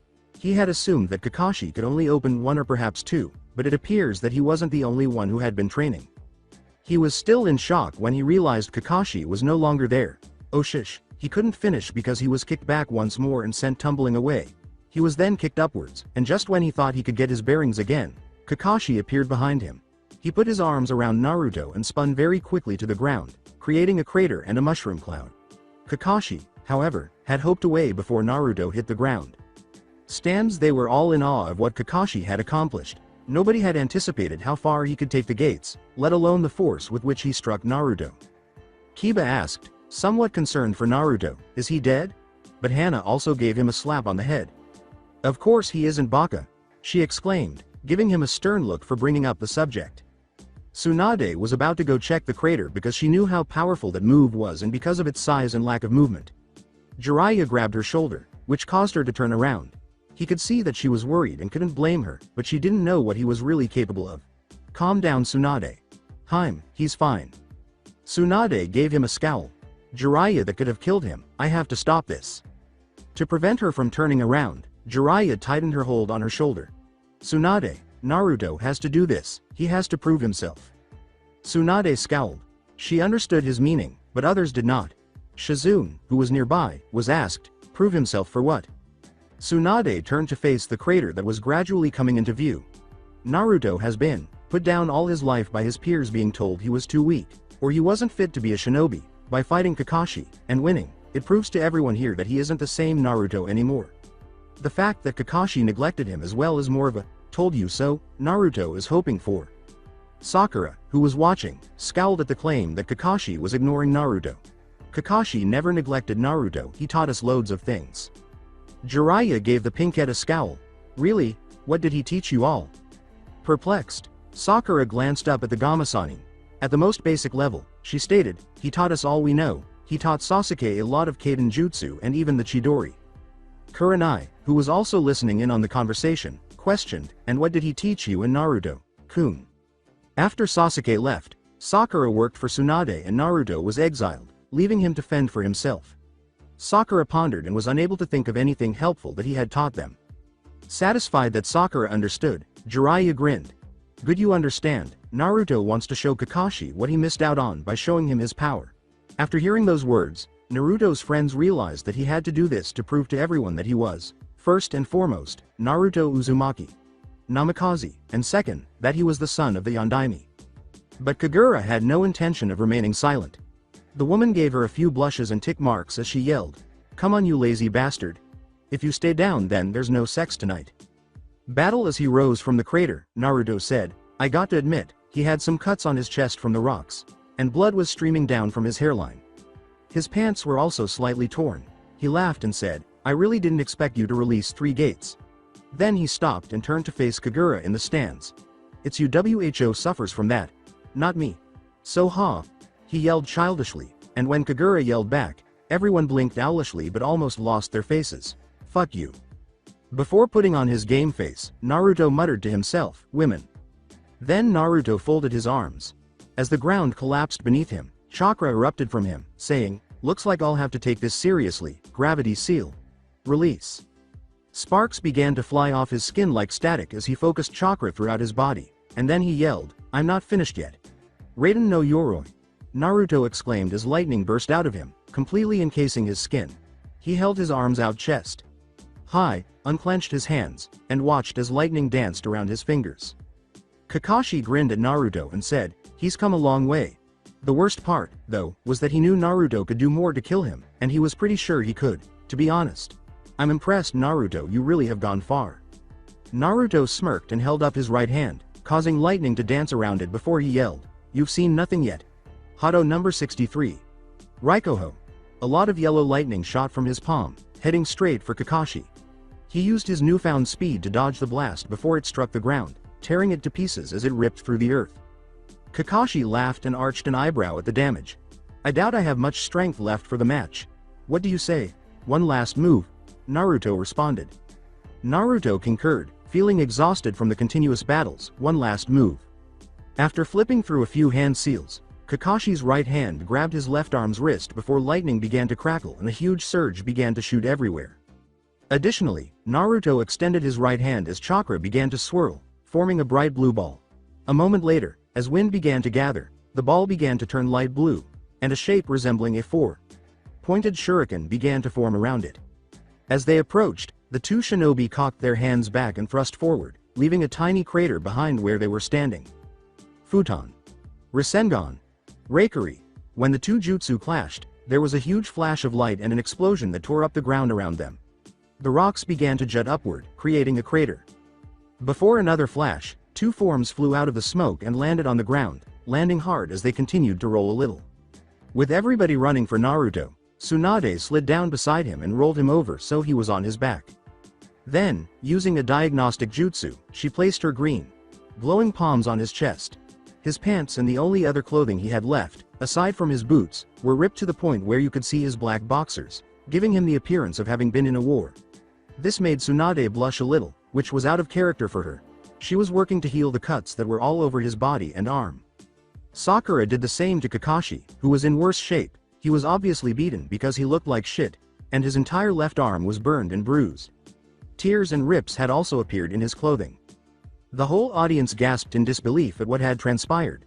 Naruto had essentially defeated Kakashi, and to make matters worse, he had hardly used any of his many jutsus, including his Renegon jutsu, which has the power to level an entire village.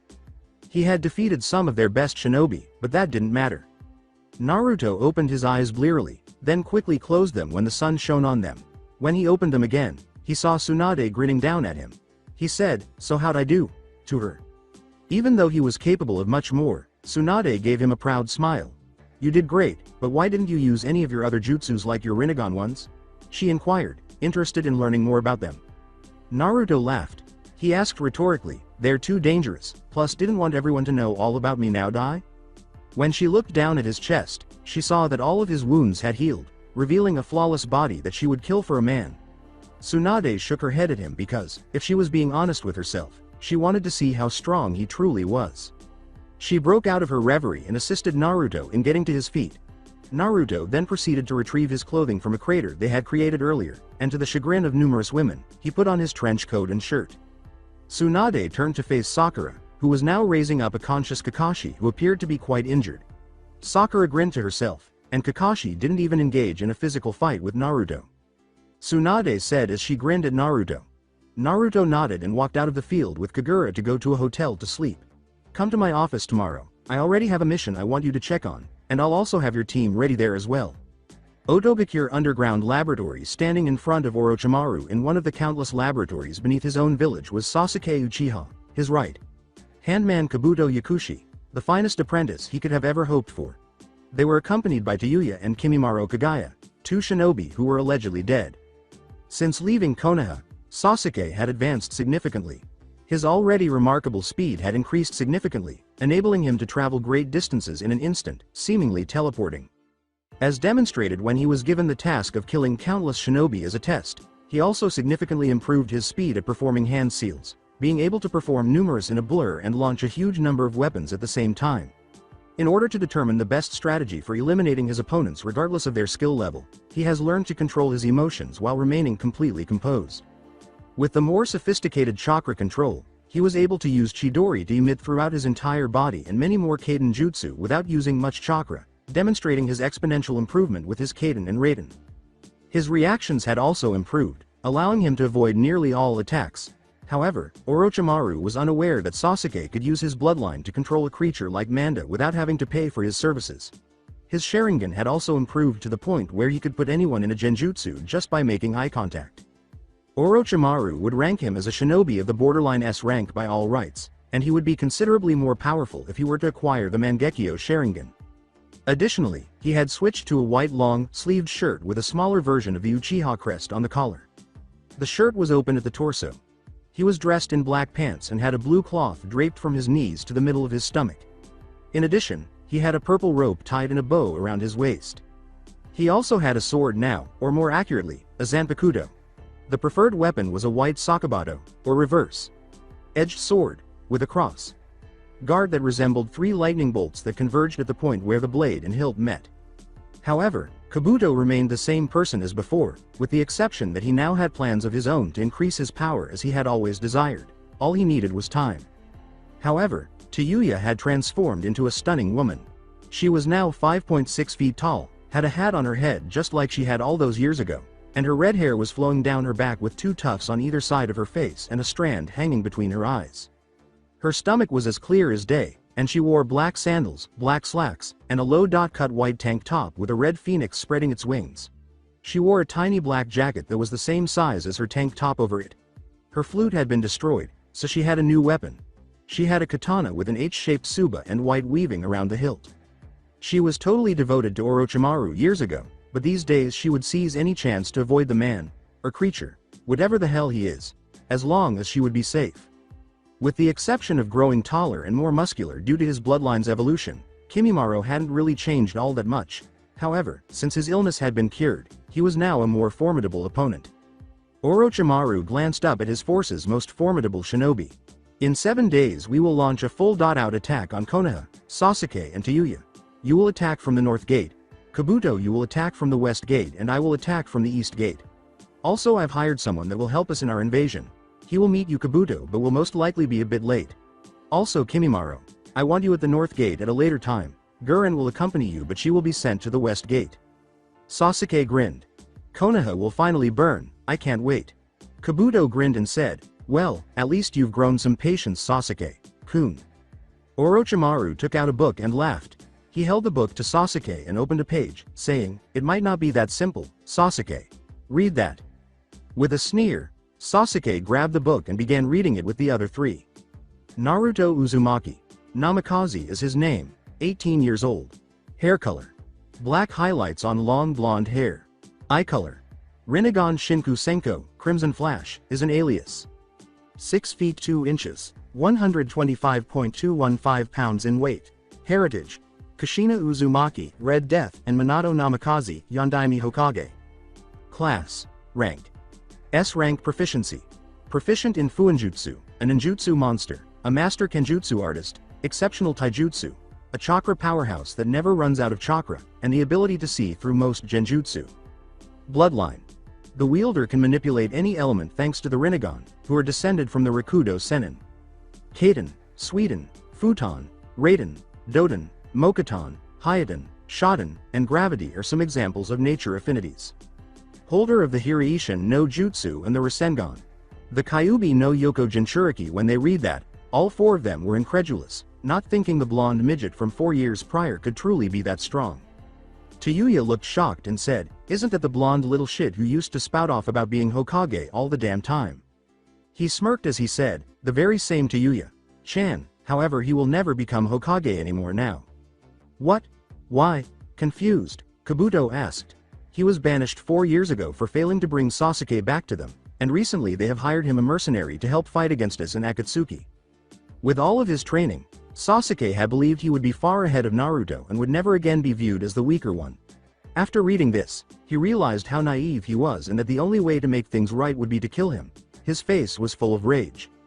With an angry expression on his face, he declared, he is of no problem, I'll kill him. I can't believe this is the same midget from 4 years ago. I wonder. Tayuya stared at him in shock, acknowledging that he was likely the strongest person besides Orochimaru, but she wasn't foolish enough to undervalue someone with such a record. Orochimaru laughed and said, you've underestimated Sasuke-kun too many times, but I'm sure you will. Everyone nodded as they departed, and he said, remember, we'll attack in 7 days. With a manic laugh, he thought to himself, let's see how much you've improved Naruto-kun. With the Renegon, you might have unlimited potential within you, just like Pain. The Konohagakure day of invasion, the apartment of Naruto. Since the test, things have been busy. For example, Naruto and Kagura have been sent on missions with different teams to reintegrate with them and gain a better understanding of how each team operates. However, they enjoy working with Kurenai, Yugao, and Anko the most because they make the ideal team for all types of missions. Anko would be the interrogator or an expert in demolitions. Yugao would be the stealth one, gathering information more quickly without making a scene. And Naruto and Kagura were the powerhouses that caused all the death and destruction. Kurenai would be the one to create genjutsu to confuse the enemy and make them fall into traps easier. Better yet, they had started spending more time together lately. They would go out to drink at night, and Naruto would flirt but always return home with Kagura, much to the annoyance of the other women. They would even go out to eat together.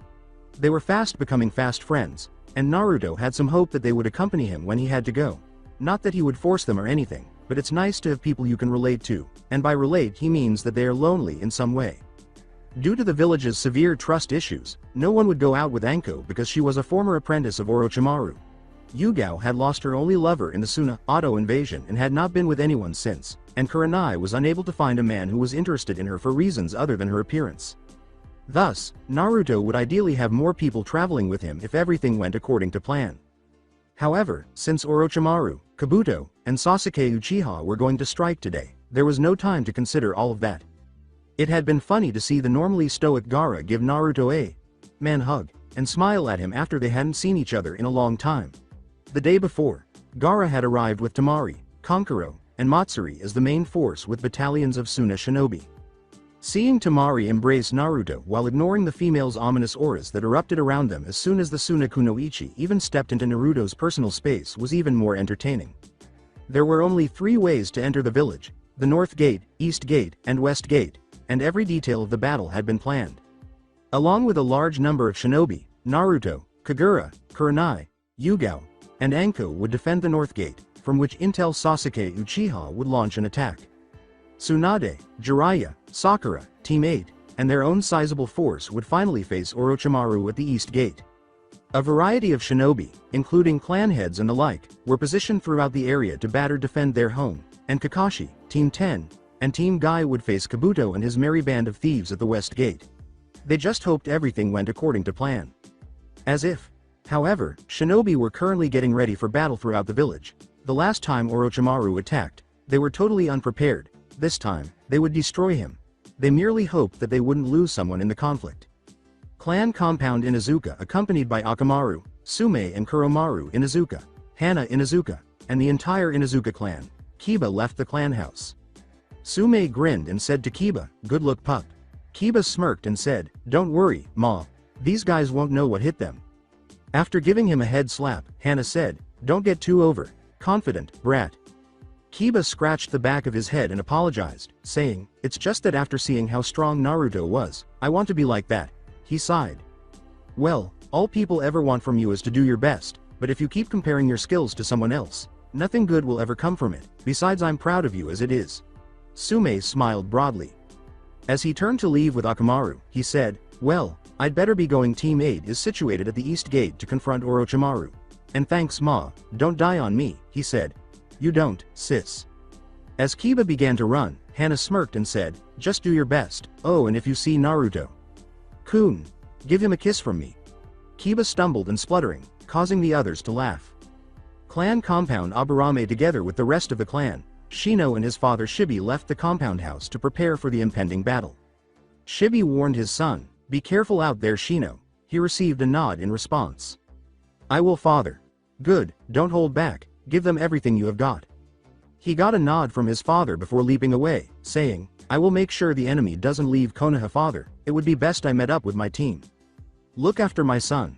Shibi sighed, gazing up at the sky, and he muttered to himself. Hyuga clan substance the majority of the main house and branch families, as well as Hiyashi, Hinata, and Hanabi, were outside the clan, prepared for the stupid Otto non who would attack them. Hiyashi called out to his oldest daughter, Hinata. She turned to face him with a resolve he had only ever seen in her mother, and he shocked her and her sister, who had hardly heard him say anything kind, by saying, "I know I haven't been the best father, but I am proud of the woman you have become. Your mother would equally as proud as I am." She assured him, "Thank you, father, I shall do my best in the battle to come." With a small laugh, Hiyashi said, "I know you will." "Good luck, Hanabi." "Chan, do your best," Hinata said, turning to face Hanabi and giving her a tight embrace. "Thank you, sister, make sure to do the same. I'm sure Kiba wouldn't like it if something terrible happened to you." Hanabi grinned and gave her sister a hug in return, which made Hinata blush. With a smile, Hinata let go of her sister and said, "I should go meet up with my team and Hokage Sama." Her family nodded, and she then leapt away. With obvious concern on her face, Hanabi turned to face her father and asked, "Will we survive this?" Looking down at his youngest, Hiyashi grinned and said, "Of course we will, just stay positive." Hanabi nodded and smiled slightly in response. Compound Yamanaka clan. While Ino was preparing to go meet with her team at the West Gate, Inoichi and the other Yamanaka clan members were preparing to defend their clan home. Inoichi cautioned the platinum blonde, "Be careful out there, Ino. We're still not sure on just who Orochimaru has recruited." She smiled brightly and reassured him, "Don't worry, Daddy. I'm not alone out there, I have my team with me." Inoichi laughed and shook his head, saying, "I know, but this is Orochimaru we're talking about. We have no idea what he's capable of anymore." She was always so composed, even in the most dire circumstances. With a sigh, Ino became serious and said, "Daddy, I'm not a little girl anymore. If I want to become the Kunoichi Isuma Sensei wanted me to be, I have to do this, and besides I doubt we'll get anyone we can't beat." "Did I ever tell you how proud I was of you?" Inoichi asked, looking proudly at his daughter, who seemed to be taking everything seriously, even if it meant that her sensei would be killed in the battle against Akatsuki. As he hugged her, she happily returned the embrace, he said. As she withdrew and wiped away a few tears, Ino said, "Thanks, Daddy. I have to go join up with my team." As she leapt away, her father grinned and said, "Okay, good luck." He whispered, "Come back safe." The clan compound of Akamichi, while Choji was getting ready to meet her team and show everyone that he was not the coward he had been all those years ago, Shoza had been giving the clan orders to prepare the defenses for the clan compound and other areas of the village. "Choji, are you prepared?" Shoza, his father, inquired. Choji strapped his bow staff to his back like his father and said, "Yes, it's time to kick some ass." Shoza grinned and said, "Good, be safe out there my son, and kick some auto ass." As he turned to go, Choji returned the smile with his own and said, "Already planned on it. See you later, Dad." He jumped away. Before returning to his work constructing defenses, Shoza muttered, "Good luck, my son." Compound of the Nara clan Shikamaru was simply equipping the trench knives that Asuma had given him in his final moments while Shikaku was going over all the tactics and making sure everything was flawless. "Shikamaru, are you prepared?" did Shikaku ask his kid? Shikamaru sighed and remarked, "Yeah, I guess. I just can't believe all of this is happening so soon after the Sandame died." Shikaku sighed as well, but he became more alert.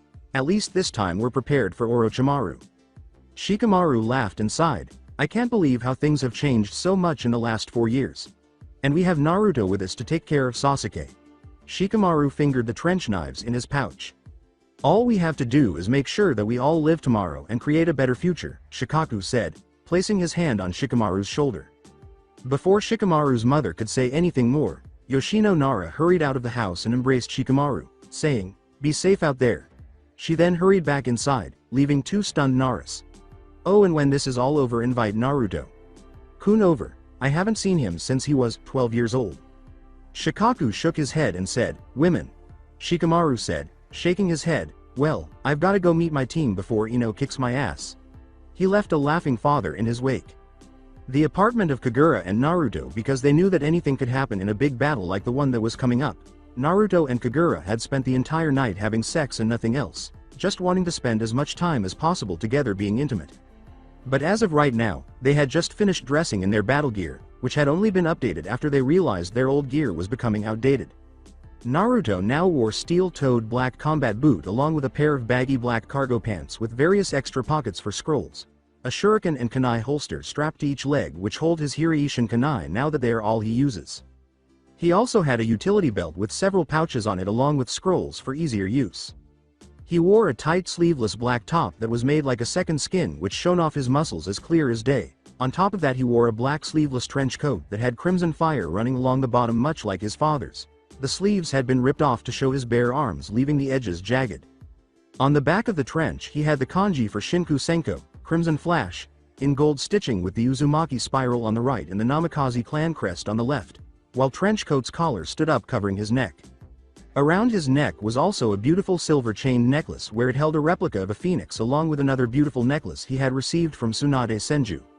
And last but not least Ryujin Jaka strapped to his left side in his utility belt showing off its beauty while also being perfectly placed for a quick draw. In addition to wearing a modified crimson halter, neck top with the Namikaze clan symbol across the chest and a black hoodie in the back, Kagura's Beni Akatokayami was tied to her back, perfectly secured for her right hand to grasp, and she had a large medical pouch resting on her left hip over an ankle. Length half. Dress. Like sash that held lightning. Like strikes along it. She also wore fishnets around her knees and elbows and a kunai strap on her bare right hip. "Are you prepared to kick someone in the ass?" Kagura, tinkering with a kunai, cried out with a savage smile. As he put his Zanpakuto in its scabbard, Naruto laughed and wiped Ryujin Jaka clean, making it immaculate. "The only ass I'm kicking is Sasuke's, but everyone else is free game." With a gleeful smile, Kagura put her arms around Naruto's neck and said, "You're so kind. I haven't had an opportunity to get acquainted with my beautiful side." After giving her a kiss, Naruto realized something and released Kagura, who gave him a strange look as he approached the sword stack and took a sword out. "You're going to use that? I thought you wanted more training in it first?" Kagura inquired.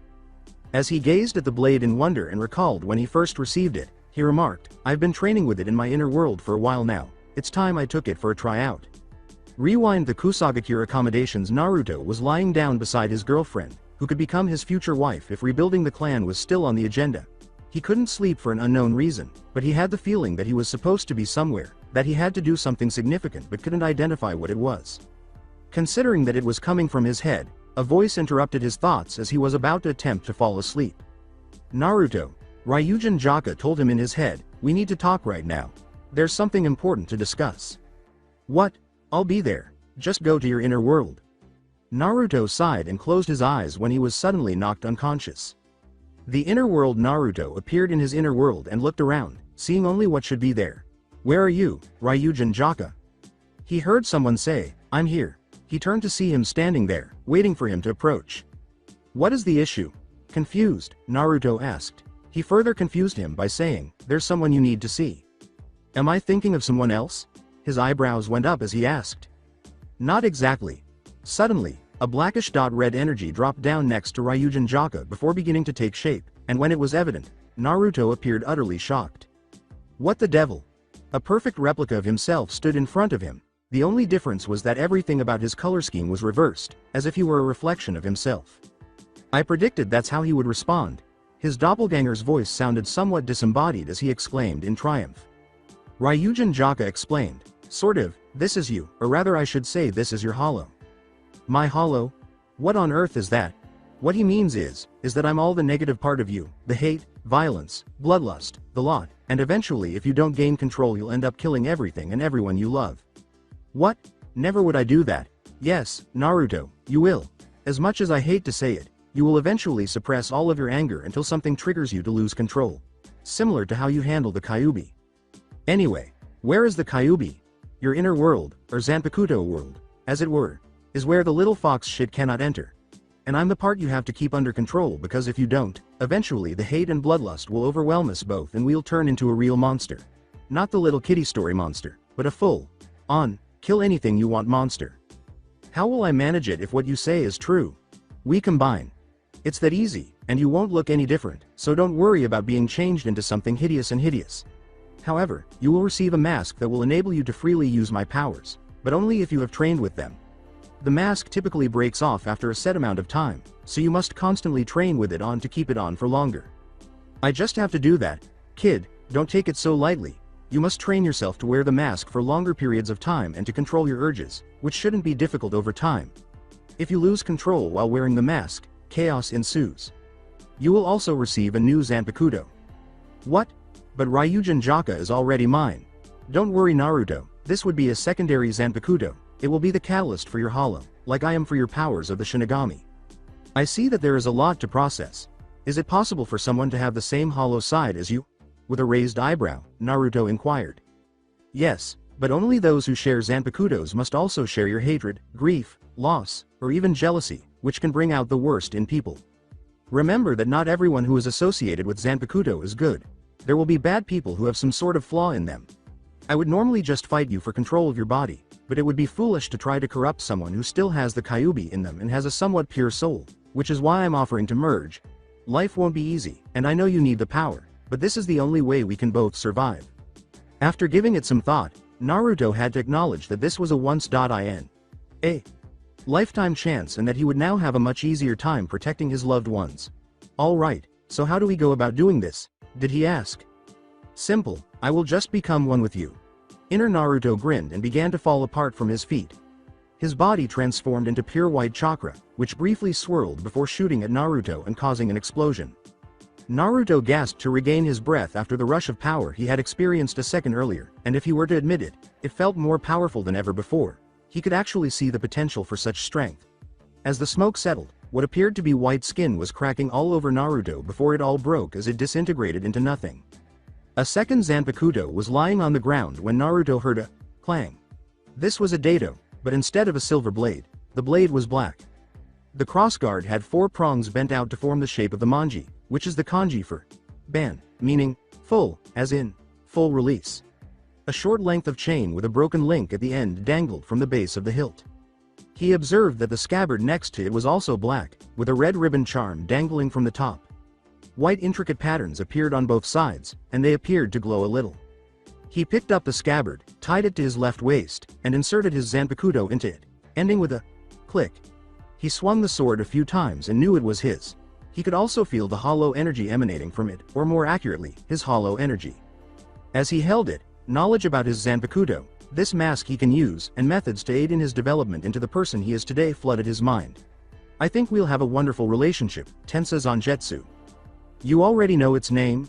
Ryujin Jaka inquired, a little startled. Yup, it's like it already a part of me, like I've always had it but not been able to take a hold of it. I feel whole. This simply demonstrates that it was genuinely meant for you. If you wish to be able to use your mask in emergency situations, you must return here each night to continue your training. Additionally, you will be able to use Tensa Zangetsu without wearing your mask. Your new Zanpakuto merely serves to somewhat control the mask. Before he left his inner world, Naruto nodded and grinned, saying, "Thank you for everything." However, shortly after his departure, Tensa Zangetsu emerged as a new form in addition to Ryujin Jaka. While wearing a large black overcoat with tattered edges along the bottom and a hood attached to the back, he looked like a young man with wavy black hair that flowed to one side. His eyes, despite his youthful appearance, have the wisdom of someone who has lived a long life, as his face appears to be quite blank, preventing emotions from showing. Ryujin Jaka said, "I see you like your new form." As Tensa Zangetsu, the new Zanpakuto, put it, "It is strange. I feel like a completely new person." Well, you are. Despite you have been an inner hollow the moment you decided to become a Zanpakuto, you gained a whole new identity, but even with that, should Naruto for some reason lose control, he will become what you once were, and be a mindless beast if his power is not tamed. He sensed something else in the world that felt similar to Naruto but also different, and he said, "I understand. I will do what I can to help him in the trials to come." Do you believe that we ought to have informed him about his parents? Tensa Zangetsu was asked by Ryujin Jaka. We have no place to inform him. When they are ready for it they will, but it will only be when Naruto really needs them. I only hope that when it does happen, he doesn't attack his father. Ryujin Jaka smiled and Tensa Zangetsu nodded, saying, "Yes, but I think Naruto will surprise us when that time comes." Final flashback. After telling Kagura everything that had happened, Naruto was happy that she didn't think he was any different. However, he had learned how to use Tensa Zangetsu without any issues and had been able to control the mask for more than an hour without it breaking. Naruto sighed as he strapped Tensa Zangetsu on his left side while Ryujin Jaka was on his right. Fortunately, he was ambidextrous. Be careful out there, Orochimaru most likely knows I'm here and you're with me. Who knows what he'll do to try and get to me. Naruto approached Kagura and gave her a quick embrace and kiss. She placed her head on his chest and mumbled, "You know I can take care of myself." She always seemed to be able to unwind in this way, regardless of her emotional state. "All right, let's go. My love." Naruto slapped her ass and walked out of the apartment, followed shortly after by a frightened Kagura. Tower of Hokage. Not long ago, they had moved everyone to the shelters on the Hokage mountain while the shinobi forces were all getting ready for the invasion. Tsunade stood in her office and looked out one of her windows at the village below her, which was now deserted and looked like a ghost town. She had never anticipated facing something like his when she assumed the role of Hokage.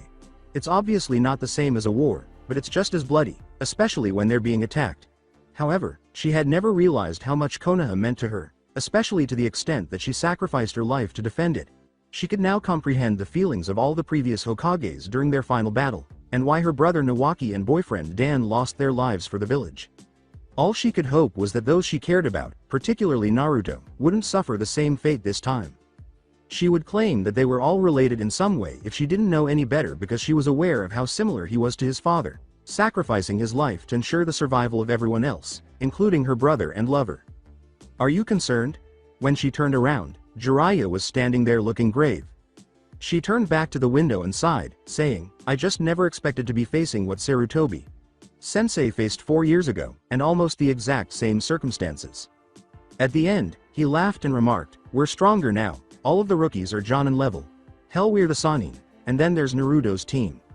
I think when Naruto and Kagura eventually leave, Kurenai, Anko, and Yugao will turn missing. Nin to leave with him." Tsunade laughed at that one too. Since the 5 of them had been hanging around together, they had been referred to as Naruto's team. Oddly, nobody gave a damn because they genuinely saw Naruto as the leader. "Why would you think that?" Jiraiya asked, raising an eyebrow before moving forward to stand beside Tsunade. Despite this, he knew quite well why. Since Orochimaru turned traitor, Anko has been shunned and no one has ever trusted her outside of her close circle of friends. Tsunade laughed and said, "He's everything they could ever want, a strong leader, full of confidence, good at inspiring people, and personal reasons." I believe she sees Naruto as a means of escaping her loneliness with someone who knows her better than anyone else, as the village essentially treats her as Orochimaru. People only want Kurenai for her body, so she can never find love. Kurenai is devastated to realize that she might never find love.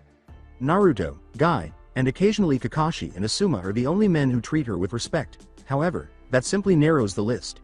Even though Naruto has a harem to re-establish his clan, she can find the life she has always desired with him. Yugao had hardly left her house with her friends, never smiled, and had never gone on risky missions since her ex-lover Hayate was killed 4 years ago. Tsunade concluded by grinning at Naruto's ability to touch people to get them to open up, despite the fact that she may not appear to be that much older than him.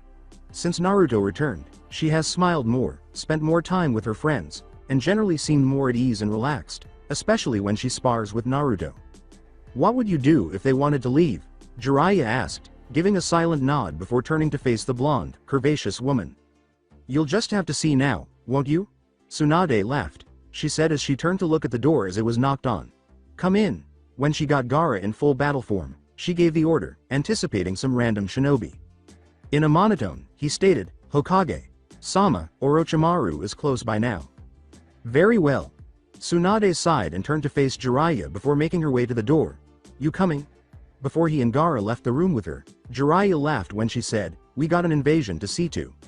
Afterwards, the North Gate with a battalion of their forces behind them, ready for Sasuke and his own forces, Naruto stood with Kagura, Kurenai, Anko, and Yugao all dressed for battle. Naruto was nervous because he could finally test himself against someone of Sasuke's caliber. He wasn't conceited enough to think he could defeat Sasuke easily. He knew he would have used some forbidden jutsu from Orochimaru, and if he was correct, he wouldn't be an easy opponent. "Where in the world are these people?" Anko muttered in frustration, evoking some laughter. Naruto told her, "Patience Anko, just be alert." She actually took this as an order. Naruto groaned as Kagura said, "She's right. These guys are talking their sweet fucking time to actually attack." Yugao fingered her Zanpakuto on her side and remarked, "They'll be here. Sasuke's probably taking his sweet time getting here." "Are you all aware of the plan?" Naruto questioned the women. Anko grinned and said, "Yup." The others nodded.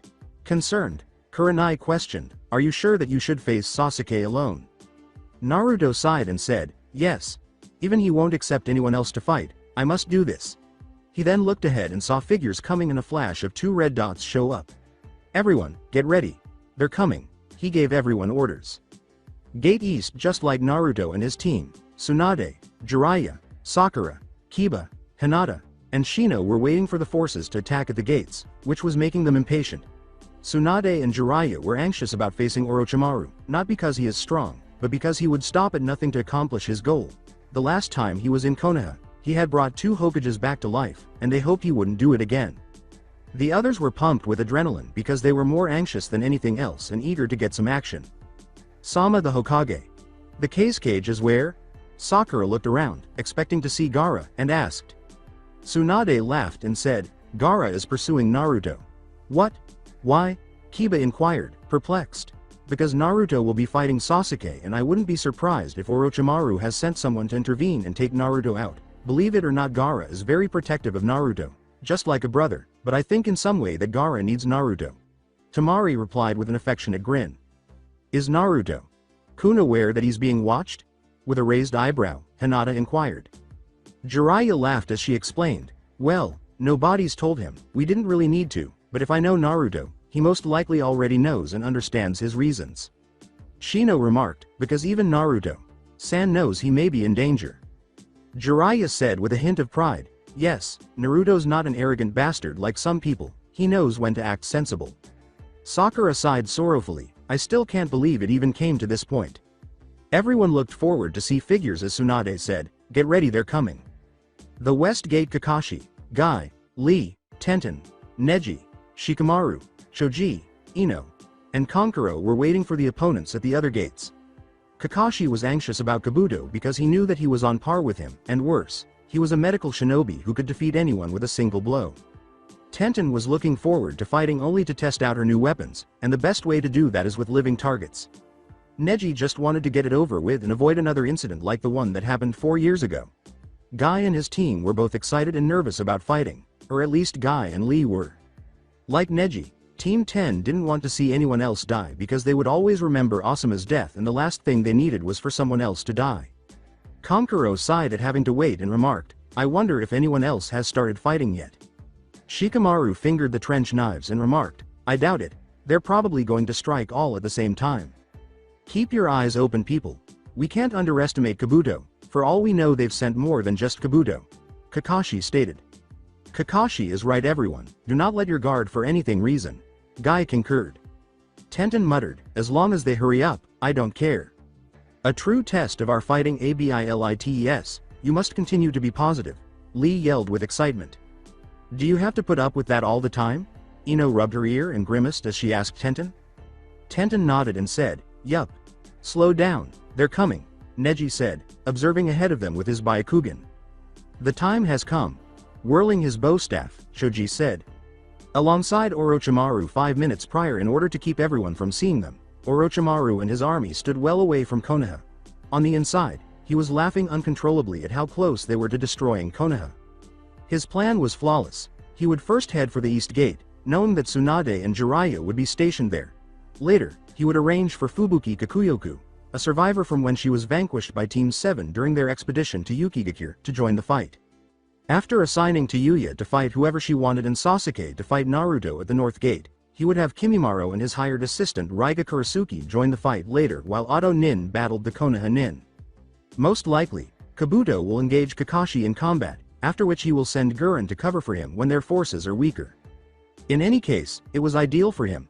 All right, everyone is aware of their responsibilities. Go ahead and carry out the plan. Everyone dispersed when Orochimaru gave the order. Time for a reunion, he thought to himself as he left.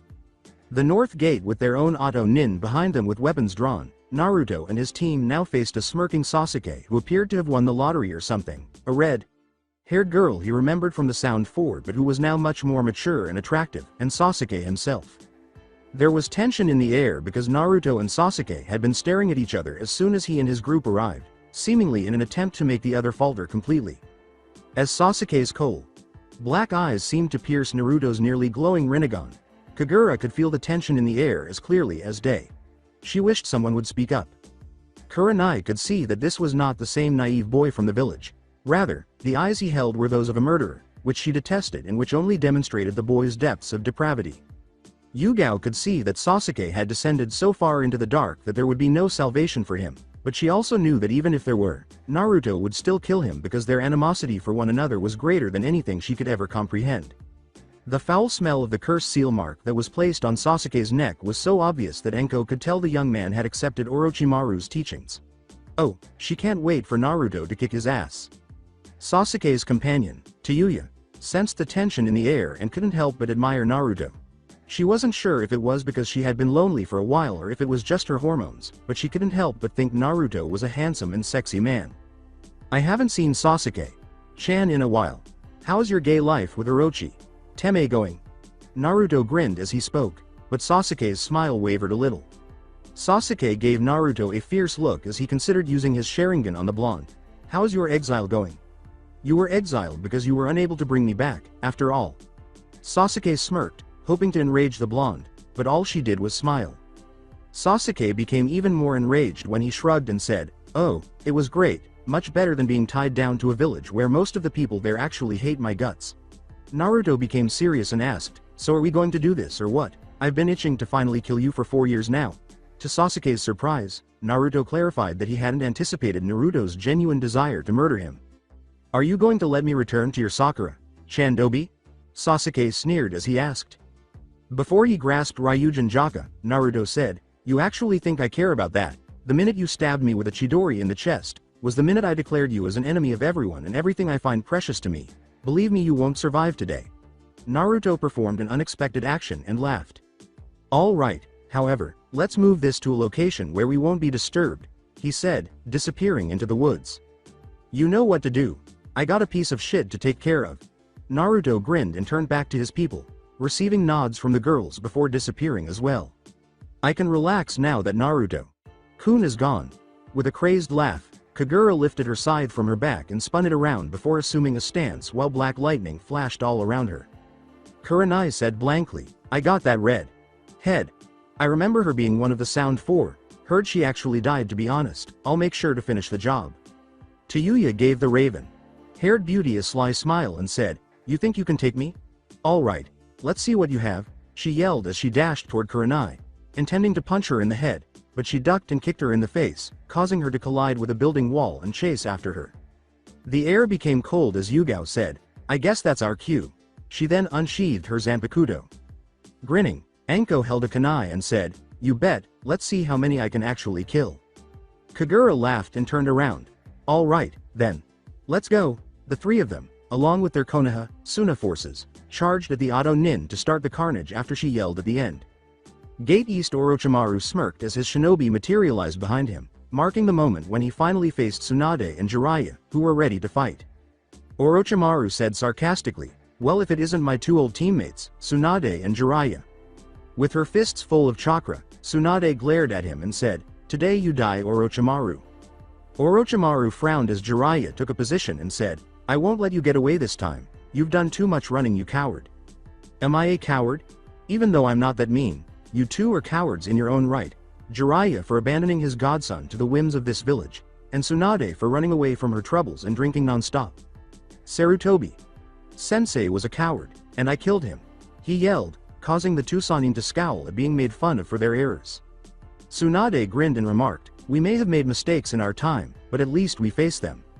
As the Hokage and Toad Sage rushed towards the snake charmer, Jiraiya remarked, after today, there will only be two Sannin left.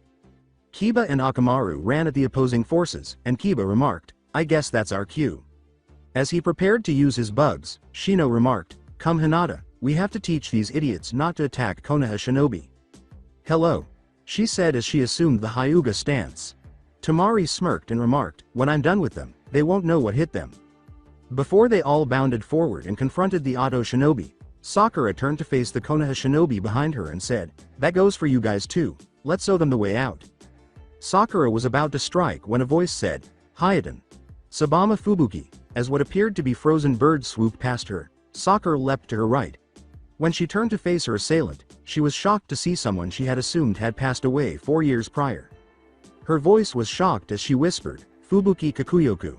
The West Gate, the obnoxious medic. Nin Kabuto Yakushi, who had the same smirk on his face as though he had already won, stood in front of Kakashi and his troops. He grinned cockily and said, Kakashi Hitaki, so good to see you again. Kakashi prepared himself and remarked, I wish I could say the same to you, but I don't like slime balls like you. As he stood beside Kakashi, Guy remarked, if we want to defeat him quickly and easily enough, we will have to work together. He turned back to the others and smiled at them, saying, okay, but be careful, he's a tricky bastard. Do what you do best. As he, Guy, and Kabuto disappeared to fight, he gave the order. Tenten grabbed her big scroll and grinned viciously, saying, you heard the man, let's kick some ass. Well, I suppose it's either now or never. As he prepared to use his shadow, Shikamaru said.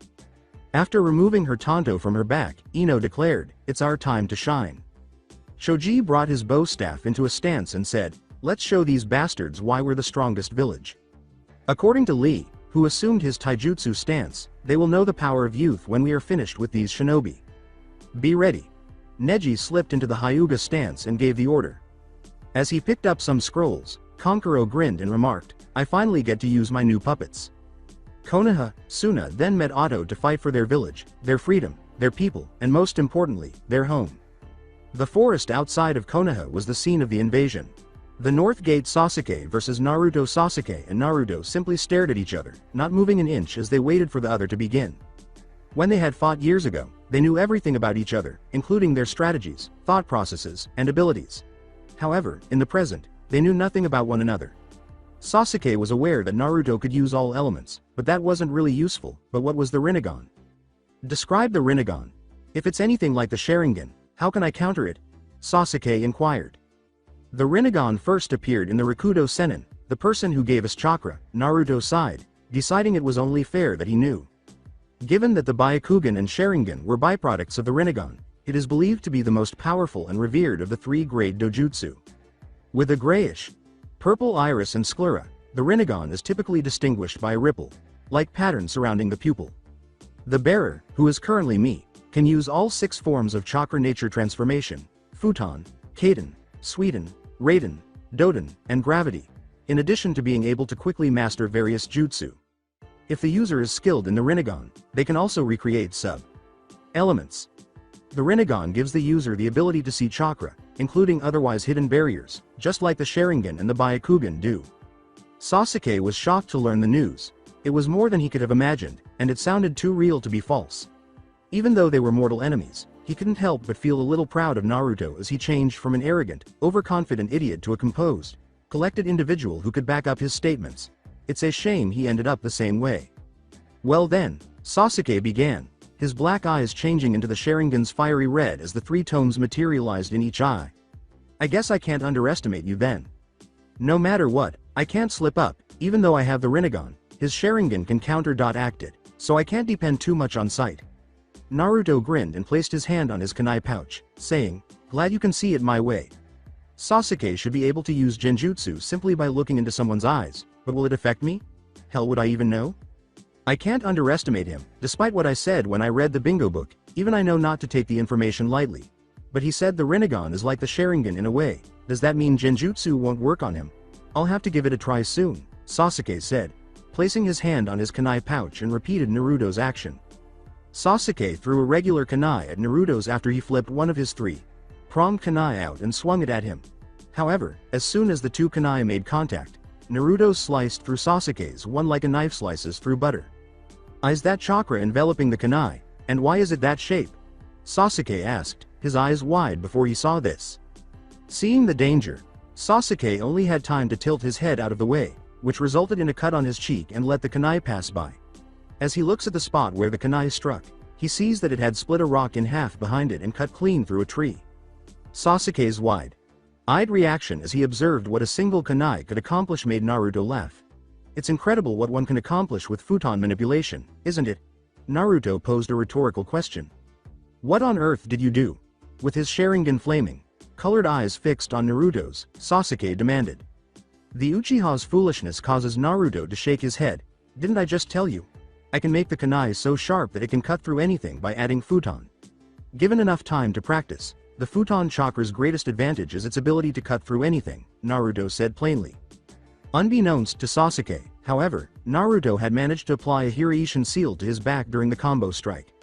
Sasuke snarled at Naruto and bounded forward with tremendous speed, shocking Naruto greatly. As Sasuke got close, he gave him an uppercut that sent him flying, and jumping up after him, gave Naruto a powerful combo to the chest that caused him to spit out some blood. Sasuke then saw that Naruto was beginning to fall and quickly swung his foot down on his stomach, sending him to the ground. When he descended again, he exclaimed, "Shishi Renden," as he slammed his foot down on Naruto, causing a huge explosion. Believing he had defeated Naruto, Sasuke leapt back and smirked as he gazed at the dust cloud, saying, "Ha, this is as far as you have come, how pathetic." "Oh, and what's behind your statement?" He tilted his head slightly to see Naruto's face by his, but he was unable to speak because of a stinging pain in his back from being sent sailing across the training ground before colliding with a tree, said a voice that was by his ear. When Sasuke turned to look behind him, he saw Naruto's knee bent from the blow the blonde had just delivered. It was incredible that such a close range, hardly, their attack could be so strong that it sent him flying across the ground. "How on earth did you support me?" Sasuke growled. But Naruto grinned and said, "I put a Hiraishin seal on you while we were in the air, so I can teleport to you at any time." Sasuke sneered as he smiled. "My father was a true genius when it came to seals. He could make the impossible possible." While Naruto laughed, Sasuke slowly got to his feet and wiped the blood that was trickling down his chin.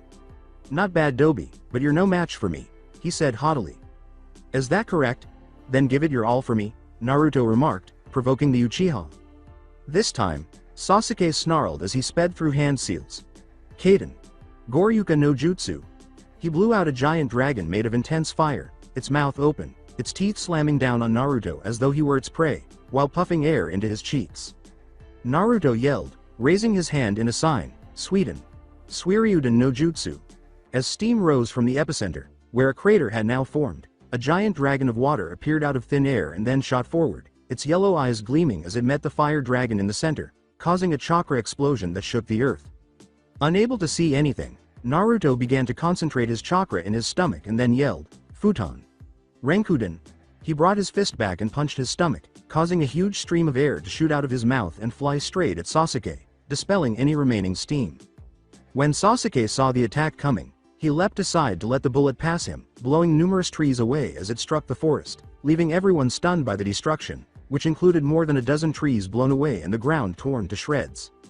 Sasuke called forth his next jutsu, leaping high into the air and opening his mouth. Raiden. Gion. The black-haired boy's mouth released a bolt of lightning, which tore the ground as it flew toward Naruto, who was standing composedly. Soon after, the lightning rose from the ground and sped toward Naruto's chest, where he raised his arm and focused his gravity element on it. The lightning struck his arm, and a purplish shield materialized over it, preventing the lightning from pushing against it. By slightly tilting his arm, Naruto deflected the lightning, piercing a tree and numerous others behind it, much like a mirror would a laser beam. "How did you deflect that with your arm?" Sasuke asked, stunned by what he had just witnessed, which by all rights should have been impossible. He wanted answers, so he demanded. With a smirk, Naruto explained, "I used my gravity element to create a shield of sorts on my arm where I knew the lightning would strike, causing it to be halted, and by tilting my arm the lightning acted like a laser would hit a mirror and reflect in another direction depending on the angle." Naruto laughed and began going over hand seals. As he completed his hand seals, Naruto exclaimed, "Futon! Kami Orochi!" Sasuke was stunned when an enormous whirlwind erupted from Naruto's hands and struck him squarely, sending him plummeting into the forest before he stopped at a tree. As he hefted a tree off of himself, Sasuke thought, "Shit, what was that jutsu?" Black marks began to appear on his skin as he staggered back into the area. "Let's take this up a notch." Sasuke pulled his arms out of the sleeves of his white shirt and let it fall around his waist. His skin turned dark gray, and a black four-pointed shuriken mark appeared between his eyes. His sclera turned black, but his eyes retained the Sharingan. His hair grew longer without losing its style. Blue venom lipstick seemed to appear on his lips, and he had hand-shaped wings on his back. Disgusted by what he had driven himself to, Naruto turned to face Sasuke. "So this is the new you, huh? Using the cursed seal of Orochimaru to complete the task?"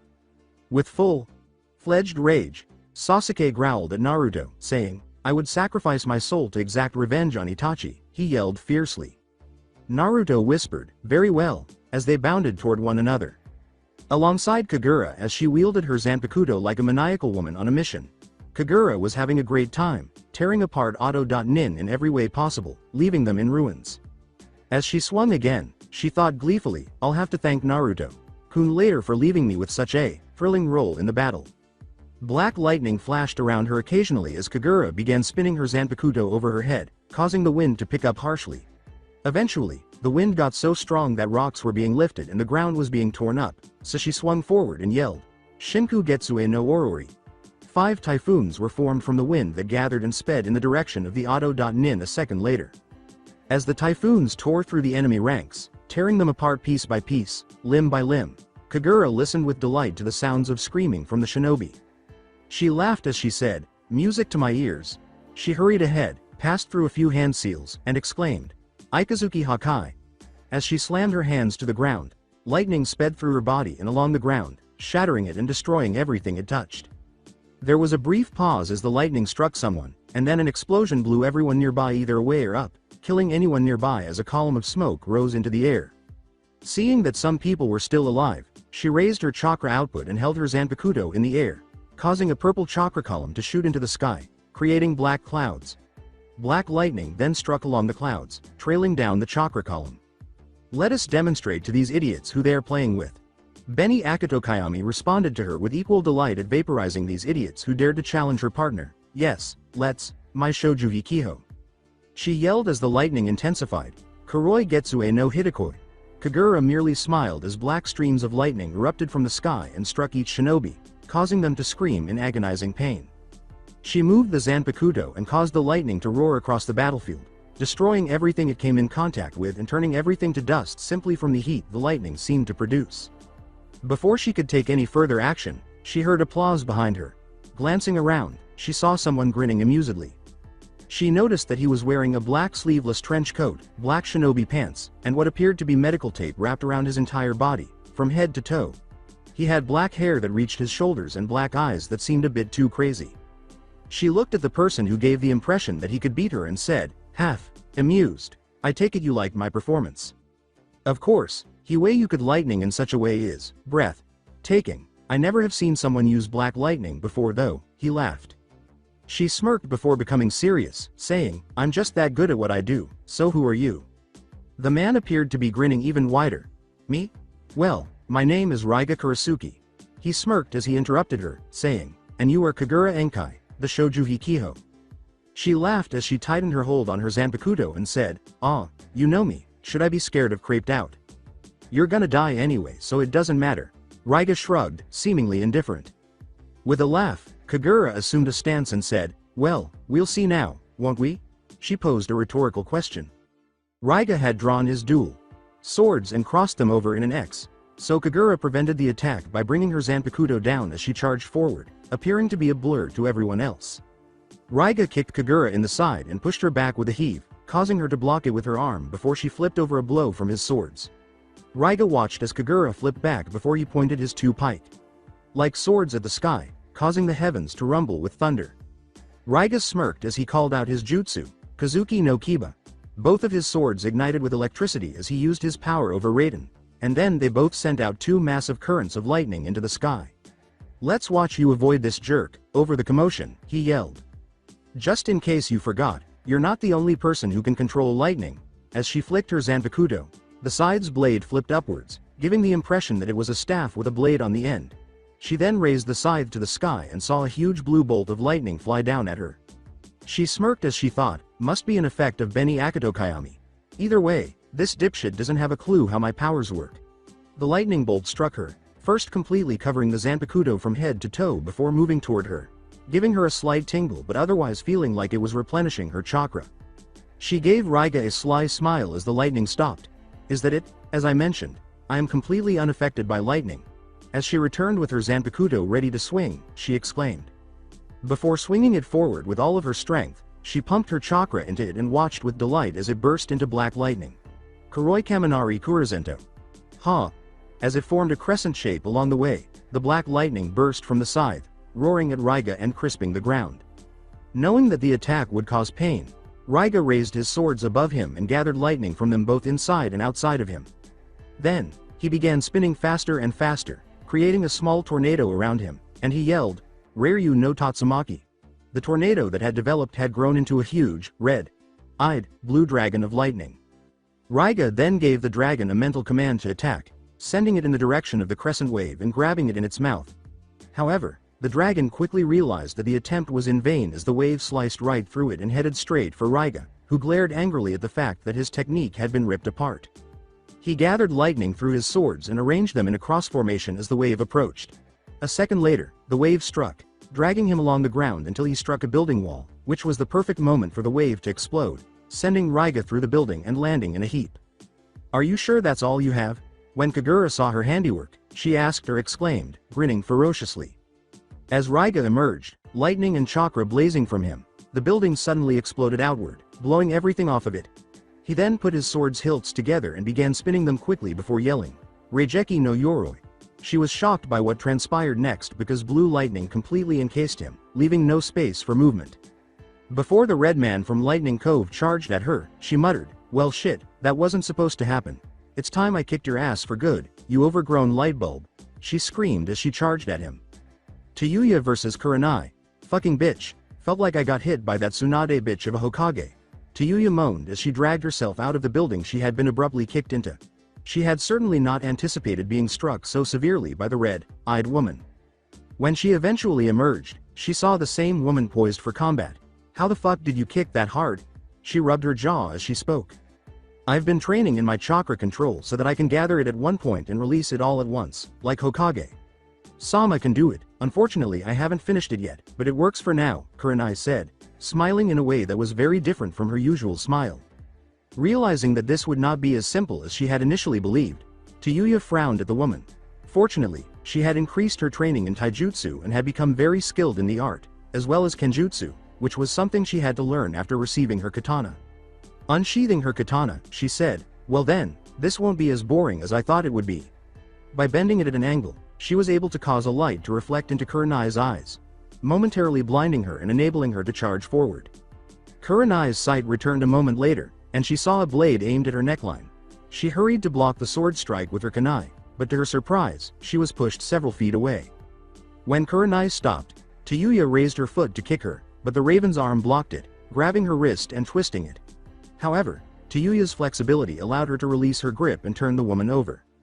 Tayuya, who was now facing Kurenai's back, attempted a kick and managed to make contact, sending the woman flying. However, Kurenai's own flexibility allowed her to put her hand on the ground and turn over. "Tsuchi Bunshin no Jutsu!" exclaimed Tayuya, inserting her hand into a seal. Before they both passed through hand seals, mud collected from the ground and formed into an exact replica. Daitapa, Futon. Gokakyu no Jutsu, Kaden. The wind enhanced the fireball, creating an almost miniature sun that was sent hurtling towards Kurenai, causing both jutsu to merge halfway through, causing it to enlarge by at least 3 times its original size. Before hitting the ground, Kurenai thought quickly and flew through hand seals. Sweden. Heron Bansho. After a while, the area was filled with steam as a high torrent of water suddenly fell from the sky and crashed into the fireball, extinguishing it. Kurenai began to collect the water from the damp air while holding her palm forward and murmuring, "Sweden. Suihachi." She released a high-pressure water jet from her hand, blowing away the steam and heading straight for Tayuya. When Tayuya saw the water coming at her, she jumped out of the way, only to see the jet of water cut through the building behind her like a knife through butter. She turned to face Kurenai and called out her own jutsu as she jumped away from the water that now appeared to be following her. Futon. Repusho. Similar to Kurenai, Tayuya's hand blew a high-pressure, gale force wind directly at Kurenai, who was unable to cancel her jutsu in time and was blown back from the blow, landing in a heap. She groaned as she got up from the ground because her arm, hand, and forehead were all cut from the fall. She looked up to see the redhead approaching her, and she flipped up to throw some shuriken and kunai at her, but she was able to knock them away with her katana. "Damn, she's good with that. If I want to have a better chance, I need my own katana," she said. A good distance away from Kurenai, Tayuya smirked and remarked, "It must be horrible to be on the edge of defeat and not know it." "You believe you've defeated me? The thing that will kill you is your arrogance," Kurenai scowled. As the wind increased, Tayuya laughed and held her katana, saying, "I'm not confident about anything, I'm just telling it as it is." The wind increased so much that Kurenai had to raise her arm to shield her eyes from it. The wind abruptly stopped making any noise, and Tayuya exclaimed, "Futobase, Tachikaze. Blow it away, earth." Severing wind. A moment later, Tayuya was torn apart by a blast of wind that blew everything away, even sending Kurenai reeling backwards. As it gathered around Tayuya and her newly changed sword, which had changed from a katana to a combat knife with a black guard and a tiny ring on the blunt edge of the hilt, the wind began to lessen. "Have you got a Zanpakuto?" Kurenai questioned in disbelief. As she began to spin the knife on her finger, Tayuya laughed and said, "Yep, just like your boy back there, and maybe that other red head. I didn't get a good feel of her weapon, but that doesn't matter, you're going to die here." Before swinging forward and causing what appeared to be 2 whips of wind to rip chunks out of the ground on either side of Kurenai, Tayuya stopped spinning the knife and took it in her hand. "What was that?" Kurenai let out a startled gasp at the show of strength. "Tachikaze, a wind-based Zanpakuto, enables me to produce and unleash transparent wind blades that can sever adversaries at a distance. Better yet, there is no cap on the quantity, so get ready to die," Tayuya yelled as she repeatedly swung the knife, sending waves of wind at Kurenai, who felt genuine fear for the first time in her life. She screamed to herself in her mind, "No, I can't die here. There's so much I have to do, so much to say. I wanted to be with Naruto, help him rebuild his clan, be there for him when he needed it, help Anko with her problems, be the sister she never had. And if, by some miracle, everything came to a complete halt, frozen in place, before she lost consciousness. The mindscape she woke up groggily, unable to tell where she was, and then everything suddenly came back to her. She hurried to look around for the redhead, but instead of seeing Konoha and fighting, she found herself standing in what appeared to be a traditional Japanese garden, with cherry blossom trees arranged in a circle around a sizable field of grass, a large pond in the middle, and a bird pool in the middle. Overall, she thought the scene was lovely. What the hell happened, however, was the question she now sought to answer. A feminine voice that sounded serene and calm said, "You're here at last." As she glanced around, she noticed a woman by the pond staring at her before turning back to watch her. For starters, the woman was stunning. She wore a sophisticated blue kimono that seemed appropriate for a formal event, had a striking bust that matched her own, a softly tanned face that exuded beauty, pink eyes, and black hair that matched her own but was tied back, all while sporting red lipstick. "Where am I?" Kurenai questioned the lady. The woman who was now standing next to her started talking, saying, "Look into the pond and tell me what you see." The woman appeared to ignore her and gestured for her to approach, which she did grudgingly. Kurenai looked into the pond and saw the fight that had just taken place, which shocked her so much that she was about to die. "Do you know why you are going to die?" Kurenai blinked in response to her question. The woman merely laughed when she said, "Because I'm weaker than her." "Oh my god, you're much stronger than you realize. How did you get here?" "No, the reason you will die is because you fear death, fear of making a mistake in your time of need, and fear of taking chances," she said rhetorically. "How is that related to anything?" She scowled in confusion as she asked. "You will die sooner rather than later if you are afraid of dying. This fear made you freeze when the wind blades were coming at you. If you were not afraid, you would have been able to think quickly and use a technique to defend yourself or at least lessen the blow. When you make mistakes, your brain slows down as it tries to figure out what to do. You also tend to overthink situations, which can make them worse." At the end, the woman began to smirk as Kurenai blushed. "And by fearing taking chances, it stops you from getting to where you want to be, stopping all actions that you could take to make the situation at hand better. Take Naruto for example. If you had no fear of chances you would have had sex with him already," she explained. Kurenai closed her eyes in contemplation and sighed. She realized that the only reason she feared death was because she had lost her mother and father in the battle against the Kyuubi 18 years prior. As she grew older, more people seemed to die until Asuma, one of her closest friends, came along. That's when it got worse, and she didn't want to make a mistake because she didn't want to become like Asuma and her parents. She opened her eyes, saw her terrified face as the blades were approaching quickly, and realized how foolish she was. She could have used Suiden Jutsu to block the blades and slow them down, then leapt aside and attacked Yuya in that moment.